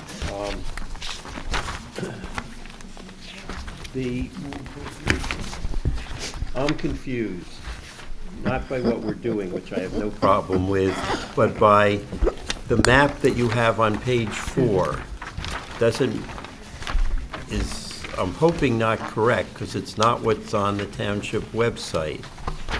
I thought the area that you have saying in blue is area in need of rehabilitation. I thought that was all designated as an area in need of redevelopment. The area it's been transposed. The blue is the area in need of redevelopment, and the green is the area in need of rehabilitation. So I transposed those two titles, Okay. and the area in yellow is proposed to be added. One more time, Ms. Talley? The blue area on the map on page 4, the blue area has already been designated an area in need of redevelopment, and the green area is an area in need of rehabilitation.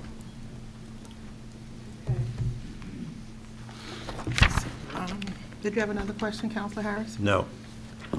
I'm just wondering do we have the right address for this particular lot number? It's the address that we For- have on from the tax map. I think it's wrong too, because it's supposed to be a developer, and it's listed, I believe, on our tax rolls, if you will, as the wrong owner, and the address is 125 Glen Ridge Avenue, which is the post office. Well, no, this is 619 to 631 Bloomfield Avenue. Okay. That's the tax map, the address. Not the address of the owner, it's the address of the property. Okay.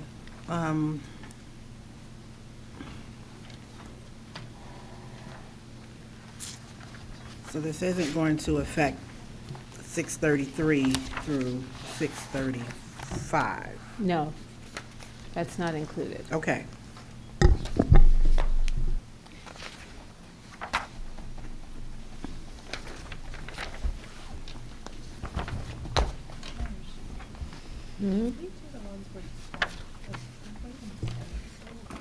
Which ones? Can you tell me the numbers?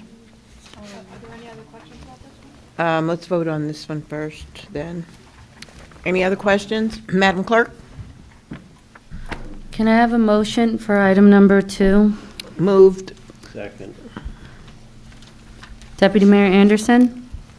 Yes. Counselor Birmingham? Counselor D'Amato? Yes. Counselor Harrison? Yes. Counselor Toller?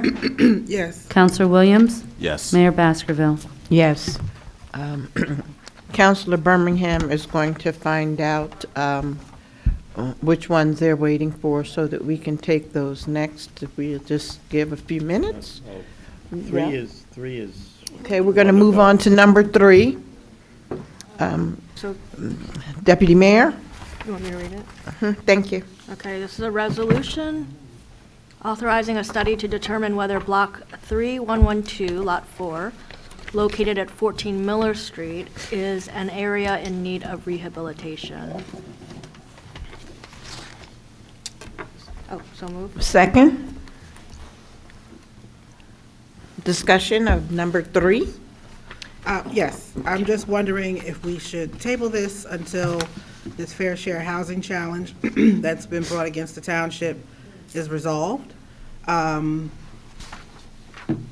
don't know if legally we should be even trying to put anything out, if you will, for this. And I know that in the fair share housing plan, page 32, that was submitted to the courts, it says this area is a historic district, we know that. Page 57 It says the township could convert or could create affordable housing 3 overlay zone, but my question is for the attorney, should we even be discussing this at this moment until this challenge is resolved? And perhaps in the next executive session, because I've asked before, you can update us on where we are with this.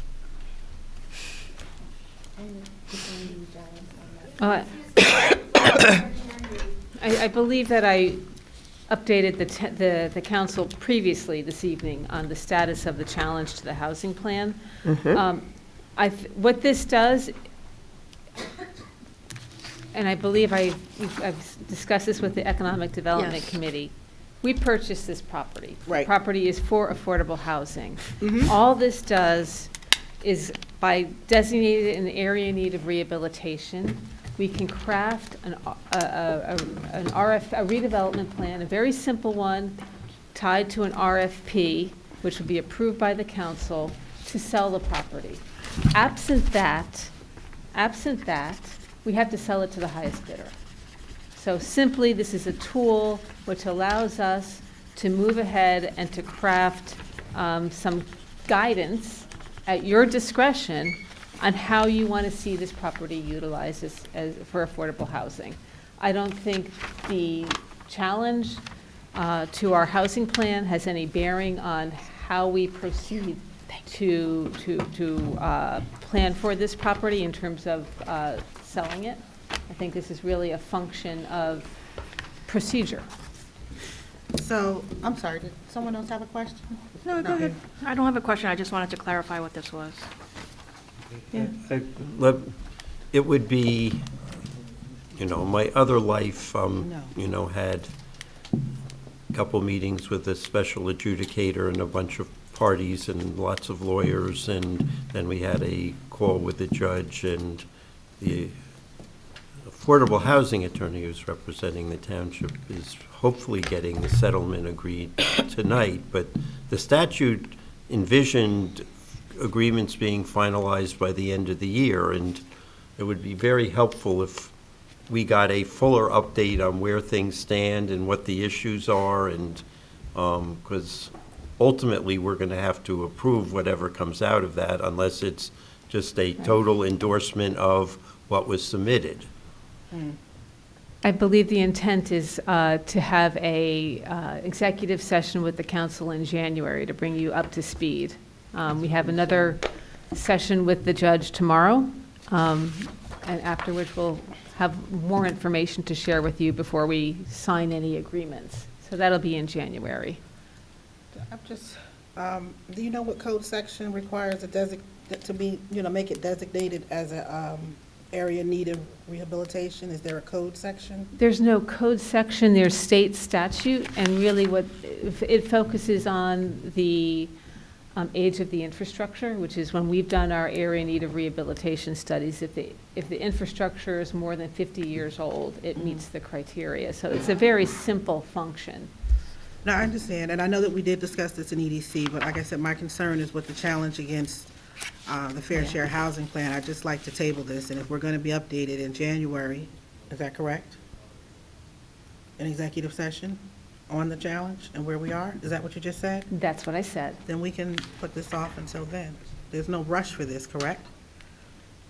It just slows things down even more because this is more procedural. I understand, but my question was, is there a rush for it? There is no rush for it, but what all this is a step, and the next step would be the planning board would do the study, make the recommendation to because then it will come back to the council, and then you make a determination as to whether or not it meets the criteria. Once that's done, then we do a simple redevelopment plan. I'd like so to it just table it extends until this then, whole though. process. I understand what you're saying. For me personally, I'd like to table it until after we get an update in executive session. I think that's a fair ask, especially if there's no rush to do anything and everything that you mentioned thereafter. I understand. But we're kind of notorious for not getting back to things, and I don't want this one to slip through the cracks. Okay. It's just really, at this point, there's no need for it. It's not. Yeah, I think we should just vote. I would call for a vote. I'm sorry, the attorney told me I would have to make a motion to table it. A second? January, after executive session, when we get updated. And which meeting do you think that'll be, Mr. Marks? January, But which January? I'll tell you in 1 second, hold on. Let me know, please. January the 6th. Well, The that's- first one, do you want it on, the first Well, I'm one asking Mr. Marks. would be the which 6th, one. and the other one would be the 27th. So it's either 6 or 27. Well, you'd have to schedule this discussion in executive session we want to schedule it for the 6th. Is that enough time? That's enough time, but we would have to see if our attorneys are available for the 6th. Yes. I mean, we should just vote on the motion to table. I'm just not, it's not clear to me what bearing that matter has on this procedural, step. I mean, the property currently has affordable units on the property, right? It's part of the challenge that was submitted. This particular property? Many of the properties on Miller Street, because our numbers said one thing when it's actually could be something else. So we should really just hold off on this, okay? If you could support that, I would appreciate it. But this is just about, No. hang on, I know we discussed it, this is just about asking the planning board to do a study. We don't really need a study for a historically designated area, we really don't. To me, it seems like a waste of money, but, It's to determine if we can sell the property, we to shouldn't be have it selling any remain. properties, really, the more I So was think there about any it. further discussion on this? Okay, there was Gonna sell everything a out in the fourth motion ward, just sell to it. table, and so, okay, yes, Counselor Birmingham? No, I just would like to ask Planner Talley, I want to respect, nothing is going to happen between now and January 6th, in terms of we're going into holidays, correct? Like, you're Right. not going to, right? No, nothing's going to happen. Okay, so can we wait? I know, I get it that it's. The only thing that's going to happen, this is a staff task, so my staff will do the area in need of rehabilitation study. There's no cost to hire a consultant to do that, so that's the only thing. So I have it on their radar. Once we get this, you pass this resolution, then my staff will do the study, and it's as simple as But that. the study is simple and straightforward. Absolutely. The criteria for rehabilitation, It's the preparing a- infrastructure's old, the building's old, the area's old. It's gonna preparing a evolve. memo and delivering it to the planning board and to you, so that's it. Just for my edification, or maybe other people watching, why do we need to do the zoning overlay? Why can't we, if we wanted to sell it to somebody who is going to be maintaining it as affordable housing and there are no deed restrictions now, why can't we just deed restrict it during the sale? Why do we need Because to? you have to sell it to the highest bidder. But okay. can't you do that with restrictions on the deed? I was working with our attorney, and the attorney said that we drafted an RFP, that we wanted this for affordable housing, and we had certain requirements. You can't do that if you're selling the land without the benefit of redevelopment. You can't tie it to an RFP. I know we went through this with. I think the issue is, it's not simply, we could do the deed restriction since we own it. Yeah. The question is, my understanding is we want the building to be renovated and maintain the 3 units and what it looks like, and we have, if we're just doing a go out to bid, we're not going to be able to exercise the controls we could do with an RFP. with We the also, area we also in want need to of see what rehabilitation. other possibilities there might be. There might be a nonprofit organization that has a vision for that property, and it gives you the benefit of looking at what the options are by doing the RFP process, rather than selling it to the highest bidder. So, It also was mentioned in the Fair Share Housing Plan in 2018. not this property, I don't know what, it was. It was 6 part- units. It was owned by and now Home. down to 3. I would respectfully ask that my colleagues please join me, okay, and support this, and let's table it until January 27th, after we have an update in executive session. Right. We're going to the end now, not the. Or the 6th, whichever. Okay, so hopefully the 6th. I Yeah. have to talk to our attorneys to find out I'll find out tomorrow after we have our session before the dispute resolution court, and I'll work with the attorneys to find out what meeting they can make. Second. Thank you. It was already second. Madam Clerk? Are we tabling this to the 6th or the 27th? 6. Okay. Deputy Mayor Anderson. Abstain. Counselor Birmingham. Yes. Counselor D'Amato. Yes. Counselor Harrison. Yes. Counselor Toller. Yes. Counselor Williams. Yes. Mayor Baskerville. Yes. Okay, the motion carries. It's tabled to January 6th. Okay, we're going to go to do number 6, 7, 8, 9, 10, 11, and 12 because our staff members that are here, those are the ones that they're involved with. So I guess we will go to number 6. Anyone just want to read these off? I'll do it. Thank you, Yeah, Councilor Williams. Resolution authorizing emergency purchase pursuant to NJSA 40A:11-6 for the asphalt repair of Bloomfield Avenue. So moved. Second, discussion. Madam Clerk? I just, Oh, Councilor Toller? sure.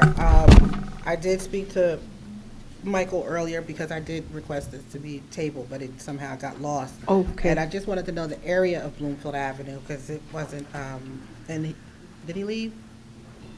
You said it was Bloomfield Avenue near where? Just for the record, that's all. Bloomfield Avenue between Glen Ridge Avenue and North Fullerton Avenue. Okay, that's all we needed. Thank you, sir. Madam Clerk? Deputy Mayor Anderson. Yes. Counselor Birmingham. Yes. Counselor D'Amato. Yes. Counselor Harrison. Yes. Counselor Toller. Yes. Counselor Williams. Yes. Mayor Baskerville. Yes. I'll do it. Yeah. Resolution awarding a fair and open contract to East Emergency Lighting, Inc. for outfitting of a fire department incident command vehicle in accordance with NJ State Co-op contracting process. So moved. Second, discussion. Madam Clerk? Deputy Mayor Anderson. Yes. Counselor Birmingham. Yes. Counselor D'Amato. Yes. Counselor Harrison. Yes. Counselor Toller. Yes. Counselor Williams. Yes. Mayor Baskerville. Yes. Resolution authorizing the award of fair and open contract to purchase radio equipment for the fire department pursuant to NJ State Contract 83909. So moved. Second. Discussion? Madam Clerk? I just have a question. for the Councilor Toller? radios. Uh-huh. Yeah, I just have a question because I Yes. know I've talked to a couple, well, it's not about this. I just want to know how your does this reception going to work well over in the Nishawayne area?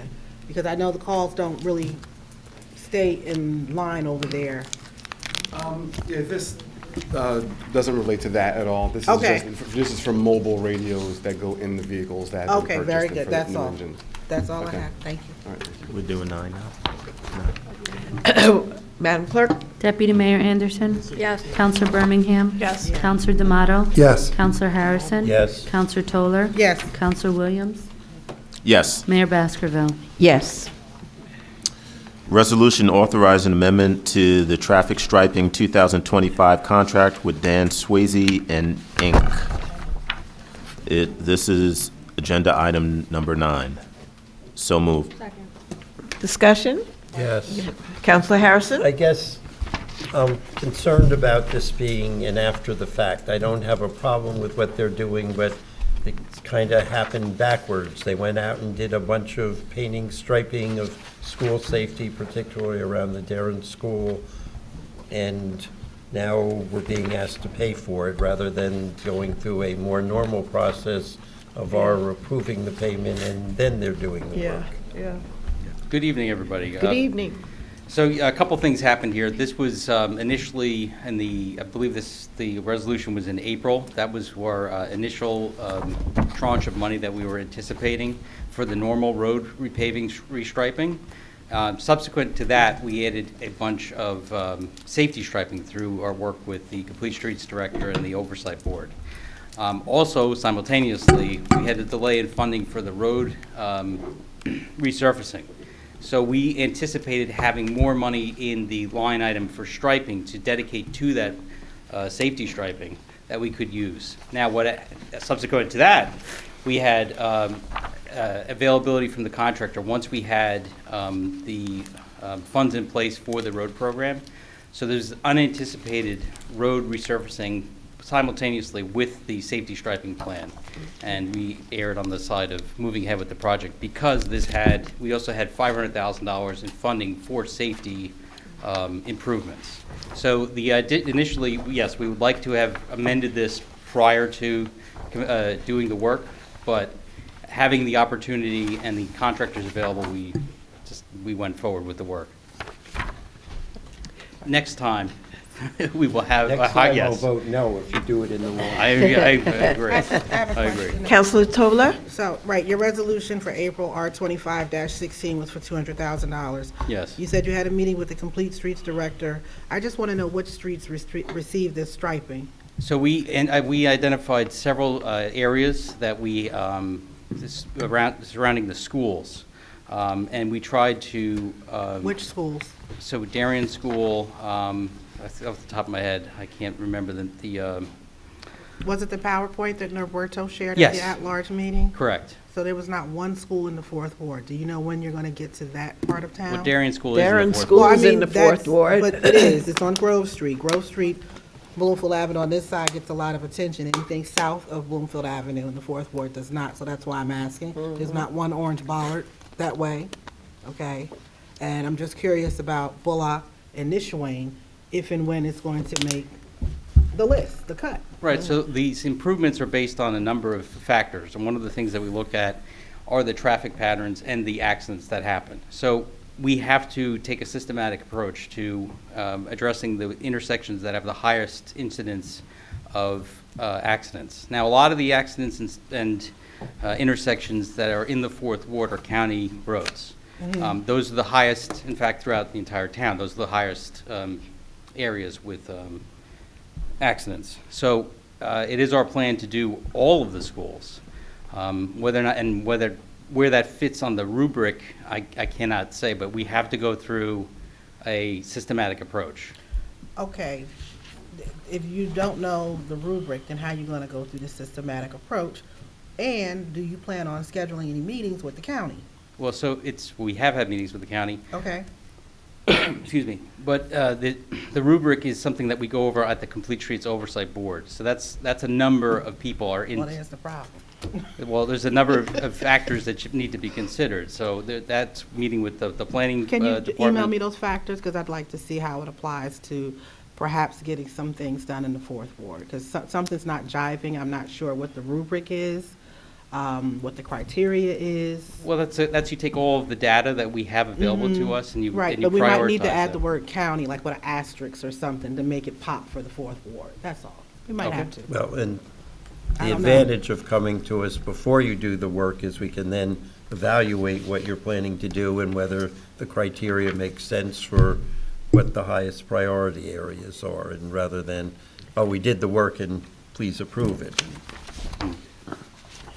And the other thing, just, I know that we don't have a Complete Streets Director, but we did design it so that there are two council members, so that someone from each ward, you can go into the meeting to hear what's going on in your ward. Correct. So that was by Right, design. but that hasn't really rolled out yet. I don't even know if that's still gonna work, if it will, because I think we just have to start looking at more creative ways to address some of the issues. Traffic, pedestrian, bike safety in the fourth ward, because we have some county roads, okay? There has to be a discussion. I've said this before, that, bringing residents from every ward to the table is gonna matter to get things done, because the presentation that was shared at the at-large meeting, nothing for the fourth ward. One street, and that's already been done, some stop signs. I don't think that's entirely accurate. I mean, Well, I'm there's- just saying, I'm going on the presentation that Norberto presented at Counselor Anderson's meeting. It said Washington and Willowdale. Well, again, we can't put everything into those presentations, so we have to, for a time of efficiency, you can't list everything that we've done in the department. Then email me everything you've done in the fourth ward. I'll Okay. wait for that. Thank you. Okay? This is number 9, Laura. Are we ready to vote, or we still have more discussion? Counselor Toller? Yes. Do you have more questions? Or? Madam Clerk? Deputy Mayor Anderson? Yes. Counselor Birmingham? Yes. Counselor D'Amato? Yes. Counselor Harrison? Yes. Counselor Toller? Yes. Counselor Williams? Yes. Mayor Baskerville? Yes. Counselor Williams? Number 10, please. Sure. Thank you.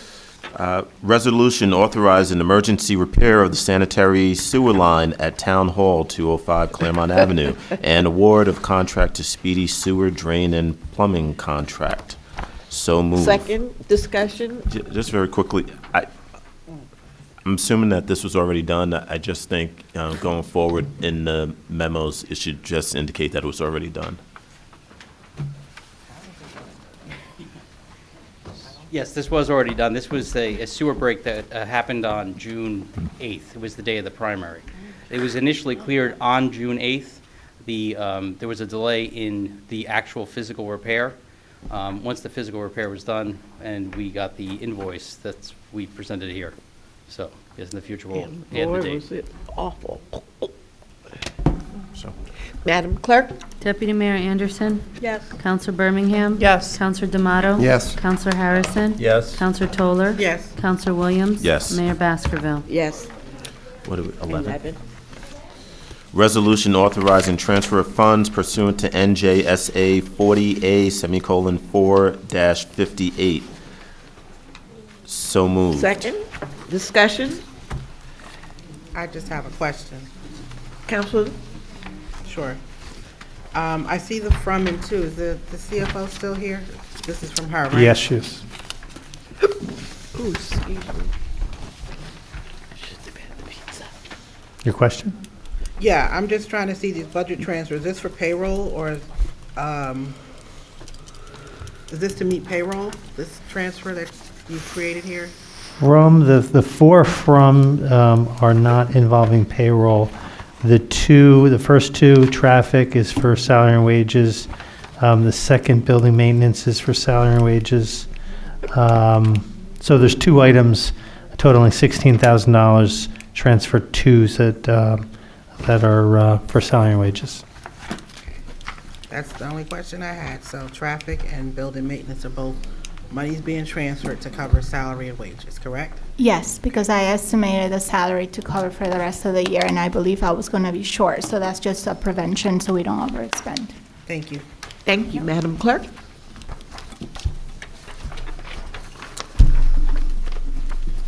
Deputy Mayor Anderson? Yes. Counselor Birmingham? Yes. Counselor D'Amato? Yes. Counselor Harrison? Yes. Counselor Toller? Yes. Counselor Williams? Yes. Mayor Baskerville? Yes. At number 12. Resolution authorizing expenditure to purchase computer equipment for Township PC Refresh Program. So moved. Second, discussion. Yes, I'm just Counselor wondering. Toller? Yes. Should we table this since the Chief Information Officer is not with us? I know that you're looking to bring someone else in, or is this for the police department? So there's, this resolution is for 40 new personal computers, personal being desktop or PCs. Right. 30 of which are for the police department, 7 of which are for fire department, and 3 of which are for tax collection. I would not recommend, I think we're at a point where the police department definitely needs them for their purposes. I would not recommend I wasn't tabling it. asking, like, if they need it or not. I'm just saying, if you're looking to bring in a new person, are they going to be able to utilize this type of platform and software? And we're not going to have to buy 40 more computers because the new person you bring in. The computers are, they can Okay. use these computers. And Mr. Fan's other employees will also be able to set them up, no issues. So basically, we have been needing computers for the last few years. Mr. Fan kind of dropped the ball on getting them done and purchased. And even after we had our finance committee meeting where the discussions were there, he was originally going to purchase 70 for the PC refresh. It went down to 40 after you guys discussed the laptops and people who might be able to use those.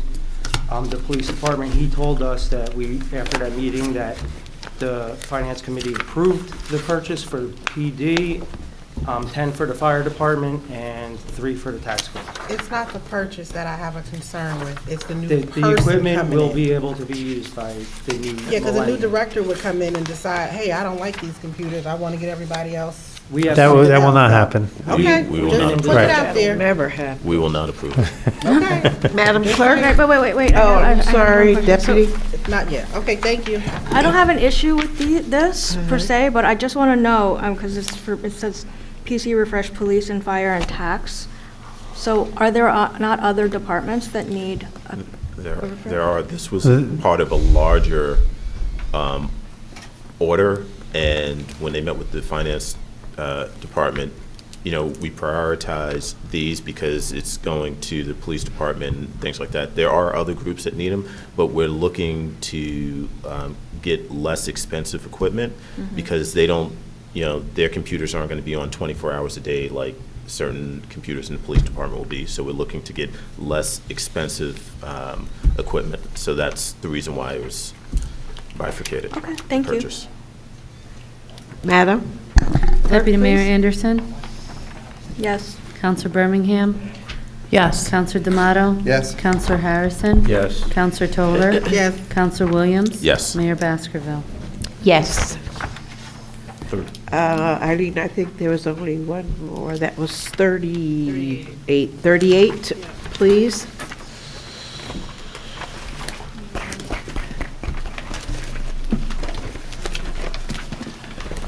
Resolution authorizing the award of a fair and open professional service contract to Hendricks Appraisal Company LLC for appraisals and consulting of 18 Burnside Street, Block 1703, Lot 43. And I so move. Second, discussion. Madam Clerk? Deputy Mayor Anderson, Yes. Counselor Birmingham, Yes. Counselor D'Amato. Yes. Counselor Harrison. Yes. Counselor Toller. Yes. Counselor Williams. Mayor Baskerville. Yes. Okay. Good night. Thank you. You too. Yes. We're, okay, number 4. Madam Clerk, Who's the movant for item number 4? I'll move it. Deputy Mayor Anderson, No discussion? Okay. No, because it didn't get pulled, so it's sort of like, right. there were 13 items that weren't Oh, questioned. you want it pulled? Let's go to, yeah, okay, I was gonna ask the clerk to run back the ones that weren't pulled. okay. Do that in one swoop to make sure. 4, 13, 14, 15, 20, 21, 23. 31, 34, 35, 37, 39, and 40.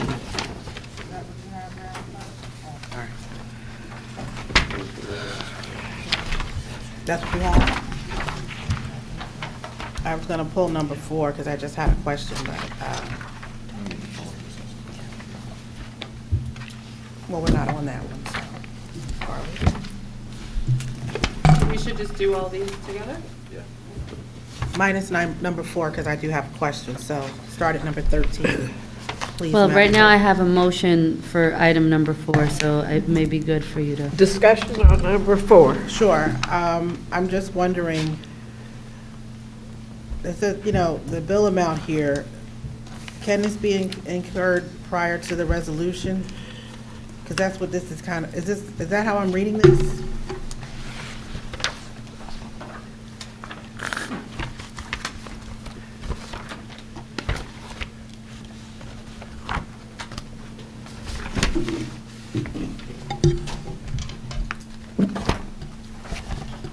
Because there's no attached resolution either.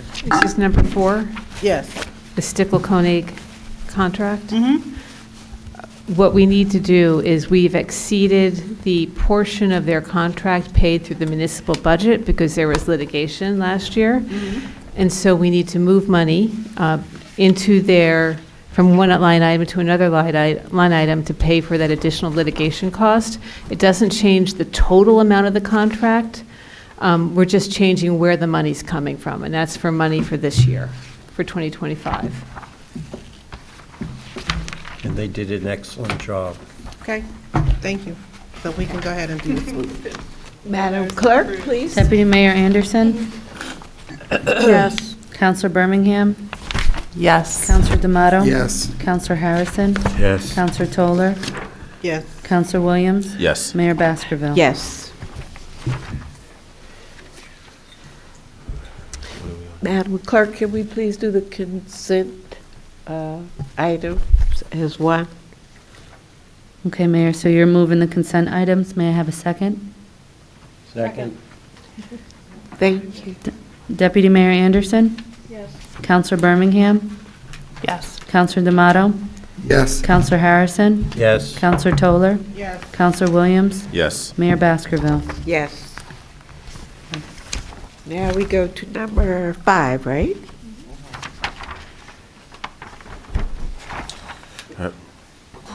You need to read it?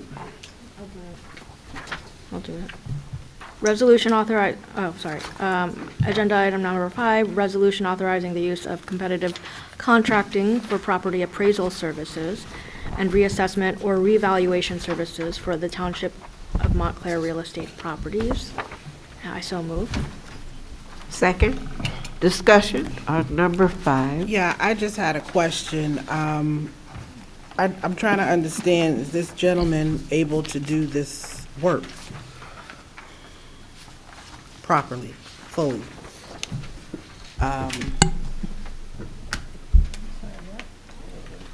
Yeah. What is your question? My question is, why does the tax assessor believe we need to actually do this now? Just trying to understand it. We've been You can ordered answer to it, do sure. it. Go ahead. There's been an order by the Essex County Tax Board to conduct a revaluation. Okay.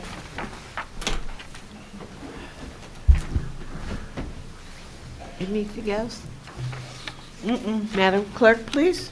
Deputy Mayor Anderson? Yes. Counselor Birmingham? Yes. Counselor D'Amato? Yes. Counselor Harrison? Yes. Counselor Toller? No.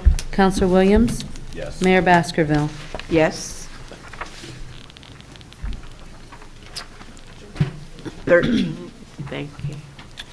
Resolution authorizing the purchase of goods and services from contracts with approved national cooperative purchasing contract vendors pursuant to NJSA 52:34-6.2B.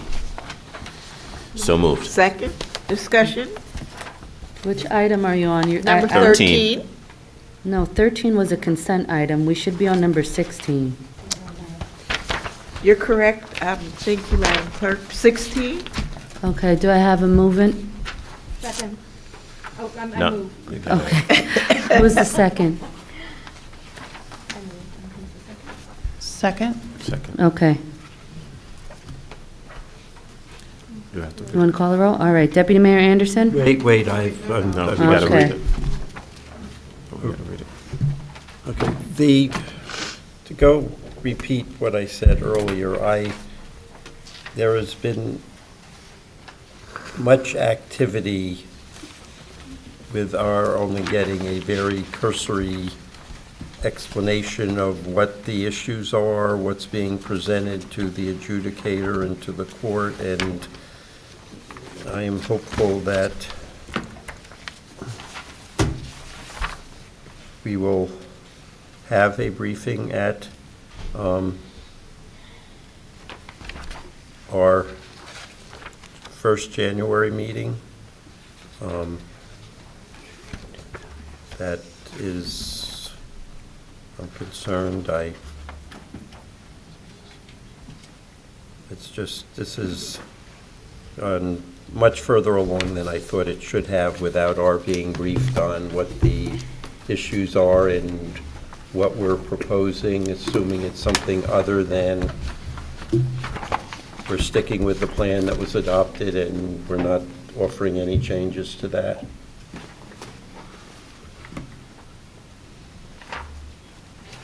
That's my only comment.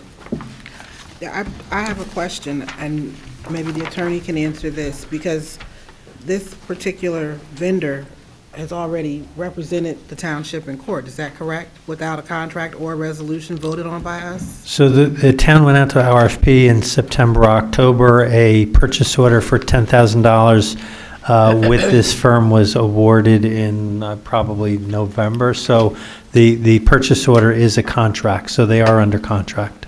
So, but this here is asking for additional money, like 36. The purchase 40 order was for 2025. This contract's for 2026. Okay. Did This- the this- council approve the purchase No, order? we did. So, Well, no, we so the didn't. town has a policy that contracts under the bid threshold may be approved by purchase order. So that's what had happened. And this is, But was kind of a given that it was going to exceed yes. the amount. I mean, I know who the attorney is because I've been working with him on Manchester, but it goes back to sequence is important, and that would have been a vehicle for us to push to get an earlier briefing. I think they've only been on their contract for less than 2 months now, so. Okay, but the court schedule for doing, the statutory schedule for doing this required a lot of activity in November and December, and Ms. Talley has confirmed that they've had a number of meetings in December, and I know that's been the pattern in all the towns that are, where there was a challenge filed, and it just would be nice to know, to be kept up to date on what's happening. It's not, it's a matter of consequence. Excuse me, Mr. Harrison, it says this is in litigation and the plaintiff is actually in the audience. I understand, We don't that's why wanna I'm saying discuss how nothing of many substance. meetings and things have happened with the attorneys. So any work that the attorneys have done shouldn't be revealed to the public at this time. Is it okay to say that the memo submitted by Ms. Talley is just a little off because it's reading as one of the persons in the audience filed the challenge when it was actually the Fair Share Housing Committee that filed the challenge? Well, they both. They both did, but it's not mentioned here. It's read differently, so that's all I'm saying. It's not written well because the Fair Share Housing Authority filed first. So again, any discussions No, I that you're know. having with Ms. Talley about the litigation, again, shouldn't be disclosed Well, I'm to the talking public. about Fair Share Housing. They're the ones that put the complaint in, not the Again, person. we're talking about litigation Okay. that we don't want to speak about Okay. in terms of what is going on or what the understanding is or what is being communicated by our employees in terms of that. It's my understanding that Joe Garcia, who was the interim township attorney, was handling this matter until recently, I No, believe. Tuskegee.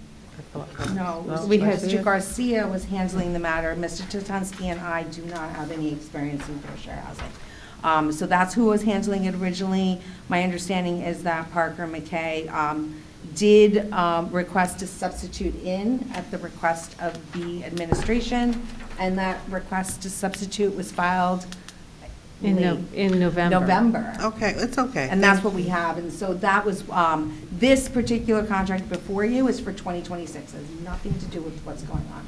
Okay, so this is why I've asked twice for an update in executive session. So we're going to have one in January, correct? Subject to their availability, yes. Madam Clerk? Deputy Mayor Anderson? Counselor Birmingham? Yes. Counselor D'Amato? Yes. Counselor Harrison? Yes. Counselor Toller? Yes. Counselor Williams? Yes. Mayor Baskerville? Yes. Number 7. 17, resolution authorizing execution of certification for Valley and Bloom redevelopment project. So moved. Second. I just have a question here, and I don't even know who to pose this question to. So basically, this resolution would grant the owner a certificate of completion based on executing a solar contract. I didn't, when I looked through here, I didn't see that there was anything in here that, after this gets granted, that prohibited them from canceling the contract. So that was my only concern, the question. Let me do, and then I hope I can find to address the immediate. This was originally on our agenda, I guess, at the last meeting or maybe the meeting before. I raised concerns that led to it being held. The concerns I had at that point in time, it said they would, in the future, contract with a solar provider, which, given the length of time the building's been up and the number of developers, solar developers who were participating in the community solar, I did not understand why that was not already under contract, so they went out and did that. And I'll come back to that in a second. The other issue was the way they wrote the certificate of completion, they were absolving themselves except for the two things that carried on no longer applied, which was fine, but the provisions that applied to the township still applied, and one of those was we would never change the zoning of the property.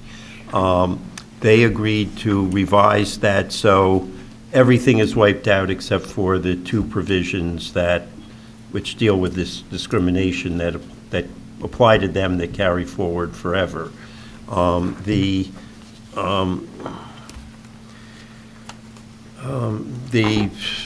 go back a little further. The original envision was there was going to be a solar project on the roof of the garage. That ended up being not feasible before my time. It was agreed that they would contract with a solar provider and then provide the reduced electric benefit to the low and moderate income households in the agreement. And then the only flaw with their original proposal was they hadn't entered that. That's now entered. The solar provider has they're required to, their rates be 20% lower with their agreement with BPU, so the electric for the building will be 20% lower, and then that savings will be passed on to low and moderate. And I think it provides, and I don't know how we can do better, that if the agreement with Altus Power terminates for whatever reason, that they're required to utilize the best efforts to enter into a similar contract with another provider, which, that's going to be dependent on the administration to hold them to it, but I don't know how we do better than that. No, I mean, the whole, and I don't want to really belabor the point, but my original point was here, we're contemplating giving them a certificate of completion based upon them entering into this contract. Now, there is a provision in there that they can terminate it, okay? Now, after we give them the certificate of completion, they can then terminate it, and we don't have any recourse. No, I disagree. I think we can go after them if they do not provide an alternate. And I don't. There were several Montclair Times articles where they were supposed to do certain things, and none of that happened to date. I'm not asking to go back in time, but like the roofs would be covered with solar panels. That was a Montclair Times article from May 2012. May 2014, they were going to have 4 open spaces and green energy features. I don't know where that is. I think that with the idea is that people abandoned, that the community solar was a better solution than locally produced. And that was, and then the other things that I was concerned that they were on the hook for, which was the rehabilitation of the traffic circle on Church Street. I got all excited about that because I like fountains. And it turned out that they were only. I wasn't finished, but I'll let you go ahead. No, that they were only on the hook for a certain dollar amount which they spent. 4 things.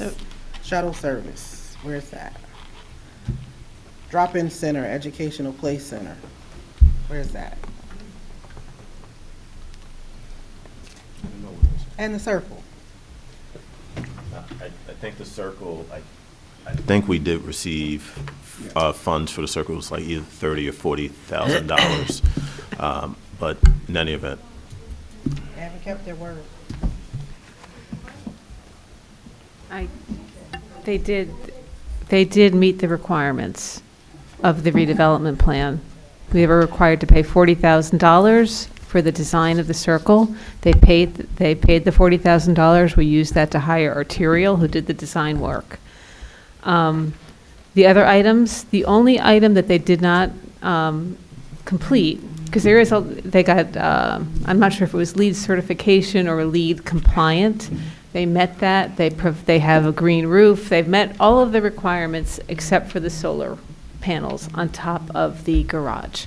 So that's what held them up from ever getting their certificate of completion over the past 10 years. They have a shuttle service too? Excuse me? Shuttle service? That was never a requirement. The Montclair Times article from 2014, Brian Stoller said, "We will offer shuttle service for Valley and Bloom and the MC Hotel." That was not a requirement in the redevelopment plan. No, I know it wasn't required. I'm just saying this is what he stated. Right. I'm sorry, this is what he stated he was going for. I'm not saying it was in the redevelopment. Right, so the plan, certificate of completion is a document that says that they've satisfied the requirements of the redevelopment plan. Thanks. And to Councilor Williams's point, to Councilor Williams's point, I would think that in the redevelopment agreement, there's a provision that says if they renege or if they do not use their best efforts to find an alternative, that we would be able to go after them Right. legally. I also just wanted to point out that I had asked how we would know how the net final savings would actually be passed on to the lower and moderate income deed restricted, the residents of the deed restricted units. And you had said that, do you want to just say what? Yeah, we've required that they're going to give us an annual report showing what their savings is from participating in the community solar program and how that dollar amount has been distributed to the 26 low and moderate income units in their building. So we can actually get the calculation of the cost savings and how that cost savings is actually applied as rental credits to those units. So my department will get those reports annually. We also have an administrative agent who reviews their leases on an annual basis. So between the planning department and the administrative agent, we will ensure that these rental credits are reflected in actual reductions to their rent. And I guess my only other question is, how will these residents know that they're supposed to be getting a credit?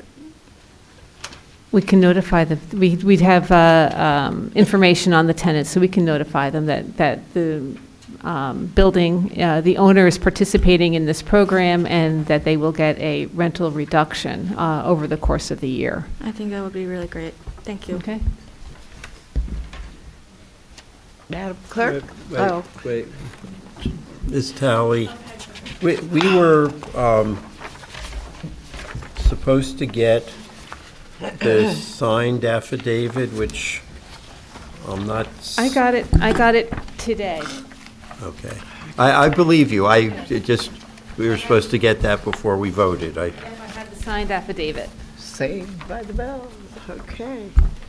Madam Clerk, please. Deputy Mayor Anderson? Yes. Counselor Birmingham? Counselor D'Amato? Yes. Counselor Harrison? Yes. Counselor Toller? No. Counselor Williams? yes. Mayor Baskerville? Yes. 18. Yes, please.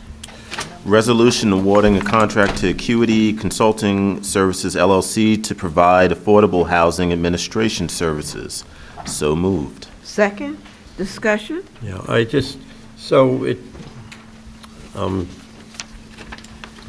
says, we went out, and I don't know if it's a typo, we went out to bid on 2 occasions. It says in 2024, but not this year. It says November and December of 2024. No, we went out to bid in 2024 twice and did not get any responses. We then negotiated, we submitted, we're then allowed to solicit proposals from firms that we know do this work. So we solicited proposals from Acuity and another firm, and selected Acuity to do this, serve as administrative agent for 2024. So moving on to 2025, we did not solicit new proposals for 2025. So this would be under, I worked with the purchasing agent, it was awarded as a negotiated contract, and the purchasing agent said that this is how we can continue the contract for 2025. What happens in 2026? Which is, okay, so this is for 2020, okay. So we 2026. first entered an agreement for 2025, we're now Right. doing this for 2026. Right. And then can the same thing happen in 2027, or do we have to go to bid at that point? I'll have to talk to the purchasing agent. I can't answer that.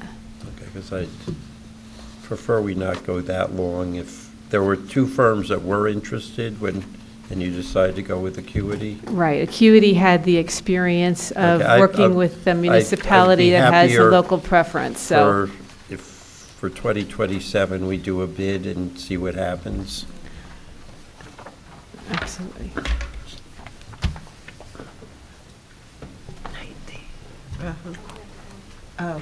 Madam Clerk? Deputy Mayor Anderson? Yes. Counselor Birmingham? Yes. Counselor D'Amato? Yes. Counselor Harrison? Yes. Counselor Toller? Yes. Counselor Williams? Yes. Mayor Baskerville? Yes, thank you. We agree this is number 19 now? Okay. Resolution authorizing the township to accept and pre-qualify responses to the request for proposal RFP 26-P18 for competing contracting for professional services for the Department of Planning and Community Development. So moved. Second. Discussion? Does this mean any of these firms can be contracted with? Yeah. Not happy. Yes. Yes, the idea is when we did it, went out to RFP for these different services, we can, over the course of the year, these would be pre-qualified. What we can do is solicit proposals from these firms to provide services as needed for 2026. I'm not concerned about, I mean, the planning board and Board of Adjustment will make its own determination among those, and not an issue. Concerned with the professional planner, we have some people from far and wide, is how I will describe it, as to,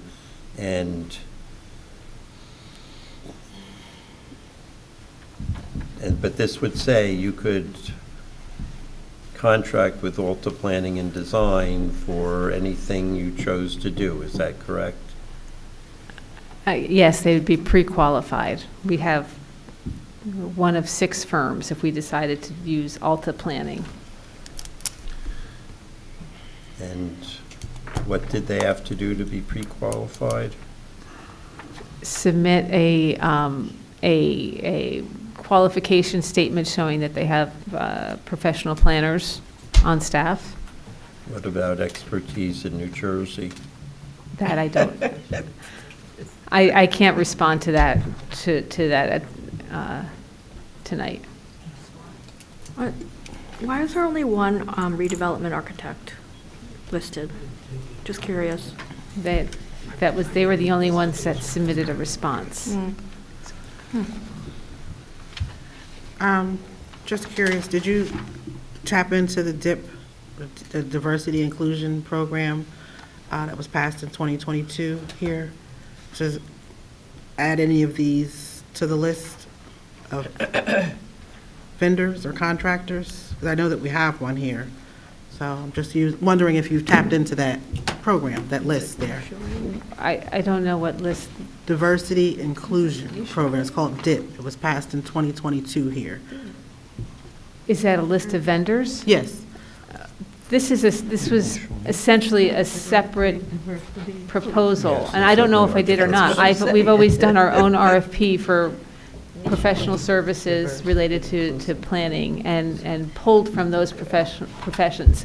I'm not sure what professions were included in that dip. If you didn't check, you So- wouldn't know.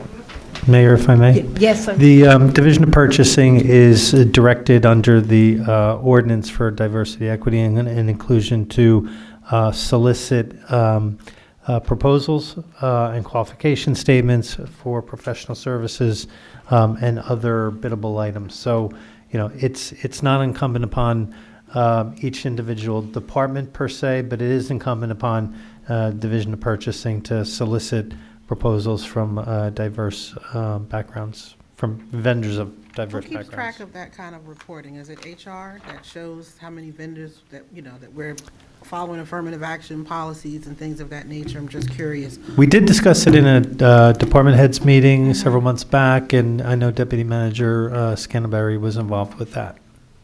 Do you have an answer, sir?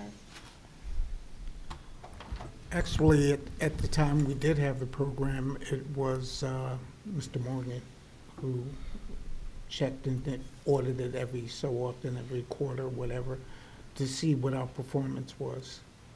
So in we don't have relationship. anybody now? Not to my knowledge. The ordinance QPA directs the would have to be the one to do it. The ordinance directs the Division of Purchasing to perform those functions. Can you just check with him and share with me his report, the most recent one he has? Sure. Just curious from our knowledge. If anybody else wants a copy, they can ask for it, I guess. Go back, so you don't know whether these firms, the ones I'm not familiar with from far away, whether they were required to show whether they had expertise in New Jersey planning? I mean, we're kind of different in a lot of ways that you need to know municipal land use law, the redevelopment law. I would presume that if we were hiring a firm to do redevelopment work, we'd hire somebody who has New Jersey experience. So this basically reflects, they submitted a complete package, and it gives us the flexibility to hire the firm that meets the qualifications for the projects that arise.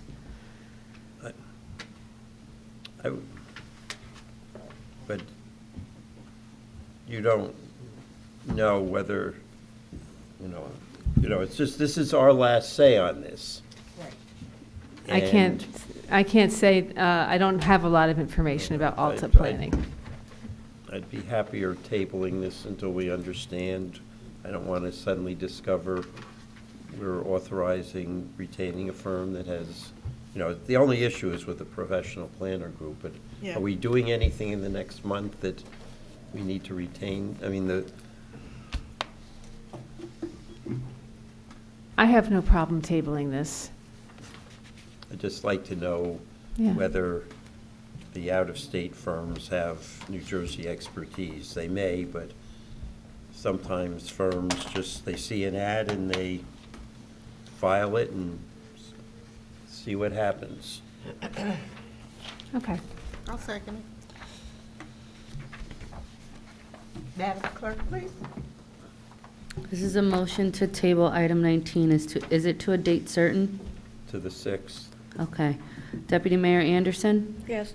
Counselor Birmingham? Yes. Counselor D'Amato? Yes. Counselor Harrison? Yes. Counselor Toller? Yes? Counselor Williams? Yes. Mayor Baskerville? Yes. Are we on 20? Yes, sir. Resolution appointing a member to the Rent Control Board. Can we quickly say their name? Second. We're on item 20, we're on item 22. That's what I. Oh, yeah, because that was two. 20 and 21 are done. Yes. They were consent. Yep. Yep. I didn't clean up mine. Resolution extending the time frame for execution of redevelopment agreement and planning board submissions between BDP Holdings LLC and submissions between BDP Holdings LLC and the Township for Lackawanna Plaza Development. So moved. Second, discussion?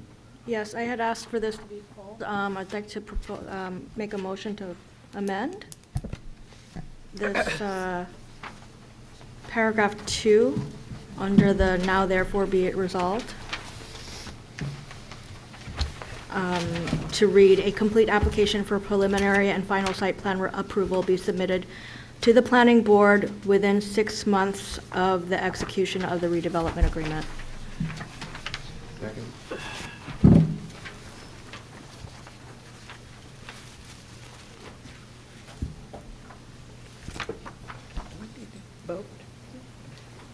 I just want to make sure. Oh, go ahead.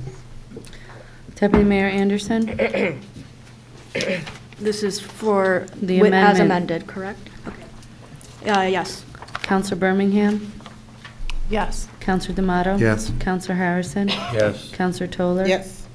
Counselor Williams? Yes. Mayor Baskerville? Yes. We on 23? 24. Resolution authorizing the award of non-fair and open professional service contract to RSC. I'm sorry, did you have something? Were we going to move that? Which one? What, Yeah, which the- one? We amended it, but we didn't. Yes, back to the original motion on item number 22. So now we're doing the Oh, thank you. motion to adopt as amended. Deputy Mayor Anderson? Yes. Counselor Birmingham? Yes. Counselor D'Amato? Yes. Counselor Harrison? Yes. Counselor Toller? Yes. Counselor Williams? Yes. Mayor Baskerville? Yes.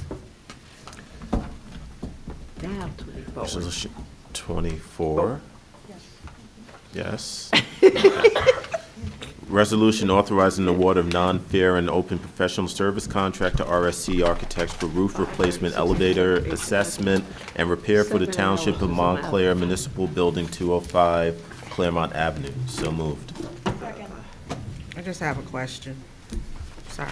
Motion to It's number adjourn. 24. Through I'm the just, 7 hours. you know, they give you a dollar amount here, but they don't tell you how many hours or what their hourly rate is. How did they arrive at these numbers? Without- The hourly rate was in the proposal, which should have been attached, so. I must have missed it.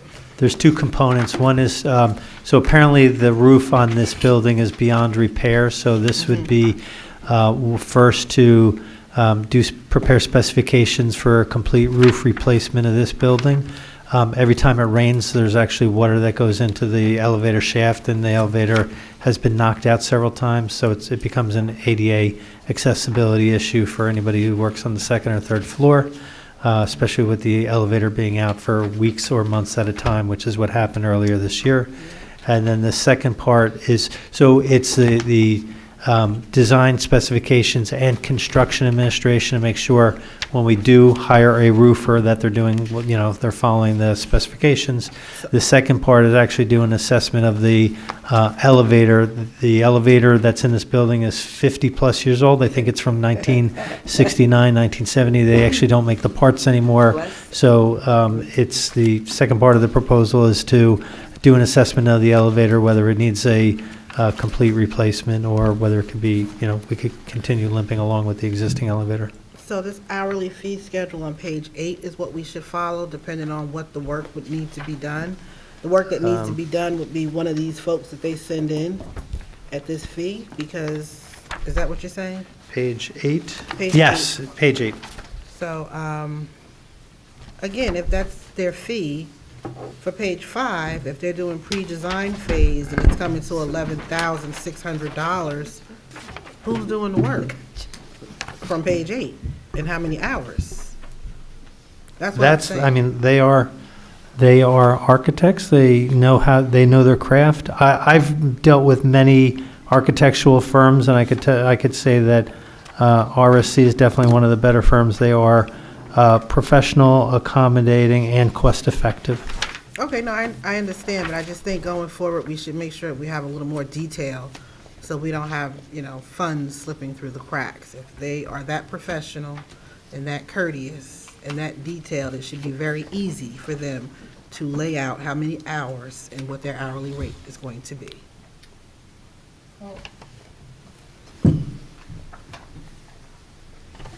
Counselor? No, I'm just saying that they're doing it in a lump sum. here, and then they're given, right? Every In contract, other words- it's a not to exceed contract, so if it comes in below, that's their estimate. Right. So, unless there are unforeseen circumstances that they're not aware of, they will come in below that. I think that's a worst-case scenario number. It's not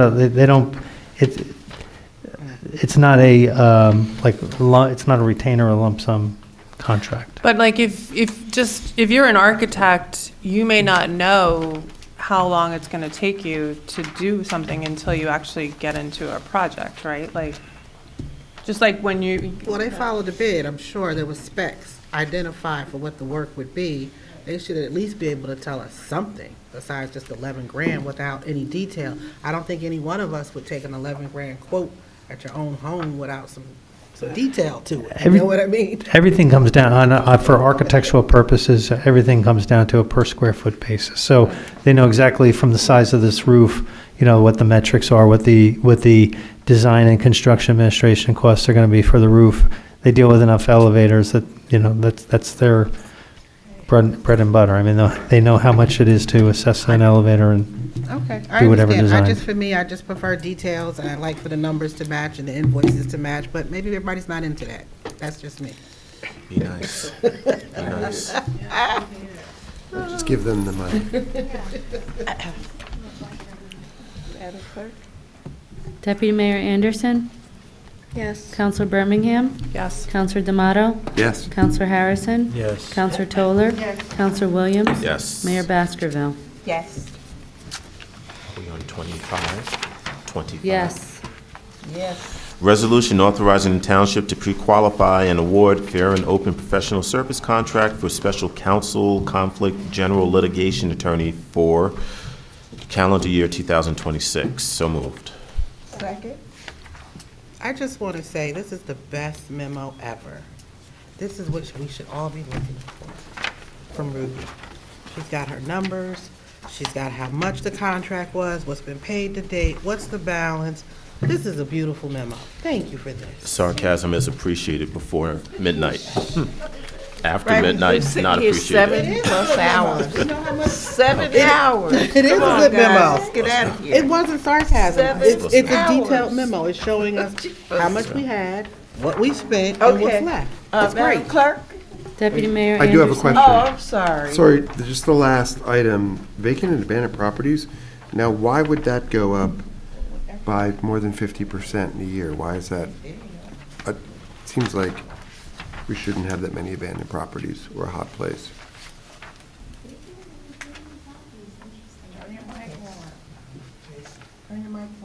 That's the redevelopment attorney. Yeah, that's Jason That's Santangelo, yeah. Yeah, he's combining two different functions, so he's taking on additional role.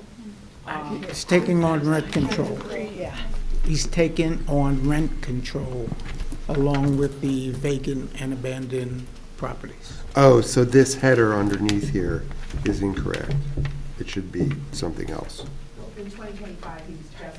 Oh, I see. So now he's taking on rent control, which will be the next. I get it. Excellent.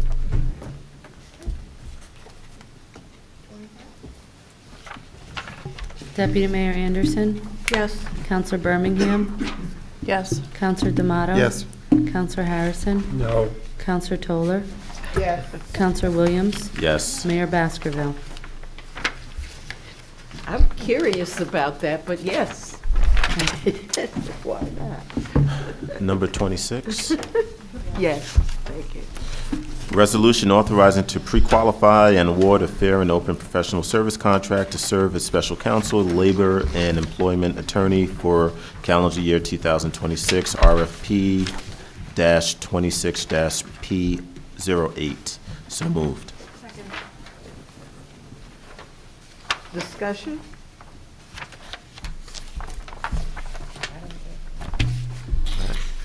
Let's go. Madam Clerk? Deputy Mayor Anderson? Yes. Counselor Birmingham? Yes. Counselor D'Amato? Yes. Counselor Harrison? Yes. Counselor Toller? Yes. Counselor Williams? Yes. Mayor Baskerville? 27. Yes.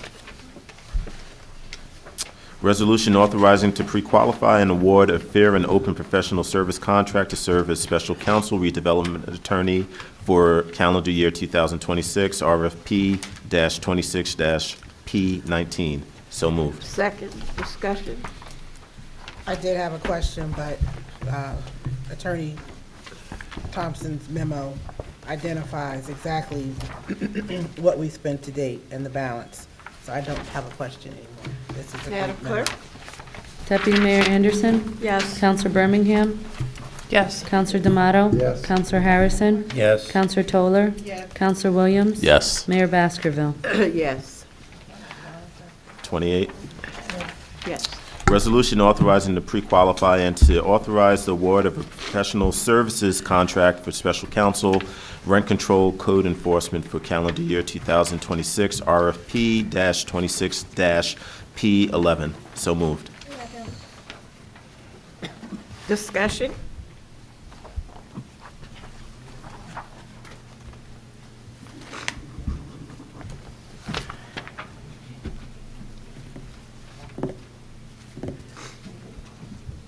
Madam Clerk? Deputy Mayor Anderson? Yes. Counselor Birmingham? Yes. Counselor D'Amato? Yes. Counselor Harrison? Yes. Counselor Toller? Yes. Counselor Williams? Yes. Mayor Baskerville? Yes. 29. Resolution to reappoint, is it Matt? Maite Martinez Matos. No, you did not. 29 and 30, Counselor Birmingham had a question. Okay. But that was hours ago. Do you still have that question? Thank you. My very quick question is just, why is the prosecutor 500 and the defender 350? Is that like just the going rate, or why do we pay I think a the question for defender Ruby. less than the prosecutor? Do you know? Honestly, this is my understanding as to what the rate has been. And I would have to look into. Okay, that's fine. I just was curious if there was, okay. The prosecutor was always included in the non-union salary ordinance at $500 per session. Got it. Public defender sends a bill by whatever his Very hourly good is. question. Is there a second on item number Yeah. 29? Okay. Deputy Mayor Anderson? Yes. Counselor Birmingham? Yes. Counselor D'Amato? Yes. Counselor Harrison? Yes. Counselor Toller? Yes. Counselor Williams? Yes. Mayor Baskerville? Yes. Number 30, resolution to reappoint Peter D. Russo Esquire to the position of Municipal Public Defender for the year 2026. So moved. Second. Discussion. Nope. Madam Clerk? Deputy Mayor Anderson? Yes. Counselor Birmingham? Yes. Counselor D'Amato? Yes. Counselor Harrison? Yes. Counselor Toller? Counselor Williams? Yes. Mayor Baskerville? Yes. Agenda item number 31. 32. 32, that's why I call them out. Resolution requesting approval of items of revenue and appropriation pursuant to NJSA 40A:4-87. So moved. Second. Discussion? Madam Clerk? 32. Deputy Mayor Anderson? Yes. Counselor Birmingham? Yes. Counselor D'Amato? Yes. Counselor I did have a Harrison? question. Yes. Counselor Toller? I'm going to say no because I had a question and I didn't get a chance to ask it, so Counselor Counselor- Toller? it's okay. Go Counselor ahead. Williams? Yes. Mayor Baskerville? Fine. Yes. 33. 33. Resolution. Resolution appointing Counselor William Harrison to the Facilities and Infrastructure Committee. Second. I didn't move it yet. Oh, well, hurry I'm up. just messing with you. So Before moved. you moved it. Oh, you did? I raised that for discussion, not because I have any concern about Counselor Harrison being in that position, but because of the process, since we are really, trying to encourage, process and having a process in place. I wanted that pulled because there's no consistent process about how any of these groups have gotten chosen. At this point in time, we can move along, but I would like to, in January, suggest that we have a reorganization and review, the process for putting people on these committees and commissions, because when we initially picked or chose how we were going on them, there was something that was really not a specific process. Now there's something else, and I just want to make sure that everything that we do moving forward, we all understand what the process is, have it in writing. I discussed that with our attorney, and she's going to help me have that written up for our January 6th meeting. So I'm fine to move forward with that at this point in time if everybody else is ready to go.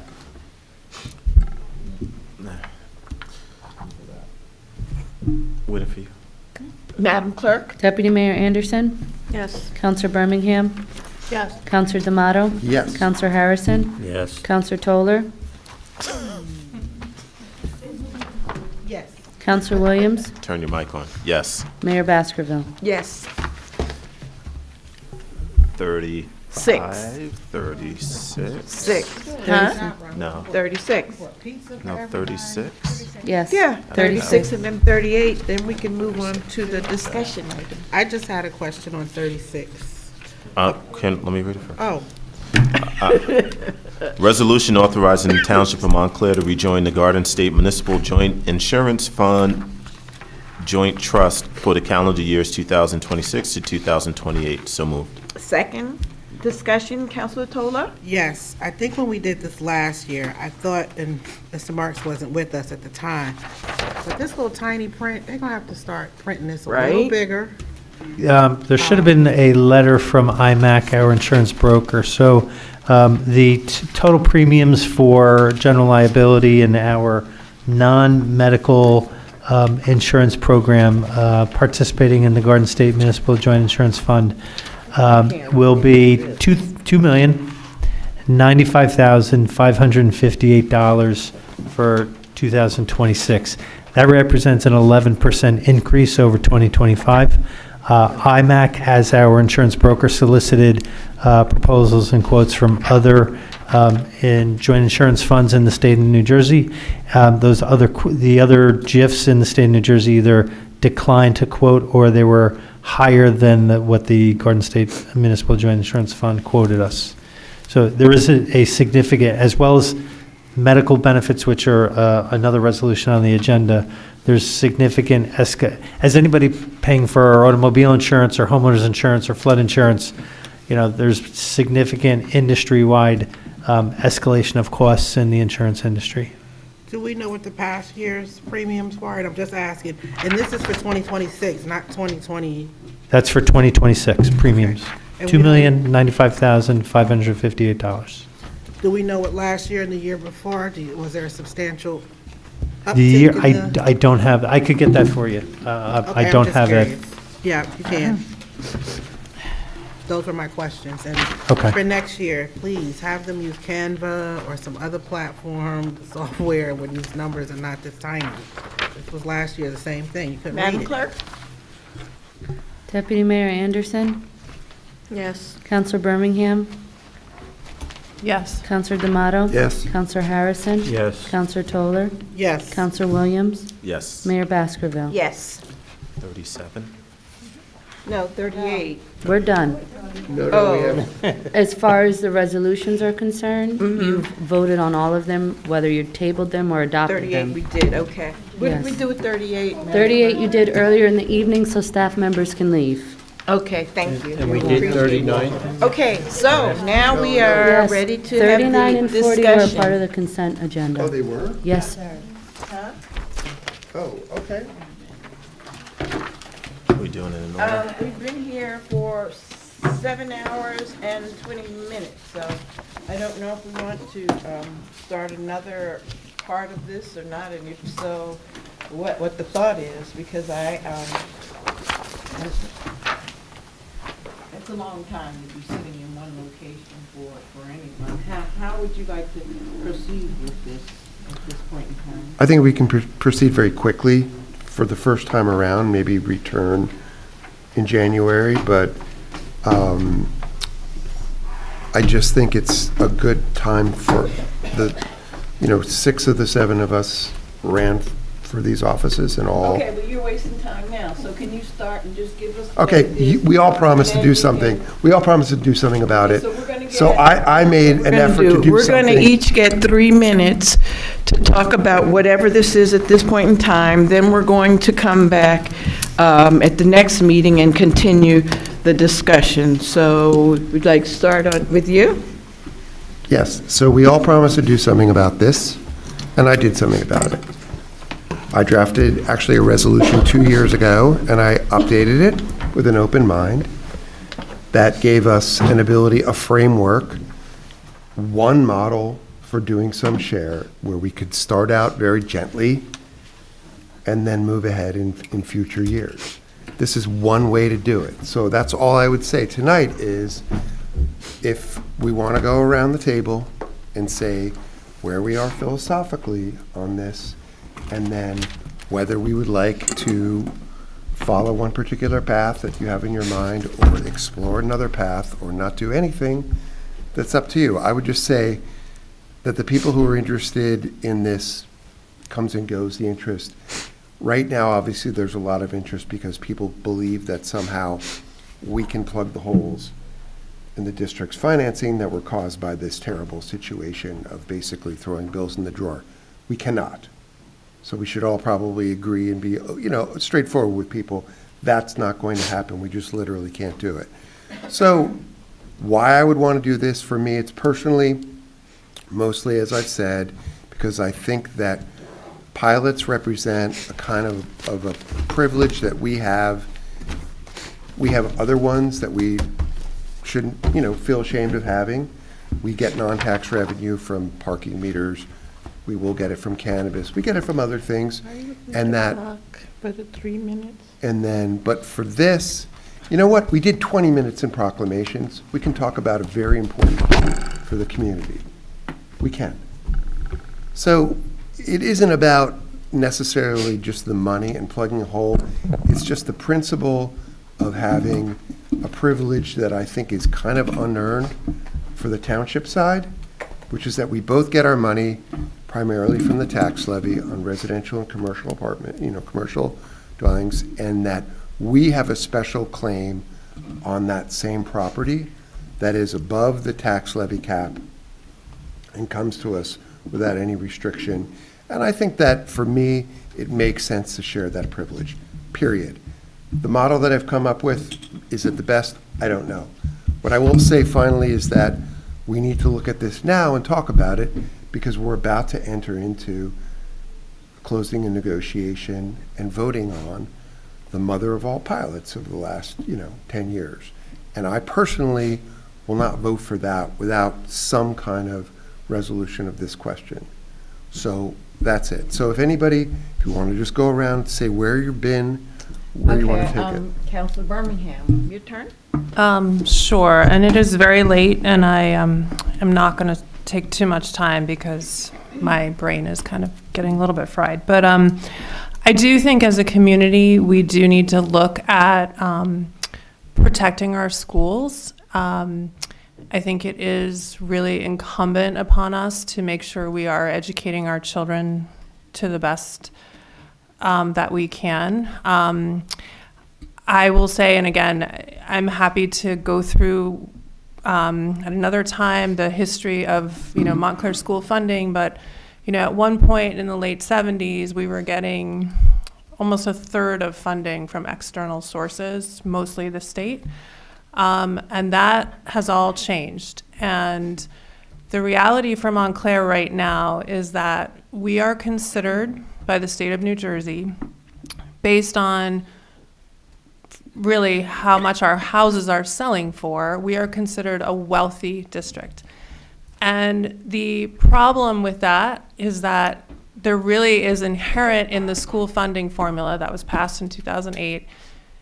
There's inherently in that, there's almost an assumption that everyone is wealthy. And that's really, we know that that's not true, but that is really the pressure on us right now, in that and I believe it was the superintendent of Ridgewood who said this, that this current school funding formula really selects to have non-diverse populations. It selects to have wealthy people because of the way that we're funding schools in New Jersey. So I do think that there is an advocacy point at the state level that we need to really look at as well. But when it comes to pilots, I think it is for us a absolutely any future pilot we will, for me, I would dedicate a portion of that to the schools, because I do think it's part of the social contract that we pay for schools, whether we attend them or we don't. We all sort of get our chance of being a child, and we're lucky when adults invest in us. And I think that's what we need to do. But I will say the current pilot money of $5 million that we have is, it's hard because we're hearing, as you're saying, we have a lot of pressures, particularly around insurance, and the school has these too. So that's the issue. So again, there's a lot more to say on this, but I will end here in interest of time. Okay, so there are problems that we are not going to be able to solve in Montclair with both the school funding formula, the way the pilot legislation is set up, that are not going to make for an easy answer. I, have no philosophical problem with pilot monies going to the Board of Education. I think the question is, do we do it with or without strings? And the reason I'm saying that is by law, whatever the Board of Education adopts in its budget, we have to provide the tax money to do it. And the only real effect of the pilots is where the non-pilot taxpayers, the 99% of us, how much of, as a result of the pilots, more of your money is going to pay for the schools, less of your money is going to pay for the municipal government because of money we're taking for pilots. And we have a current school, not budget's the wrong word. Currently, the Board of Education is in the process of spending and spent last year more than $7 million than the budget provided for. And it's an increase that should have gone to the voters first, not after the fact. There's a question of, is that an appropriate amount of money? And then are we adding to that, or are we helping them to pay down their debt as to how any pilot money would be allocated? I think, as Councilor Birmingham said, anything we take out of the current pilot money is going to result in a reduction in municipal services, but maybe that's a trade. I'm not opposed to that trade-off, but I think everyone has to be aware and everyone participate. I think the process needs to be open. I think the superintendent of schools needs to come here at a public council meeting and specify what the monies that we would give as a pilot would be used for.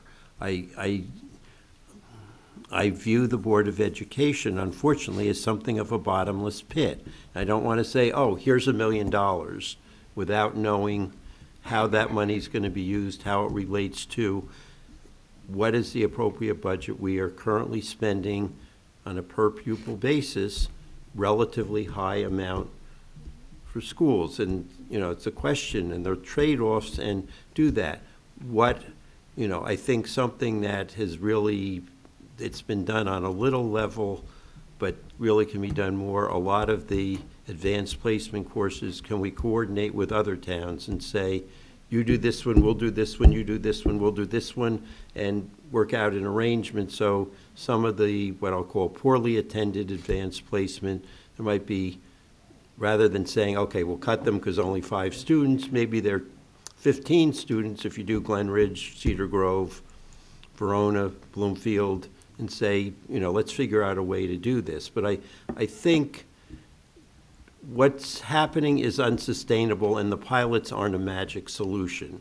There's a fixed amount of dollars the township's getting in, there's a fixed amount the Board of Education, and realistically, and we can't raise taxes infinitely without driving out a lot of people who we don't want to drive out of town. And I think this is a complicated issue. I think, it's not a simple, it'll all be all right if we give X dollars in pilot money. It's not going to be. And I think the question is how much, what purpose, and what municipal cuts will be made, and is that a trade-off the residents want to have? Good, thank you. So with my 3 minutes, I'm going to share some of my 3 minutes with you, but I'd just like to say I agree with what Councilor Harrison said and Councilor Birmingham, and I would like to, when we actually have a robust discussion, I'd like to invite someone that understands our budget, the township budget, thoroughly to come in and do a presentation about pilots, what they are and what that would look like for Montclair, because the conversations I've had, and I'm not opposed to them at all, but the conversations I've had don't demonstrate that enough people that are making these decisions fully understand how a pilot would work at this point in time. So I'm looking forward to having an education session and then robust discussions for people from the community.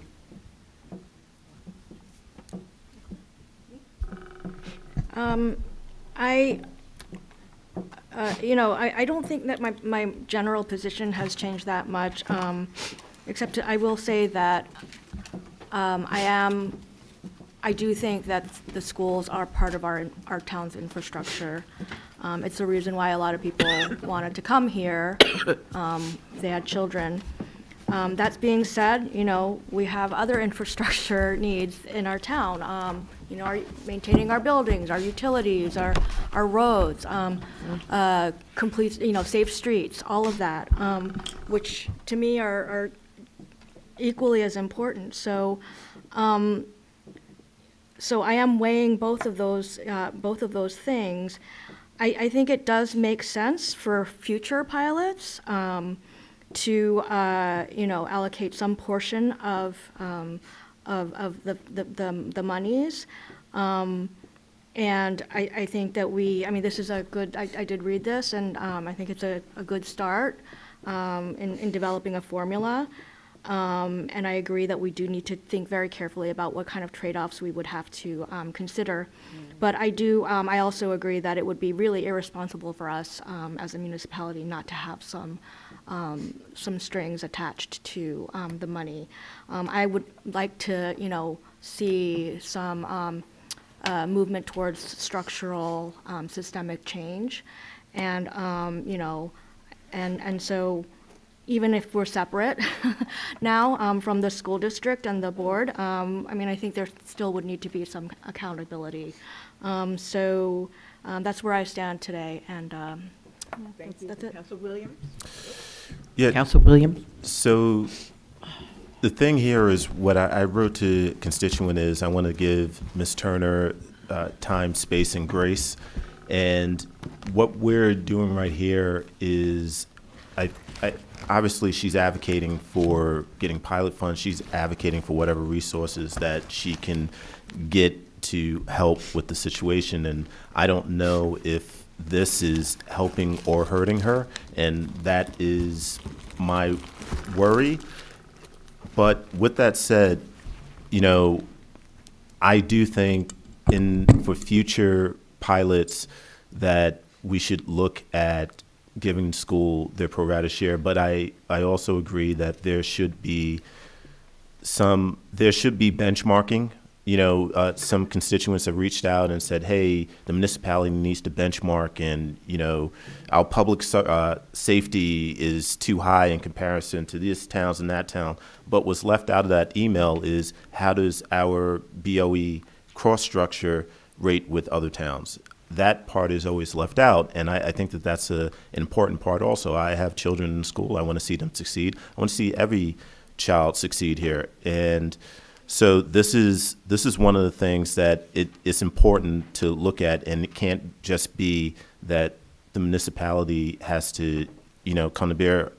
So one of the things, I just want to address a couple of things, because I received a lot of emails, and I'm sure some of you did, and there were just too many to respond to all of them individually. But, residents have said, hey, the pilots need to go because there's a constraint on the BOE at 2% cap. Yes and no. To exceed the 2% cap, it has to be put to the voters. And that's kind of what's happening with the referendum. So folks that feel like that the BOE should get more money, it's totally within your power to give them that money. I spoke about the benchmarking. Giving pilot funds to the school will reduce taxes. Yes and no. The BOE may not need to increase taxes by the amount of the pilot funds received, but the municipal government would have to raise taxes to replace whatever it is that was given to the BOE. So these are some of the things that are concerning, and some of the things that need to be fleshed out. And I don't think that there should be an expectation that the municipal government should, just give money to an entity that is very important, but without any visibility into how funds would be used or how this would not happen again. So that's my thoughts. Thank you, Councilor Tola. Sure, thank you. First thing I want to say is I'm not opposed to pilots. I don't know where that false information got out, but I'll, leave that at that. I think we need to probably have an updated resolution with some financial input, analysis input. Councilor D'Amato, I appreciate you creating something, but we need to have our CFO, an expert, Mr. Marks, and other people assist us in coming up with a financial analysis to see where we fall.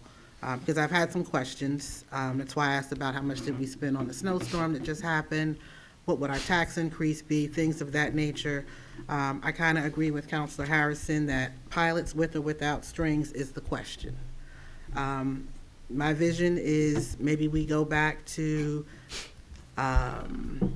perhaps have the Board of Ed come in and, kind of put their claim in, stating what they need to the governing body. This would allow us to still have checks and balances to occur, very similar to how the school board estimate operated. If we're going to discuss and give money, pilot money to the schools, we would need to have some kind of checks and balances in place before that can happen, in my opinion. So again, I am not opposed to pilots. I never was opposed to pilots. Don't know where that came from.